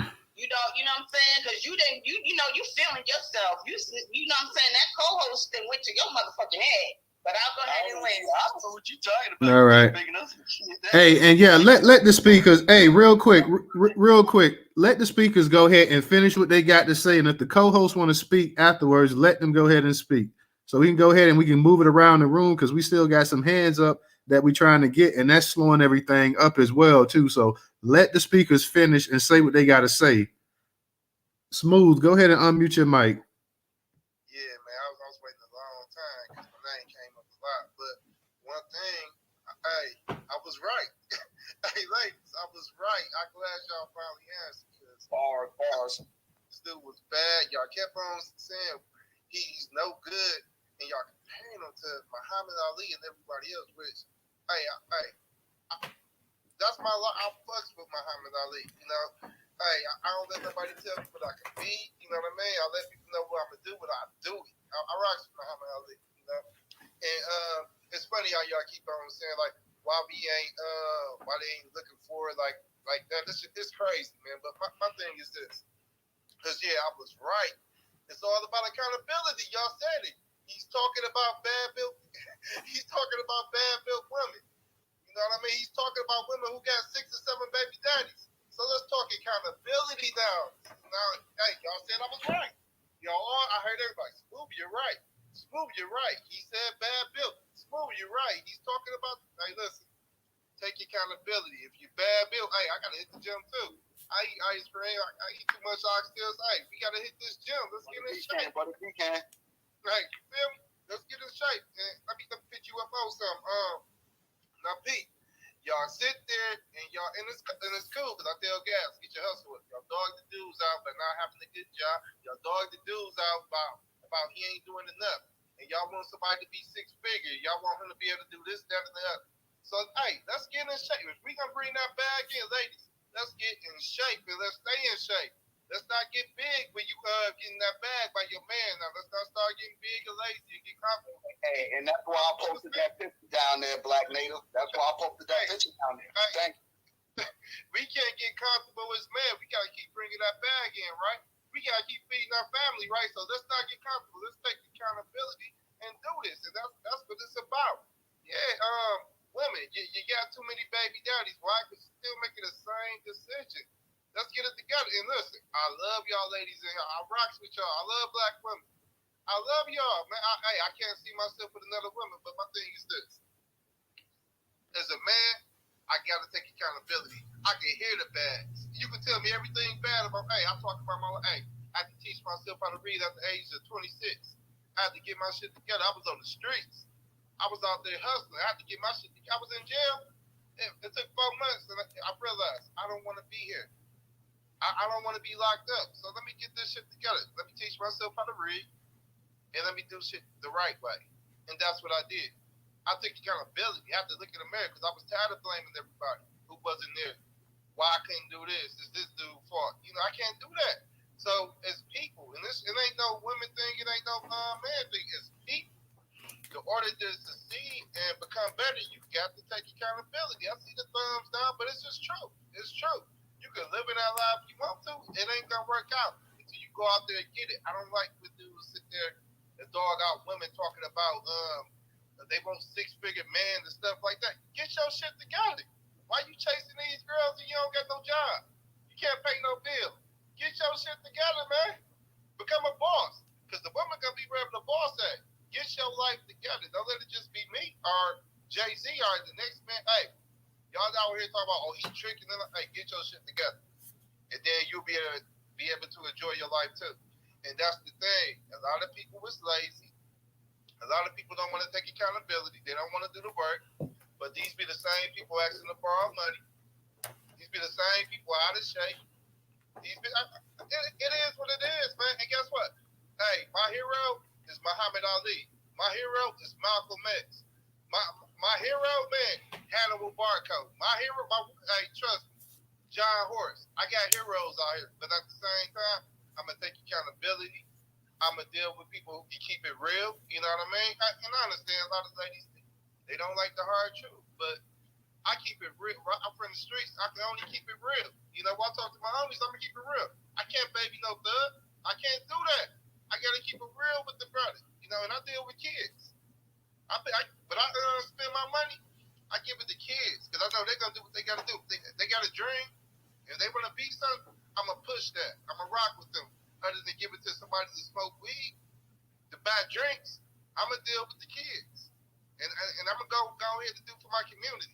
So y'all can say all that. You know, I don't know what Brother Kevin Samuels did, but Floyd Mayweather do. I know what I do for my community. I can walk the streets. I can walk in my neighborhood. So everything everything y'all saying to project ain't making sense. Let's be real. Y'all just don't like the dude.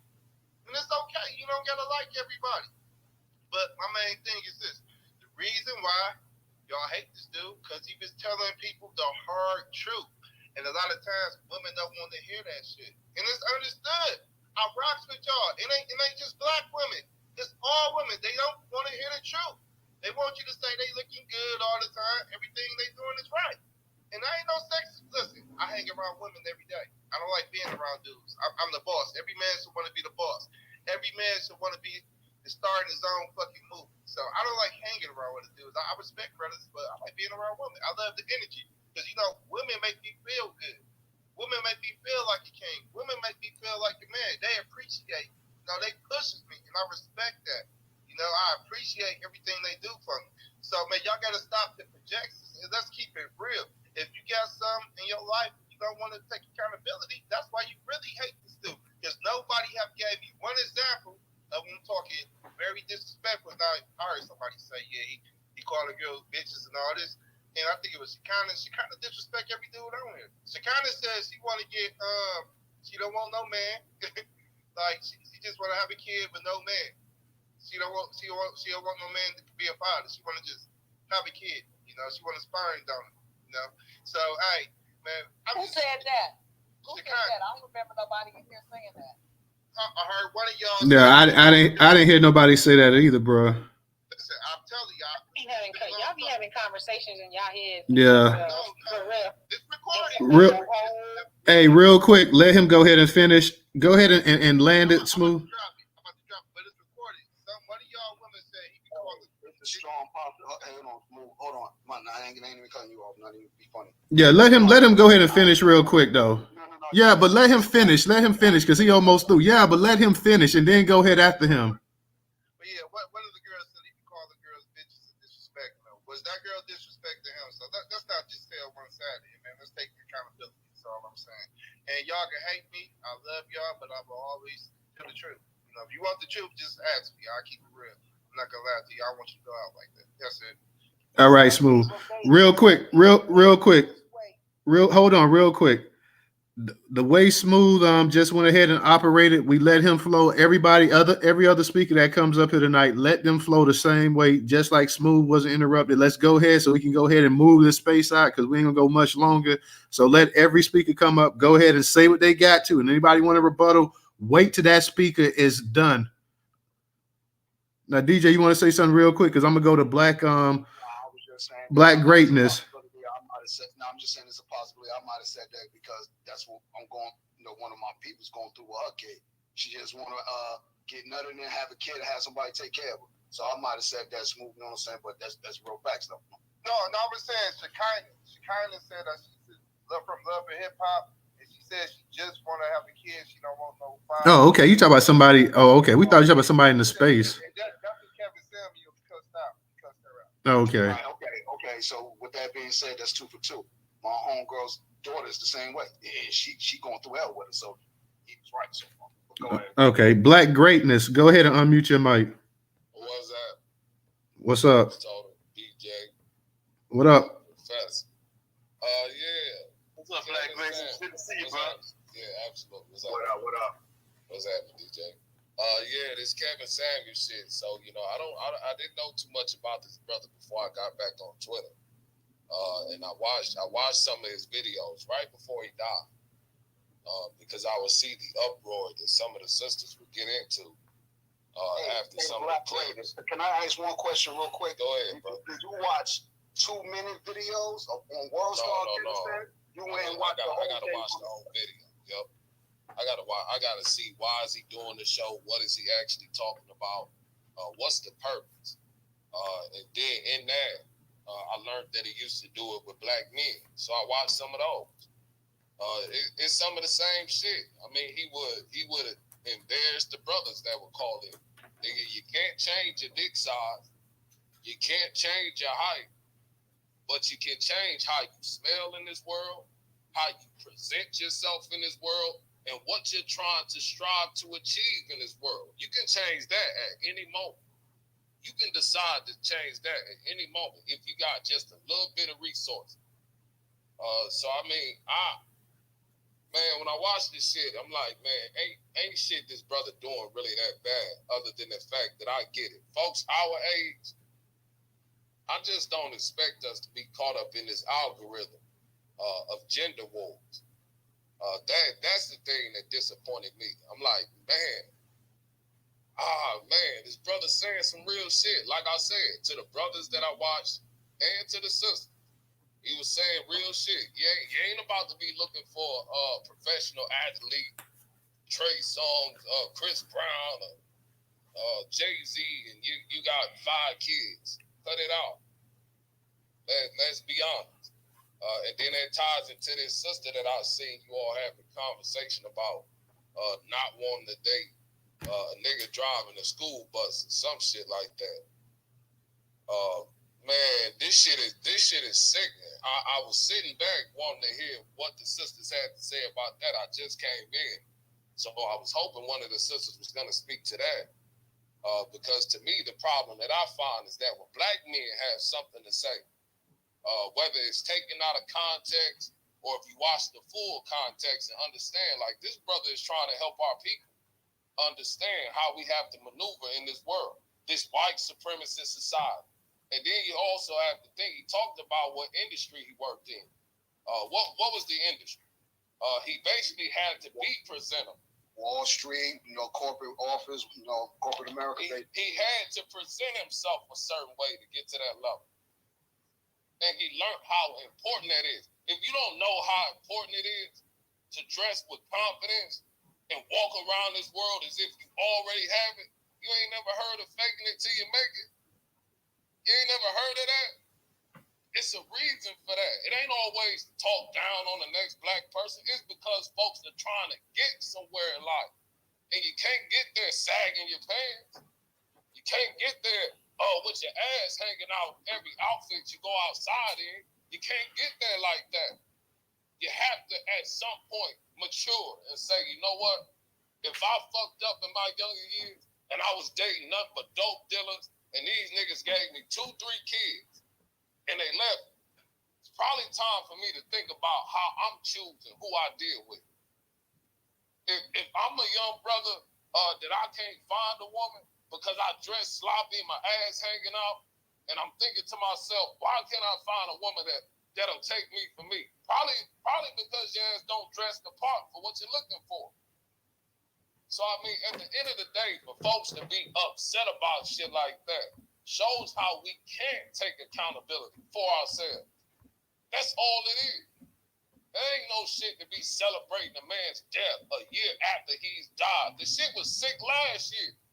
The shit was sick as a motherfucker when his brother passed away. To see all these black women celebrate. That's some sick shit.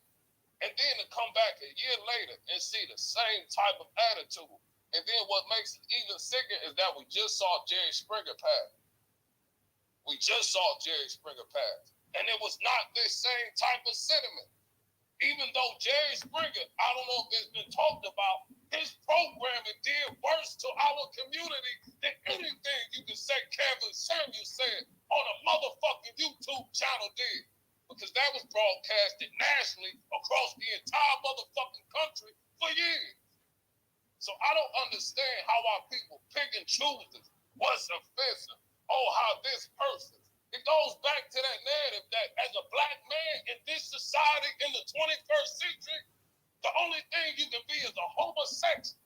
That's the only motherfucking way you can say whatever the fuck you feel as a black man. I'm tired of it. Brothers like me, we're tired of it. Because we're going to speak whether you like it or not, because that's what our community needs. Our community needs black men that care about our community. And they're not going to sugarcoat it. They're not going to say everything's all right, everything's okay the way we're doing it, with all this ass shaking, all this degrading our motherfucking selves, all this degeneracy. Yeah, this is all fine. We don't need to change a goddamn thing. Let's use our fucking minds for once and stop being so fucking emotional. Stop taking it personal. Stop taking shit personal. Because this shit ain't about us at the end of the day. Shit is about all of us.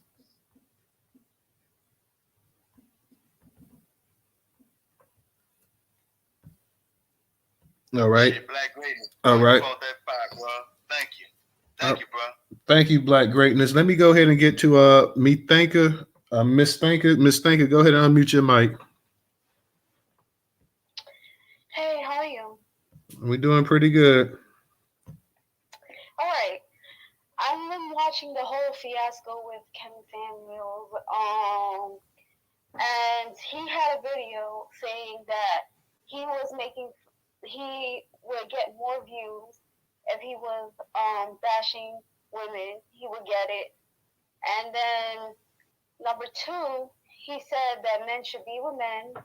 Number 3, he said that he said men should be with men. Yep. Okay. Hey, bro, he did say Number 3, he's an agent. I know he was an agent.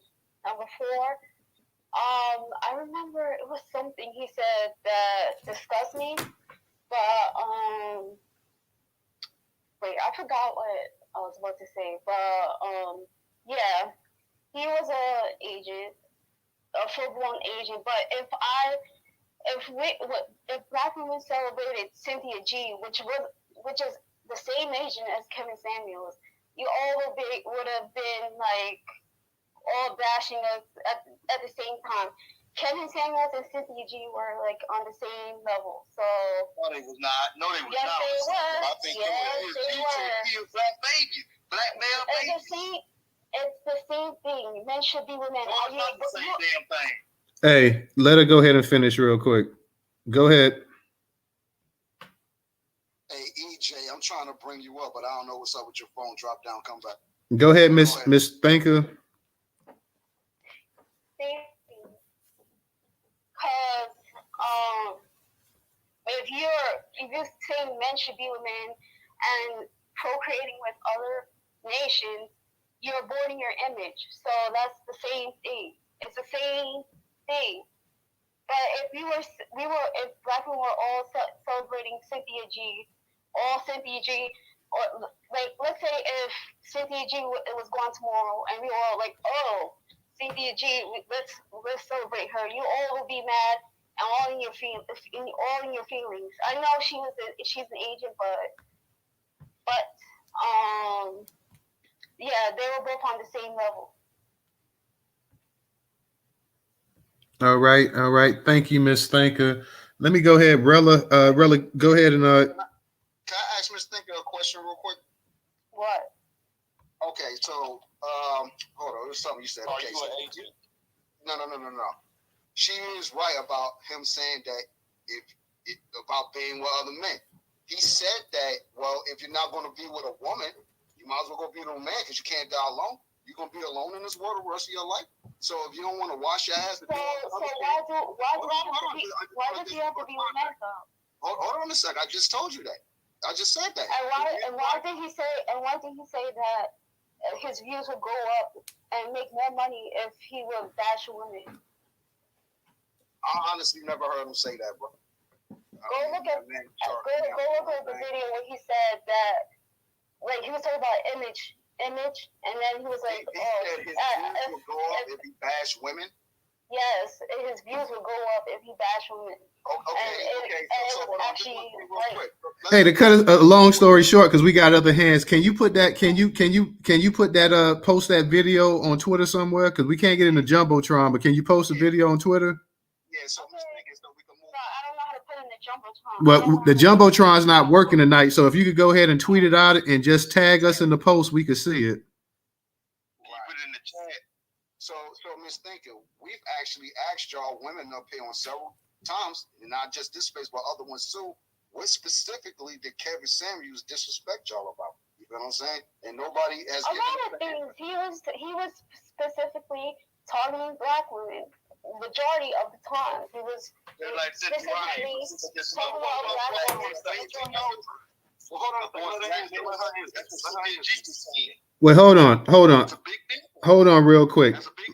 Hold on real quick. Let her go ahead and finish because we got hands up and we need to get to the other people. So let her, don't keep asking the questions. Let her go ahead and say what she's got to. She can post it, tag it, and we moving on because we got other hands up.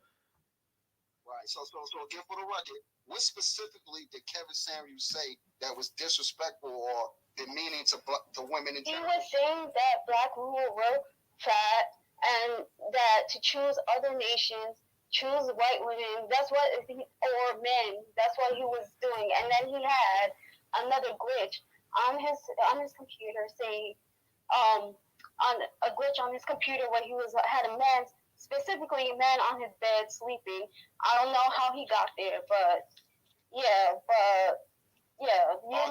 a whole fiasco. That's allegedly so fast. You know what I'm saying on that one. That's not allegedly. Okay. It was a glitch, so therefore meaning it could be a hack. Miss Thinker, I appreciate it. I appreciate it, Miss Thinker. Yeah, I appreciate it, but we finna move on to the next speakers because we got, and I also eat. I have one more question. Oh, you got to say it quick, sweetie. Go ahead. Okay. So what did he do to change your views and what accountability? You guys are talking about accountability, but then it's only about superficial things like how fat a person is or anything. It's never anything accountability about something else. It's never about it's about mostly superficial things. Accountability is not superficial, man. No, his thing was only about looks. That was the only thing. And then he would ask people, rate yourself. Accountability. Why do you have to rate? That's not anything. You're superficial. So we're not saying all women. We're saying that some women do not take accountability. What do you have to say on what? On what? What? Like what? Accountability on her looks? What? You said that he said everything that he talked about was superficial. It is. Accountability is not superficial. Everything was rating. What did he? When he started his video, he'd be like, what you rate yourself? Hey, no, she's not gonna be able to address it. Miss Thinker, thank you. You can put your hand back up. We'll come back and get to you, but we got some hands up still. We got a new speaker that hasn't had a chance to speak. So, sister, if you want to put your hands up, we'll come back and get to you. But let me go ahead and get to EJ because EJ's been having some connection issues and hadn't been able to speak yet. So, EJ, go ahead and unmute your mic.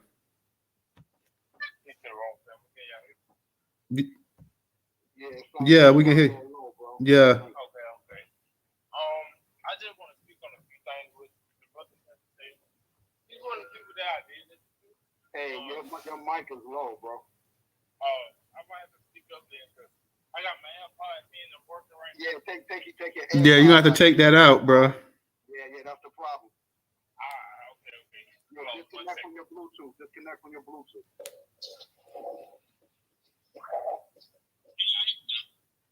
Now it sound worse now. It's worse, bro. It's still worse.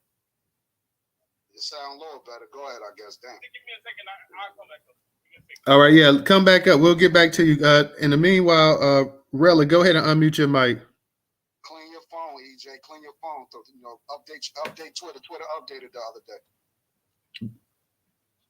So I think Thinker actually asked some great questions, and he did have one of the older videos when he was actually speaking about lifestyle, and he was actually modeling clothes and going to the Louis Vuitton store and stuff like that. He was sitting in his car when he made the comment about if he changed up his platform and started addressing Black women and issues that Black men have with Black women, that his platform would grow, and essentially did. And he actually addressed that as well in the Tasha K video that he did on YouTube. The other thing was, I understand that he was with Venezuela or Velasquez, whatever her name was, and she's not an ugly girl. Unfortunately, she was just not the Black love that he was preaching. I think also too, he had high blood pressure. The coroner came out and stated that he died from high blood pressure. So in a sense, he essentially was not taking care of himself as a Black man. And if we're talking about how Black men need to be accountable, make Black medical care where Black men are putting that on the forefront, even though we know medical apartheid exists. However, we do need more Black doctors, Black American doctors specifically, and they do need to address high blood pressure, sugar diabetes, and other diseases that Black men do go through and don't want to go to the doctor. So he, again, did not live up again to the things that he was speaking about. But, again, hindsight is 20/20. People gravitate to what information they want to take on and champion, and they disregard everything else. So, it's really sad. I'm glad to know that he actually got a lot of his talking points from a university professional, but didn't take the time to become a psychotherapist. That is something that probably was a good thing, because he might have done even worse damage if he decided to take his platform the way he took his platform and started with the way he did with Black women who mostly called into his show. But then you saw the dynamics of when white women or other women called into his show, he didn't really degrade them. He wasn't calling them bad body built bitches, and he wasn't saying that they need to not look for a basketball player or anything like that. He actually addressed them, in regards to talking to them, saying, okay, well, let's talk about some things that you want to do, or what it is that you may need to do differently. And to me, if you don't understand us saying, hey, Kevin Samuels, even if he wanted to develop his platform the way he didn't have to degrade the women as he was doing it as being an issue, I don't know what else to tell you. I don't know what else you're looking for. You want some sort of magical term so that, people can feel good about how he developed his platform.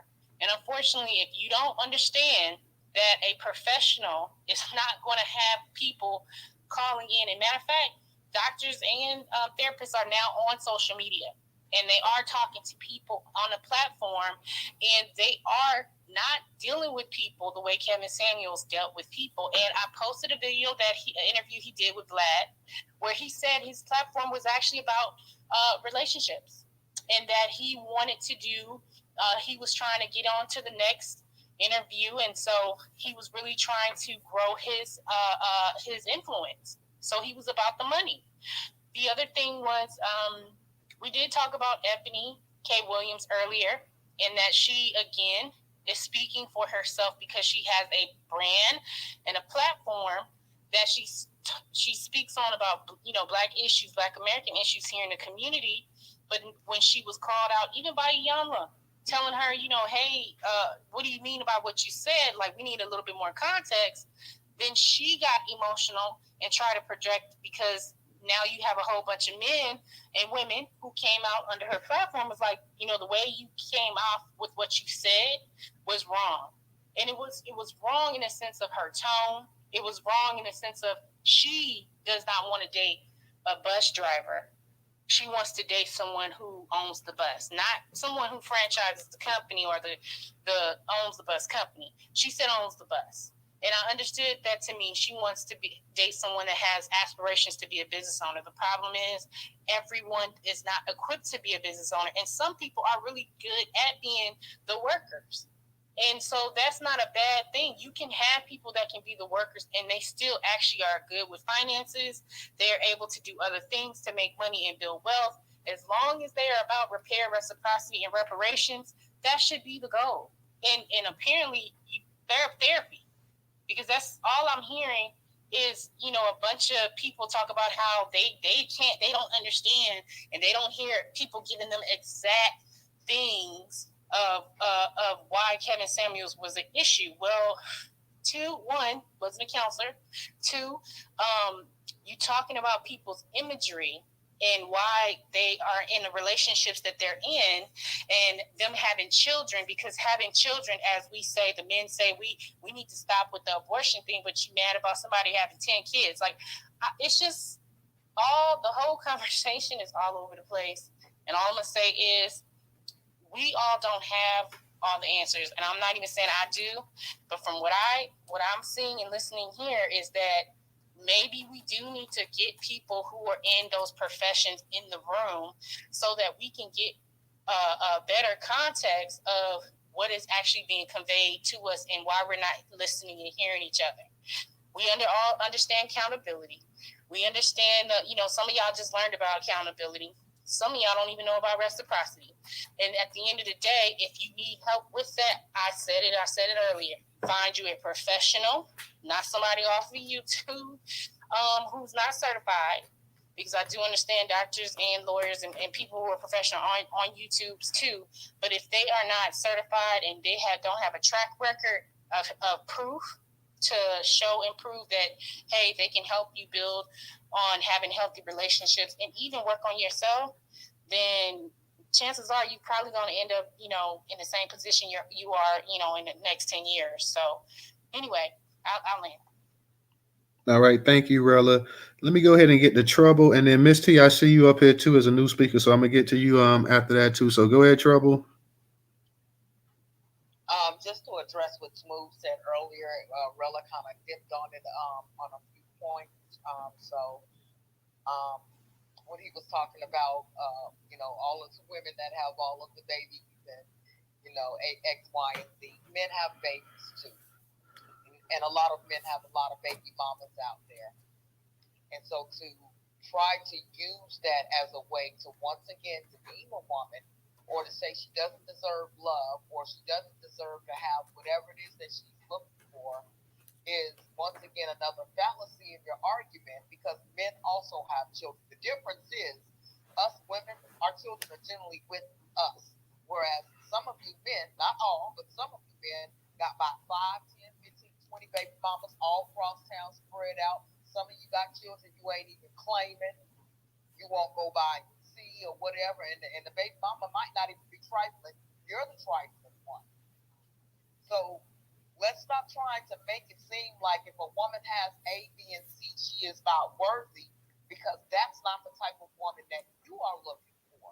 And that's been my main point about Kevin Samuels' point with rating women. He's rating women according to his tastes. You can't rate women based on your taste and say, well, you have X, Y, and Z, and I don't find those things attractive, and the majority of men don't find those things attractive, because, brother, who have you polled? How many men have you actually polled that have told you, I don't like those things? Now, there are some things that just naturally people just don't want or don't like, but for every instance where you can find a case that says, well, men don't like this, I can find some men that do like it.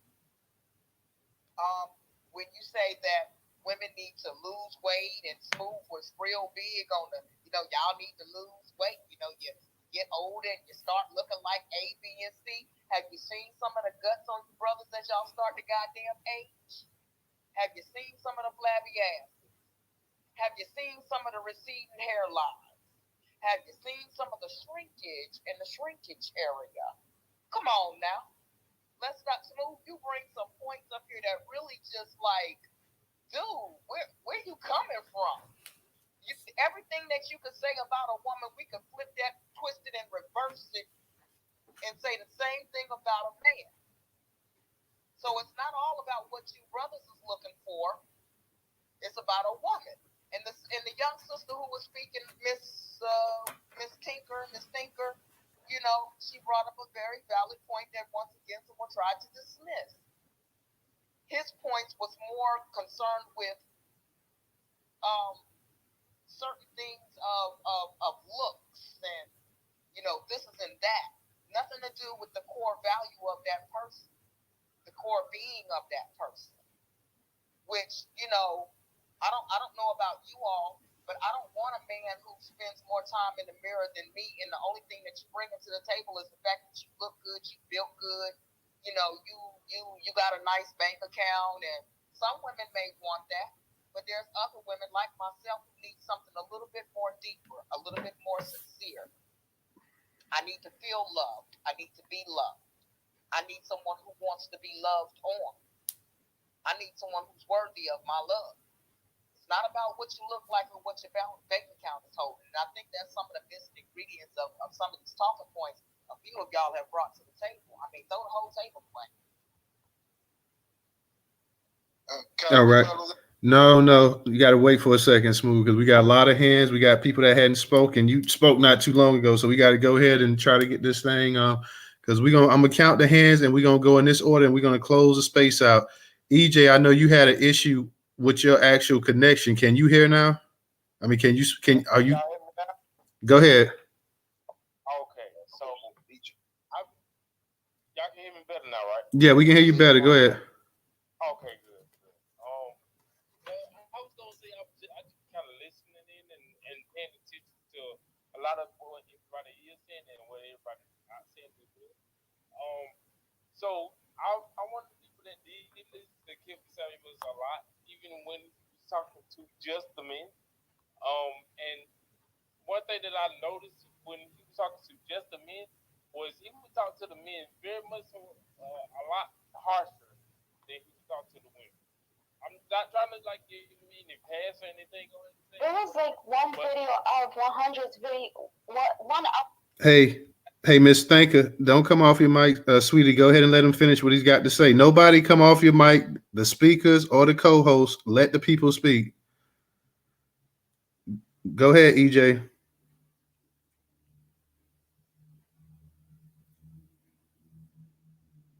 You got it, EJ.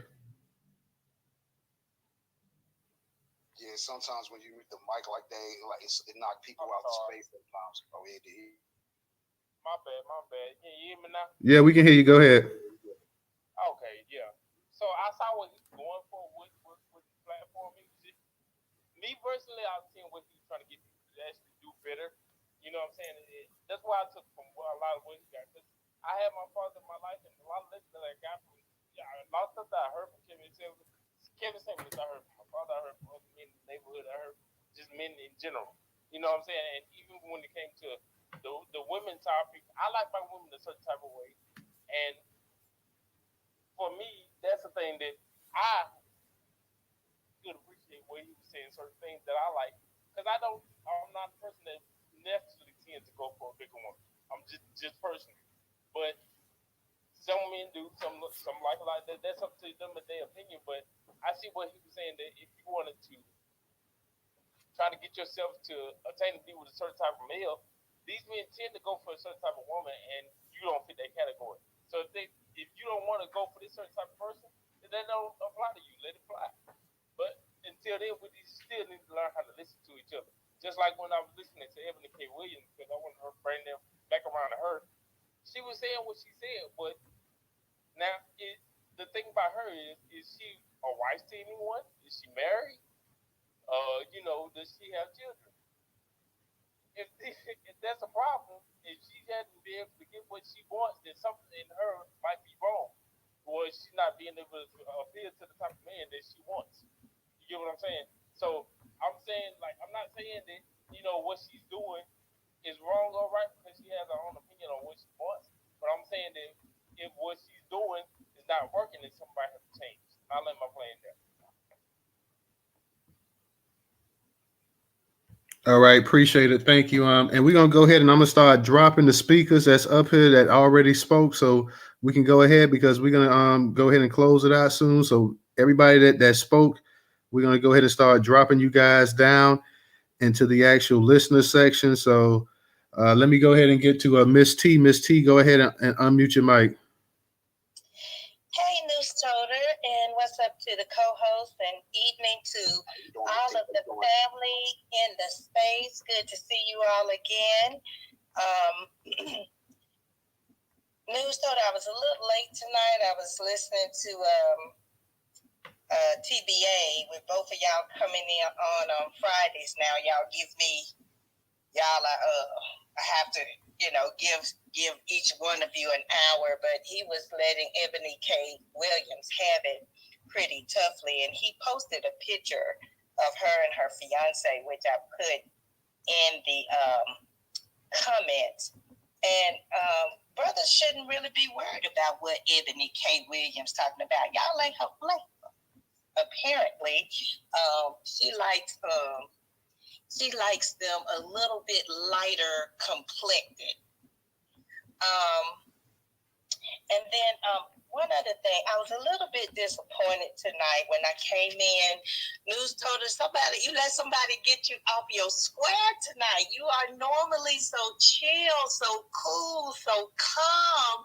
I don't know what was said, but it did kind of hurt me that you felt as though somebody had disrespected you. So I apologize for that. I don't know what was said, but I do feel like, and I love DJ and I love Professor, but Newstoter, I feel like the last couple of nights, your co-hosts have not been the admirable, respectable co-hosts in the space, in that they're being antagonistic with the audience, not letting them complete their thoughts before they are being attacked.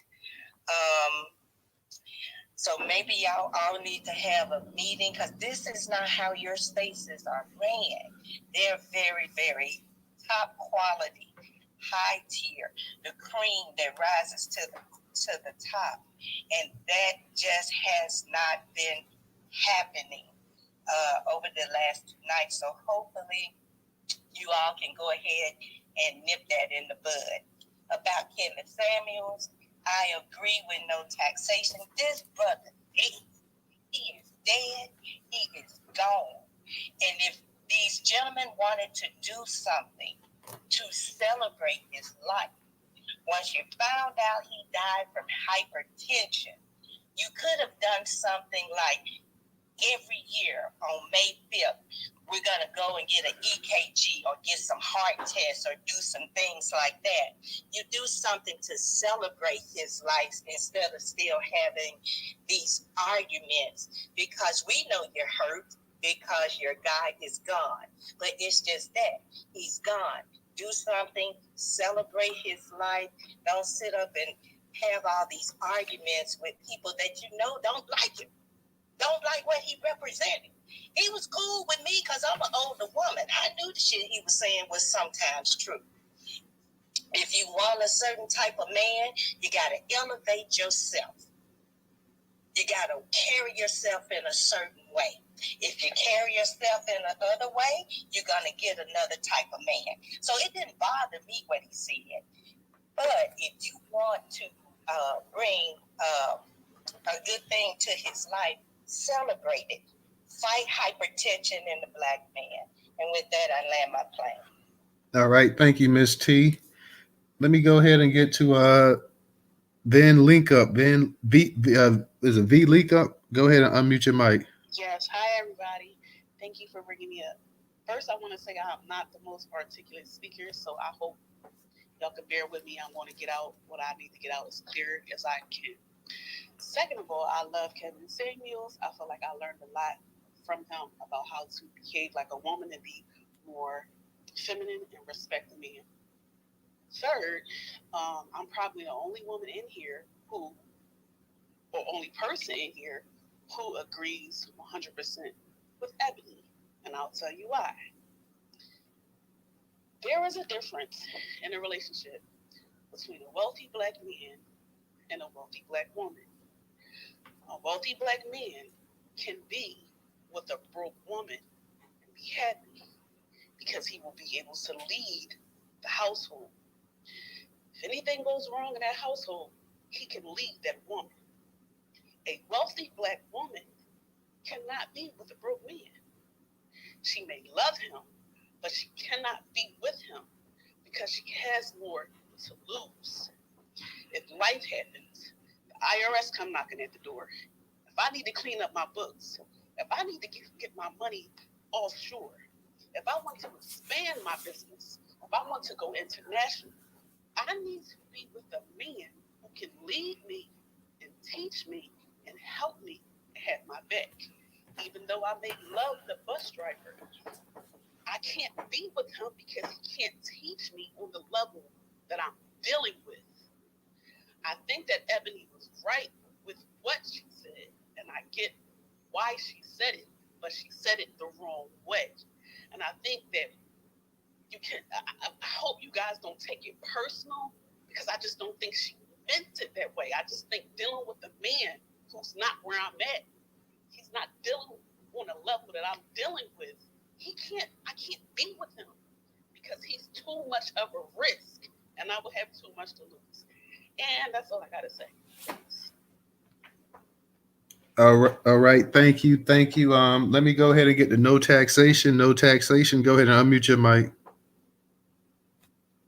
Hey, Tyler, check your DM. All right. You there? No taxation? You there? Yeah, so go ahead. Everybody can't lose weight. Let me just put it that way, because some people might have some pre-existing conditions. So don't even talk about, if you got a bad body because you're doing all wrong things, like that's one thing. But if you got a bad body because you built like that, born like that, and it's in your body, ain't nothing you can do with that sometimes. So put that to the side. The other thing about it is, I don't forgot. Yeah, this California's rhetoric, it get to you, sis. It make you forget things, no? But this shit, I'm old. I can forget if I want to be the boss over here. My husband pays the cost to be the boss, but I can pay the cost to be my boss. How about that? The thing about it is, if he said he was trying to make some money, then that's what he was trying to do. I don't know what if he was trying to help people. It sounds like he wasn't. I don't know nothing about no Kevin Samuels. I really don't fuck with Ebony K. Williams either. But I will say this: if the black women say he was disrespectful, I'm riding with the black women, and that's all I got to say. All right. Thank you. No taxation. Let me go ahead and get the Black Native. Black Native, go ahead and unmute your mic. Yeah, thanks for the space, Newstoter. I wanted to answer one of the questions that everybody, DJ, I believe, keeps saying. What did he say that was so wrong about black women? And it dawned on me. And I remember hearing him say that black women were the least attractive out of all the women. Out of all the study, he was reading that from the study. Let's get the context. Hey, real quick. Let her go ahead. I know it's the goal to let people go tighter, but but correct the person when they're done. That a white man wrote. Yeah, that I get what you're saying, but let them correct her once they're done though. Let her finish, and then if she made a mistake, then come and say, well, hey, go ahead and correct it, but let her go ahead and finish.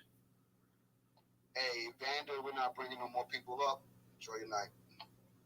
Go ahead, Black Native. Thank you. It's like every time I talk, I don't understand. Yeah, so maybe I'm wrong about that, but I did hear him say that. So if I'm wrong that he was reading it from a study, that a white man wrote. Correct me on that if I'm wrong. But I do recall that he said that, and it might have just been a 2-minute clip just to sensationalize, some things. But at the end of the day, we know that DJ, that's your guy, Professor, that's your guy, and we're not gonna take that from you. If that's who you choose to be your idol, that's on you. You know what I'm saying? But I hope in the future, if we ever get to have these conversations amongst ourselves again, that we could respect each other. That's all I'm saying. If I'm in the middle of a speech, please don't cut me off, because I really don't do that. I sit and I listen, and it just seems like I'm not being granted that same grace. And thank you, Newstoter, for holding this space, and I'll land. All right, thank you. I brought up because I brought up two speakers. I'm gonna let y'all, the speakers that's up here now, I'm gonna go ahead and let them stay up here. Phoenix, I know you was trying to come up here, and I gave you an invite so you can come up here, but we're gonna keep it short and sweet, about 3 minutes each. So Phoenix, if you want, I send you an invite. If you want to accept it, you can come up here. But if not, we're gonna go smooth, Miss Thanker. Then we're gonna get to okay, Phoenix, I see you up here. So let me go ahead and let you, because we're gonna go smooth and Miss Thanker, and then we'll get to you, Phoenix, and we'll get to Juicy and Evan. And those are gonna be the last 4 speakers for the night. So anybody else request to come up, y'all just have to catch us in another space. Yeah, I was glad, and that's my thing about this. This is why I don't sit there and listen to people tell me like a person is bad and no good without giving me the facts of what that person done. You know what I mean? Man, my words was just twisted 3 different times. It's crazy. And it's the funny thing about it. When I say accountability, I ain't seen none of the dudes said anything, but I said, well, we need to take accountability out. But what I said about the women, I get 1,000 hands. I'm the bad guy. Everybody, man, they try to think, man, the way y'all do stuff is crazy. But understand this, and this is why I stick to truth, and this is why I stick to principle. You can never win off a lie, and you should never let projection and anything you go through that you can take accountability of destroy your life. You're gonna be remembered by the principle and by the truth and the real key. But my main thing is this: when I say man and woman got to take accountability, I ain't saying it to say dog y'all out or nothing like that, but I'm just saying it like, dude, let's upgrade. Let's get progress. I talked about myself. Nobody said that. I said this stuff I gotta work on. I gotta work on my health. I gotta get in shape. You know what I mean? Ain't nobody bring that up. Only thing y'all can hear is what I said y'all got to do to take accountability. And I ain't talking about y'all. I said this is on women. Y'all mad at me for saying that women shouldn't have 6 baby daddies, 12 baby daddies. That's bad, man. When did you make the right decision? So we just let that go on without saying nothing. You know what I mean? But if you my friend, I'm gonna keep it real. I'm not gonna lie to you. That's all I'm saying. I don't want y'all to take anything personal. I hope y'all health good and everything. And I'm not about to talk about nobody dead. You know what I mean? Nothing like that. That just don't make sense. Oh yeah, he dead. So let's talk about what we learned out of that. Come on. Hey, Smooth, you gonna have to wrap it up because we gotta get the other hand. End of the day, man, you know what I mean? You can't beat me with lies. I'm always keep it real. I love y'all. I love black women, light skin, brown skin, dark skin. I love all y'all. I hope the best for all y'all. I hope the best for the brothers out here. Take accountability, progress. Don't let these haters stop. Love all. All right, thank you, Smooth, for the night. Appreciate it. Let me go ahead and get to Miss Thanker. I'm giving all the speakers 3 minutes each, and then that's going to be it. Miss Thanker, go ahead and unmute your mic. Yeah, I just wanted to answer some questions that answer some questions that some of the people had. But I'm just gonna skip on Ebony K. Williams. I'm against women that do think they need a certain tax bracket kind of guy, but she's I think she's in control of some business or something, and I do think she is qualified to have a preference with a guy that has a certain, a certain bracket. So there was nothing wrong with what she said. I do think I'm against the idea that Black women need to go with lower tax bracket guys. It's like we have to always go to the lower. Like they think so bad about us that we have to go in the bottom of the bucket to find the God. And I do think that has to do with inferiority complexes. So,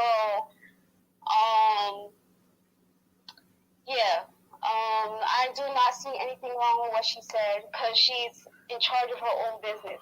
And guys do think we have, specifically Black women, that we have to go to the bottom of the bucket to find the God. Because they think we are less than, while white women, they could have a preference, or they could have, they could be gold diggers, and people won't find any problem with that. It's only Black women. We have to go to the bottom of the bucket to find the dude. So I'm against, Black women being thought of being lesser than. All right. Thank you, Miss Thanker. Thank you. I appreciate that. Thank you for speaking tonight. Let me go ahead and get to Phoenix. Phoenix, I'm going to give you 3 minutes. Go ahead. You got it. I don't even need 3 minutes, but thank you. So peace and blessings to the room. Hi, family. Peace and love. I want to just say this.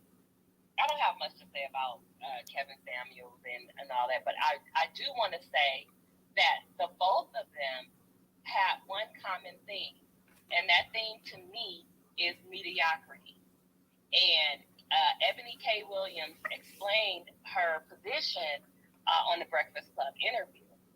And what I heard her saying, more than once, was about mediocrity and elevating ourselves to the maximum of our skill level, elevating ourselves. I think that's kind of what Kevin Samuels was trying to maybe say, but his delivery really, disturbed a lot of women. And if you want that to be your audience and you want to get results and action from your audience, then maybe you should, approach it a different way. But what I see is that with Ebony K. Williams, and I do agree with her, and not with men per se, but with our community. And what people are not really addressing is that she addressed it to the community and what we need to do to get ourselves from the bottom class in this country. That is what that conversation was about. It was about elevating and fighting our way out of mediocrity and always being in a certain class of jobs, a certain class of profession, like just kind of elevating. And I'm okay with a man and a woman getting together if the woman's the earning more and a man is not, and he is a bus driver. However, as a family, maybe take that 20% of that money that you guys are earning together so that you can buy a bus.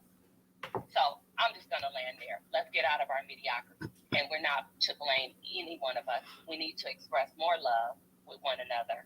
And that's man, woman, woman, woman, man, man, whatever in our community. There needs to be a foundation of love that drives all of our conversation and our motivation. And I'll land there. Thank you. Okay. Thank you, Sister Phoenix. I appreciate you. Let me go ahead and get to Juicy. Juicy, go ahead and unmute your mic. Thank you. Shout out to the host, the co-host. Peace and power to the family in the room. Shout out to all the descendants. So I'm just going to real quickly go through my points. Ebony K. Williams, don't really know who she is. But first I'm going to say shout out to all the essential workers, all the laborers, all the tradesmen.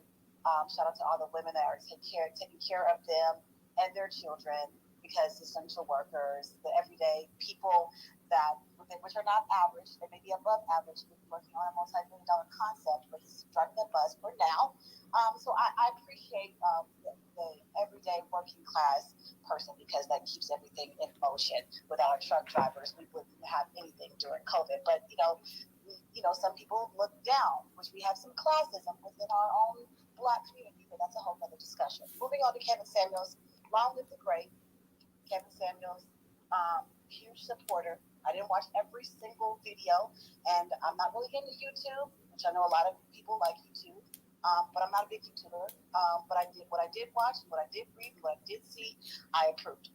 I understand the difference between a broadcaster and somebody who goes live. He was a professional broadcaster, so sometimes he throws some things in there for a little razzle dazzle, some shock factors, and a lot of women took things personally about themselves when he was actually talking to somebody who was actually calling in. So some women were taking what he was saying as a personal dig when he was talking to you. He was talking to whoever was calling, which some of these women were delusional, and some of the men were, out of their minds. But I just want to kind of go over a few things. That's fine. You can thumbs down, but facts are facts. And this is an issue with hyperfeminism. You don't want to be held accountable. And sometimes when you listen to just women on one side that are hyper-feminist and they have everything horrible to say about Black men, when someone says something on the counter side of it, I'm a Libra, I hate on balance, when a man has created safe space for other Black men to be able to share how they feel and their experiences, their grievances with Black women, now it's a bad Black woman bashing parade, which that's not the case. So we need to kind of bring the conversation a little bit more centered. There needs to be accountability made on both ends, and we still have a whole lot of work to do. But anywho, just want to go through a few of the things that I learned from Kevin Samuels.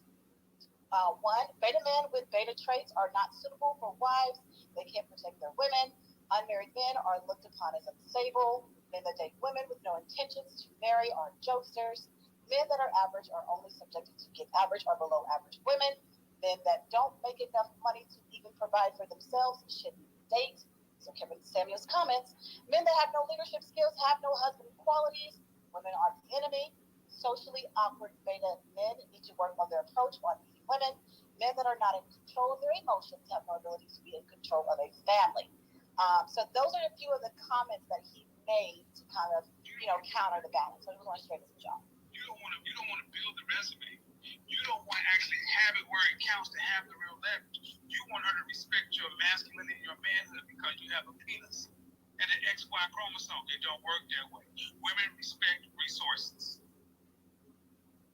You can't check a bitch because you got nothing to check with. The only place you dominate is in the bedroom. Dominate on the balance sheet. Dominate on your wallet, which is your accomplishments. Any woman that you choose with, her money should be no good with you if you're 100% man. You pay everything. Why? Because it keeps her in her feminine when she's with you. The women I deal with, no, I don't care what you do when you're not. So there you go. These are views and perspectives and opinions based off his experience, which we all have views and perspectives based on our own experience, and some we align and we don't. The objective is to take what you can eat and consume and process it and let it be nurturement to your growth as a people. It's a piece of power to the fam, and I see y'all in Dallas. All right. Thank you, Juicy. Appreciate it. Let me go ahead and get to Evan. Evan, go ahead and unmute your mic. Hey, what's going on, man? It's been a minute, Newstoter. Thank you for having me up, yo. Honestly, really good topic because there's a little bit of truth in between both sides. I like a lot of what Kevin Samuels says, and I agree with most of what Ebony K. Williams says. In terms of what Ebony K. Williams says, for a woman of her stature, no, she's not going to accept a bus driver, and that's natural. She's on a national level. She's speaking to the country. She's doing work. She's making over 100,000. She's not going to, you stupid if you think you're a bus driver, you're making $70,000, if you're making $70,000, and $70,000 is a respectable wage. But you stupid if you think you're going to approach a woman making $100,000 or more, and you're going to be able to be with her. These are just these realistic things. It's just realistic. She's speaking realistic. A bus driver is not a disrespectful job. She's not saying that, but she's just saying it like, women tend to shoot up. These are just the realistic things that Kevin Samuels was saying. Women generally tend to shoot up, and men tend to shoot down, but not super down. Just something that's like, a little bit whatever is in their range. But it's natural, bro. I get it. I make a certain amount of money. I only make $20-something an hour. I'm gonna go try to get a chick that make $35 an hour, $40 an hour. I know unless our connection is like supernatural, it's not gonna happen. It's just not gonna happen. You know what I'm saying? So it is what it is. You just gotta accept it. So I agree with Kevin Samuels. I agree with Ebony K. Williams. It is what it is. And generally, I will say on the total, and my niggas is gonna hate me for this, if I had to take the average black man and the average black woman is doing better than the average black man. And I think anybody that's being honest and has eyes and an honest tongue is gonna agree with that too. I just agree with it. All right. Thank you, Evan. Appreciate you coming up tonight. Let me go ahead and I'm gonna let the co-host go ahead and say something, and then we're gonna get ready to close this out for the night. So, Professor, you want to say something? Very good space, man. A lot of great points made tonight by everybody. I will say this because I know Ms. T brought up a point about the co-host, I guess, getting off the mic or whatever the case may be. Co-hosts are just like y'all. We have emotions, we have feelings, and once again, as men, we have a right to say what we need to say too. That's being DJ. We absolutely have a right to say, especially when you say stuff that we are involved in, and if it's untrue, we have a right to correct it. And therefore, we're going to speak up. That's just a natural thing for all of us in this space. When we feel like somebody is saying something towards us and bringing our name into it, we have a right to say what we feel that needs to be corrected. Ms. T, it's no disrespect. It's nothing personal. You might not like it, but unfortunately, that's just the nature of the beast. People are going to correct people when they feel like they're being attacked or you giving off an untruth. And that's just how it is. And like I said, I know y'all don't like that. There was people that came up in here, they made comments, and there was stuff that was kind of off base, not true, and you try to correct that. That's just how it is. Nothing personal to anybody in the space. And everybody in this space, I notice they do it. They'll come off their mics at any time trying to correct people on something they don't like. So, but with that being said, I'm going to land my plane there. All right, DJ, you got it.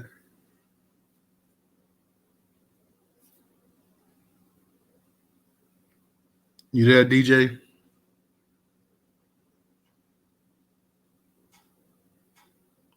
Hey, DJ, are you there? Yeah, my bad. I was tweeting something or whatever. Shit gets stuck sometimes with the phone. So let me get back over here real quick. You know what I mean? Let me take this thing off the charger, and I know you're trying to go to sleep, so I am gonna have a second space, but it ain't really about what it is we even talking about. It's just to prove a point. You know what I'm saying? But what is the point of proving a point when nobody even care to listen? That is the whole argument when I say Kevin Samuels was right. If you say that he was disrespecting black women, calling y'all bees and hoes and out your name, not one woman up here tonight said anything specific about how he disrespected y'all. So a lot of y'all get the hypocrite title for the night. Y'all took a lot of L's. I'm just being honest. You know what I'm saying? Y'all women, a lot of y'all women, and when I say y'all, I'm talking about us in this space right here. You know what I'm saying? That's up here every day and every night. You know what I'm saying? From 8 o'clock to fucking 8 in the morning, yo. You know how we do. You know what I'm saying? So when I say y'all, this not the first. It's the first Newstoter Kevin Samuels space, like he said. But this ain't the first time that I've had a Kevin Samuels space and have talked about this. Majority of y'all women, I have met y'all talking about Kevin Samuels and have proved y'all wrong on numerous occasions. And y'all still come up in these spaces when Kevin Samuels' name get brought up. And it's good to bring his name up for the simple fact that work in the community is not done. Yeah, he died, A lot of folks saying he died broke and all this, or what did he accomplish? He ain't had time to accomplish it. He jumped up the porch late with the idea. He even said that shit. You feel what I'm saying? I went to school late, and now I'm still doing what I'm doing, but it's hard. The later you do things in life, the harder it is. This is why he was telling a lot of y'all women, if you're not married between 25 and 30, you might as well, what did he say, Tyler? You know what I mean? How much is your submissiveness worth? He was saying that, and he was also saying that if you're not married, I think after 35, that you should basically look into possibly sharing a man. Right. But even with that being said, a man can seek a younger woman if he's on his demon and on his grind and on his higher self. You see what I'm saying? A lot of the situations when y'all women talk about how men act and what they do, Kevin Samuels was telling us that well before that. You had, rest in peace to your own brother, you know what I'm saying? OGs like him used to say, man, if you don't get your ass in there and wash your fucking ass, stinking ass, you know what I'm saying? Hey, look, man, you don't dress like that with your pants hanging down and all that. Put your pants up, be respectful. You feel what I'm saying? But nowadays, when a man dressed proper, respectful, whether it be for whatever the reason, he considered a faggot. How, Sweat? Y'all women call these men who dress proper and got fit form suits on gay. How is that logical? Because you can't get him. He's a high value man to what it is you really want in life. But you would never approach him, and he'll never approach you because you ain't in his space and he ain't in your space. But just like the person said, if we're trying to get in those spaces, you're going to have to level yourself up. So just to reiterate what Professor said again tonight, we got a right to voice our opinion when you're fibbing about something, aka lying. So again, if y'all never, listen to the rhetoric, not even a 2-minute clip, and Tax, you just said that yourself. I don't know what the fuss is about, but I'm rolling with the women. Damn, you're going to fall off the cliff because they jumping off the cliff? Now, I don't think you're going to do that because you're too smart. You know what I'm saying? So my advice to all of y'all in here, if you really, really care, you know what I'm saying, about what Kevin Samuels was really trying to say and not come up in these spaces being the double D ladies, and I ain't talking about the two knockers, you know what I'm saying? Double D, dismissive and divisive, yo. And that's what a lot of y'all black women do to us black men. When we say, hey, look, no, you need to mute your mic and listen because I know what I'm talking about. You know what I'm saying? Y'all don't listen. We say that because we don't need to hear the long TMI rhetoric about what you're trying to explain. That's NACA battle. Y'all know that. You know what I'm saying?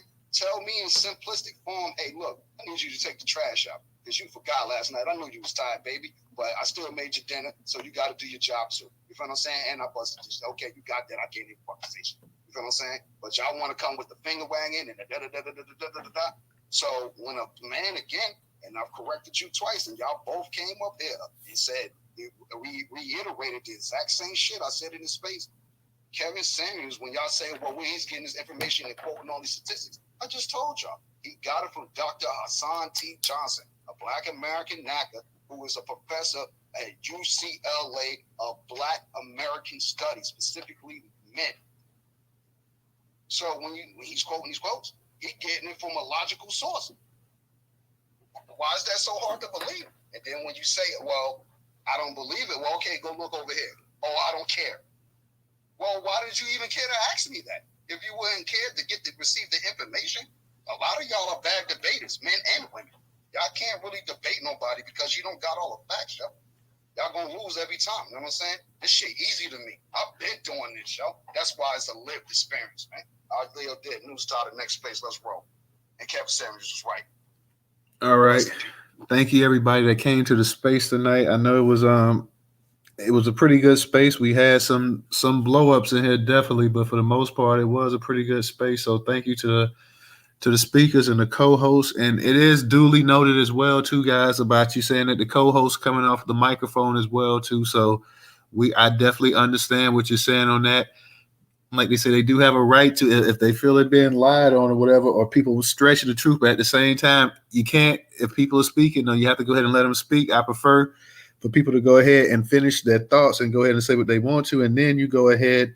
And then if you want to go ahead and rebuttal or go ahead and have a point of contention, go ahead and wait till that person is finished speaking. So from here on forth, we will do that. The co-host, the host we will go ahead. I had an issue in here today because I didn't like the way somebody came in here and totally took the flow of the actual room and went from the actual topic. Everybody that came in here tonight that spoke on the topic, spoke on the topic. They didn't come in here and they didn't start questioning why the room was put together. What was the idea behind it? Were you trying to start this and that? Everybody who came in this space came in here and actually talked about the actual conversation that was going on tonight. So I know Miss T, you were saying that I got off of my square a little bit, and you're right to a certain degree. At the same time, you know, when we're actually having a conversation, and for somebody to totally come in here and change the actual flow of the room because they don't like the conversation, they don't like the topic, and they have an issue with it, to go ahead and then try to say that, hey, you know, this was calculated and this and that, and you're trying to do this and instigate and stuff like that. Yeah, I had an issue with that tonight, and it was called out as well too. So from here on out, I let everybody know that the actual title of the room I come up with, sometimes I come up with them days in advance, and I just go ahead and DM myself and keep them in the actual in my DM, and then I tweet them out. But I'm gonna be real with you as a man. I don't need anybody to tell me what I can and can't host in this space, you know. So I'm just letting everybody know that if you have an issue with it and you take offense to it and you feel like it may bother you, by all means, don't come into space. You know, catch us another night, catch us another time. Nobody's trying to personally offend you. We've had all kind of spaces with sensitive issues and everything else that we touched up on. So, and we're going to continue to do that. You know, so sometimes me and DJ Cole, we think about what we're gonna host, and a lot of times I just come up with stuff, look at what's going on in the news cycle. So, you know, if anybody's feelings are that sensitive to the point that, you know, they don't like the way that the actual topic, which the topic was flowing just fine in here. Everybody was in here speaking. Nobody was cursing each other out. Nobody was screaming and yelling. People were having a conversation. And yeah, they may not have agreed, but they were going ahead and they was carrying on the conversations like adults. And to come in here and question why this is the way it is, and where did you get this idea from? And are you trying to cause ruckus and tear the community down, basically, and this and that? Yeah, I had offense. I had an issue with that tonight. We talk about respect for Black women. We talk about respect for Black men. At the same time, when you're talking to a man, a grown man, and he hasn't done anything to you, don't come in here with the attitude that you're going to chastise him, and you're going to go ahead and you're going to put him in his place, and you're going to tell him what he can and cannot do. You know, like I said, that's not going to fly. That's not going to fly with men. That's not going to fly with women as well, too. So I'm respectfully telling everybody that for the future, if it's an issue with the actual spaces and you don't like the actual title of the space, then please do yourself a favor and go ahead and don't come into the space that night. Maybe if you're feeling a certain way, don't come into space for a week or two, you know, if you feel a certain way. But I am going to hold exactly the type of spaces I want to hold. I'm going to talk about the current events and topics going on in Black America. Whether you love him or hate him or not, Kevin Samuels is a newsworthy topic. He is that man's been dead for a year. This was the anniversary. Now we're in another day because it's after 12 o'clock, but this was his anniversary on the day he died. It was a newsworthy topic. And I wanted to hold it. If I hold other newsworthy topics in the Black community, I'm sure going to hold it on that. And since nobody else is really covering it on here, on Twitter, and I don't see a whole bunch of news, you're talking about somebody who in a short time had a meteoric rise. Yeah, I'm going to cover him. He was a polarizing figure. He rubbed people the wrong way. Some people idolized him and loved him and stuff like that. Some people couldn't stand him, but he was worthy of being talked about tonight simply for the actual impact he made on social media in such a short time. So yeah, we held him. I did not subscribe to Kevin Samuels. I was not a follower. I've seen some of his videos, and you know, I have not seen all of his collection of work or whatever. So you know, I don't have a issue with him one way or another. You know, people feel the way they want to feel. I can take some things he said and I can agree with it, and some things he said I don't agree with, straight up. So I'm not a fanboy of any man, period. I don't bow down and scrape, and I don't worship, and I don't idolize any man on this planet, because every man has to pull his pants up the same way I have to pull mine up. So I'm just putting that out there as well too. So like I said, for those that have an issue with how the space was run tonight in terms of the topics, do yourself a favor and don't come to the Newstoter space anytime soon, because you're not going to tell me, or you're not going to tell the co-host what we can and can't. You're not going to sit up here like we plotted and we schemed and we were here to undermine Black women and stuff like that, because I was respectful to every Black woman that came up here, conversated with them, did not take a side or an issue, did not try to go ahead and down black women or denigrate them or anything like that. I did not sit up here and put Kevin Samuels on the pedestal as well either. I simply sat up here as the host, and I was neutral the whole entire night until somebody came in here and tried to make it into a certain thing. So I'm on that note, misengaging. I see you coming in, but DJ's about to start a space up, so I'm going to go ahead and shut this one down for the night. And then, like I said, I appreciate everybody who came in the space and support. We'll see you guys Monday. Everybody have a good night. Y'all take care. Take care. Come over to the next space. We're about to finish this one up. Okay, you about to start it now? Yes, sir. Let's go. All right, let's go. No waiting.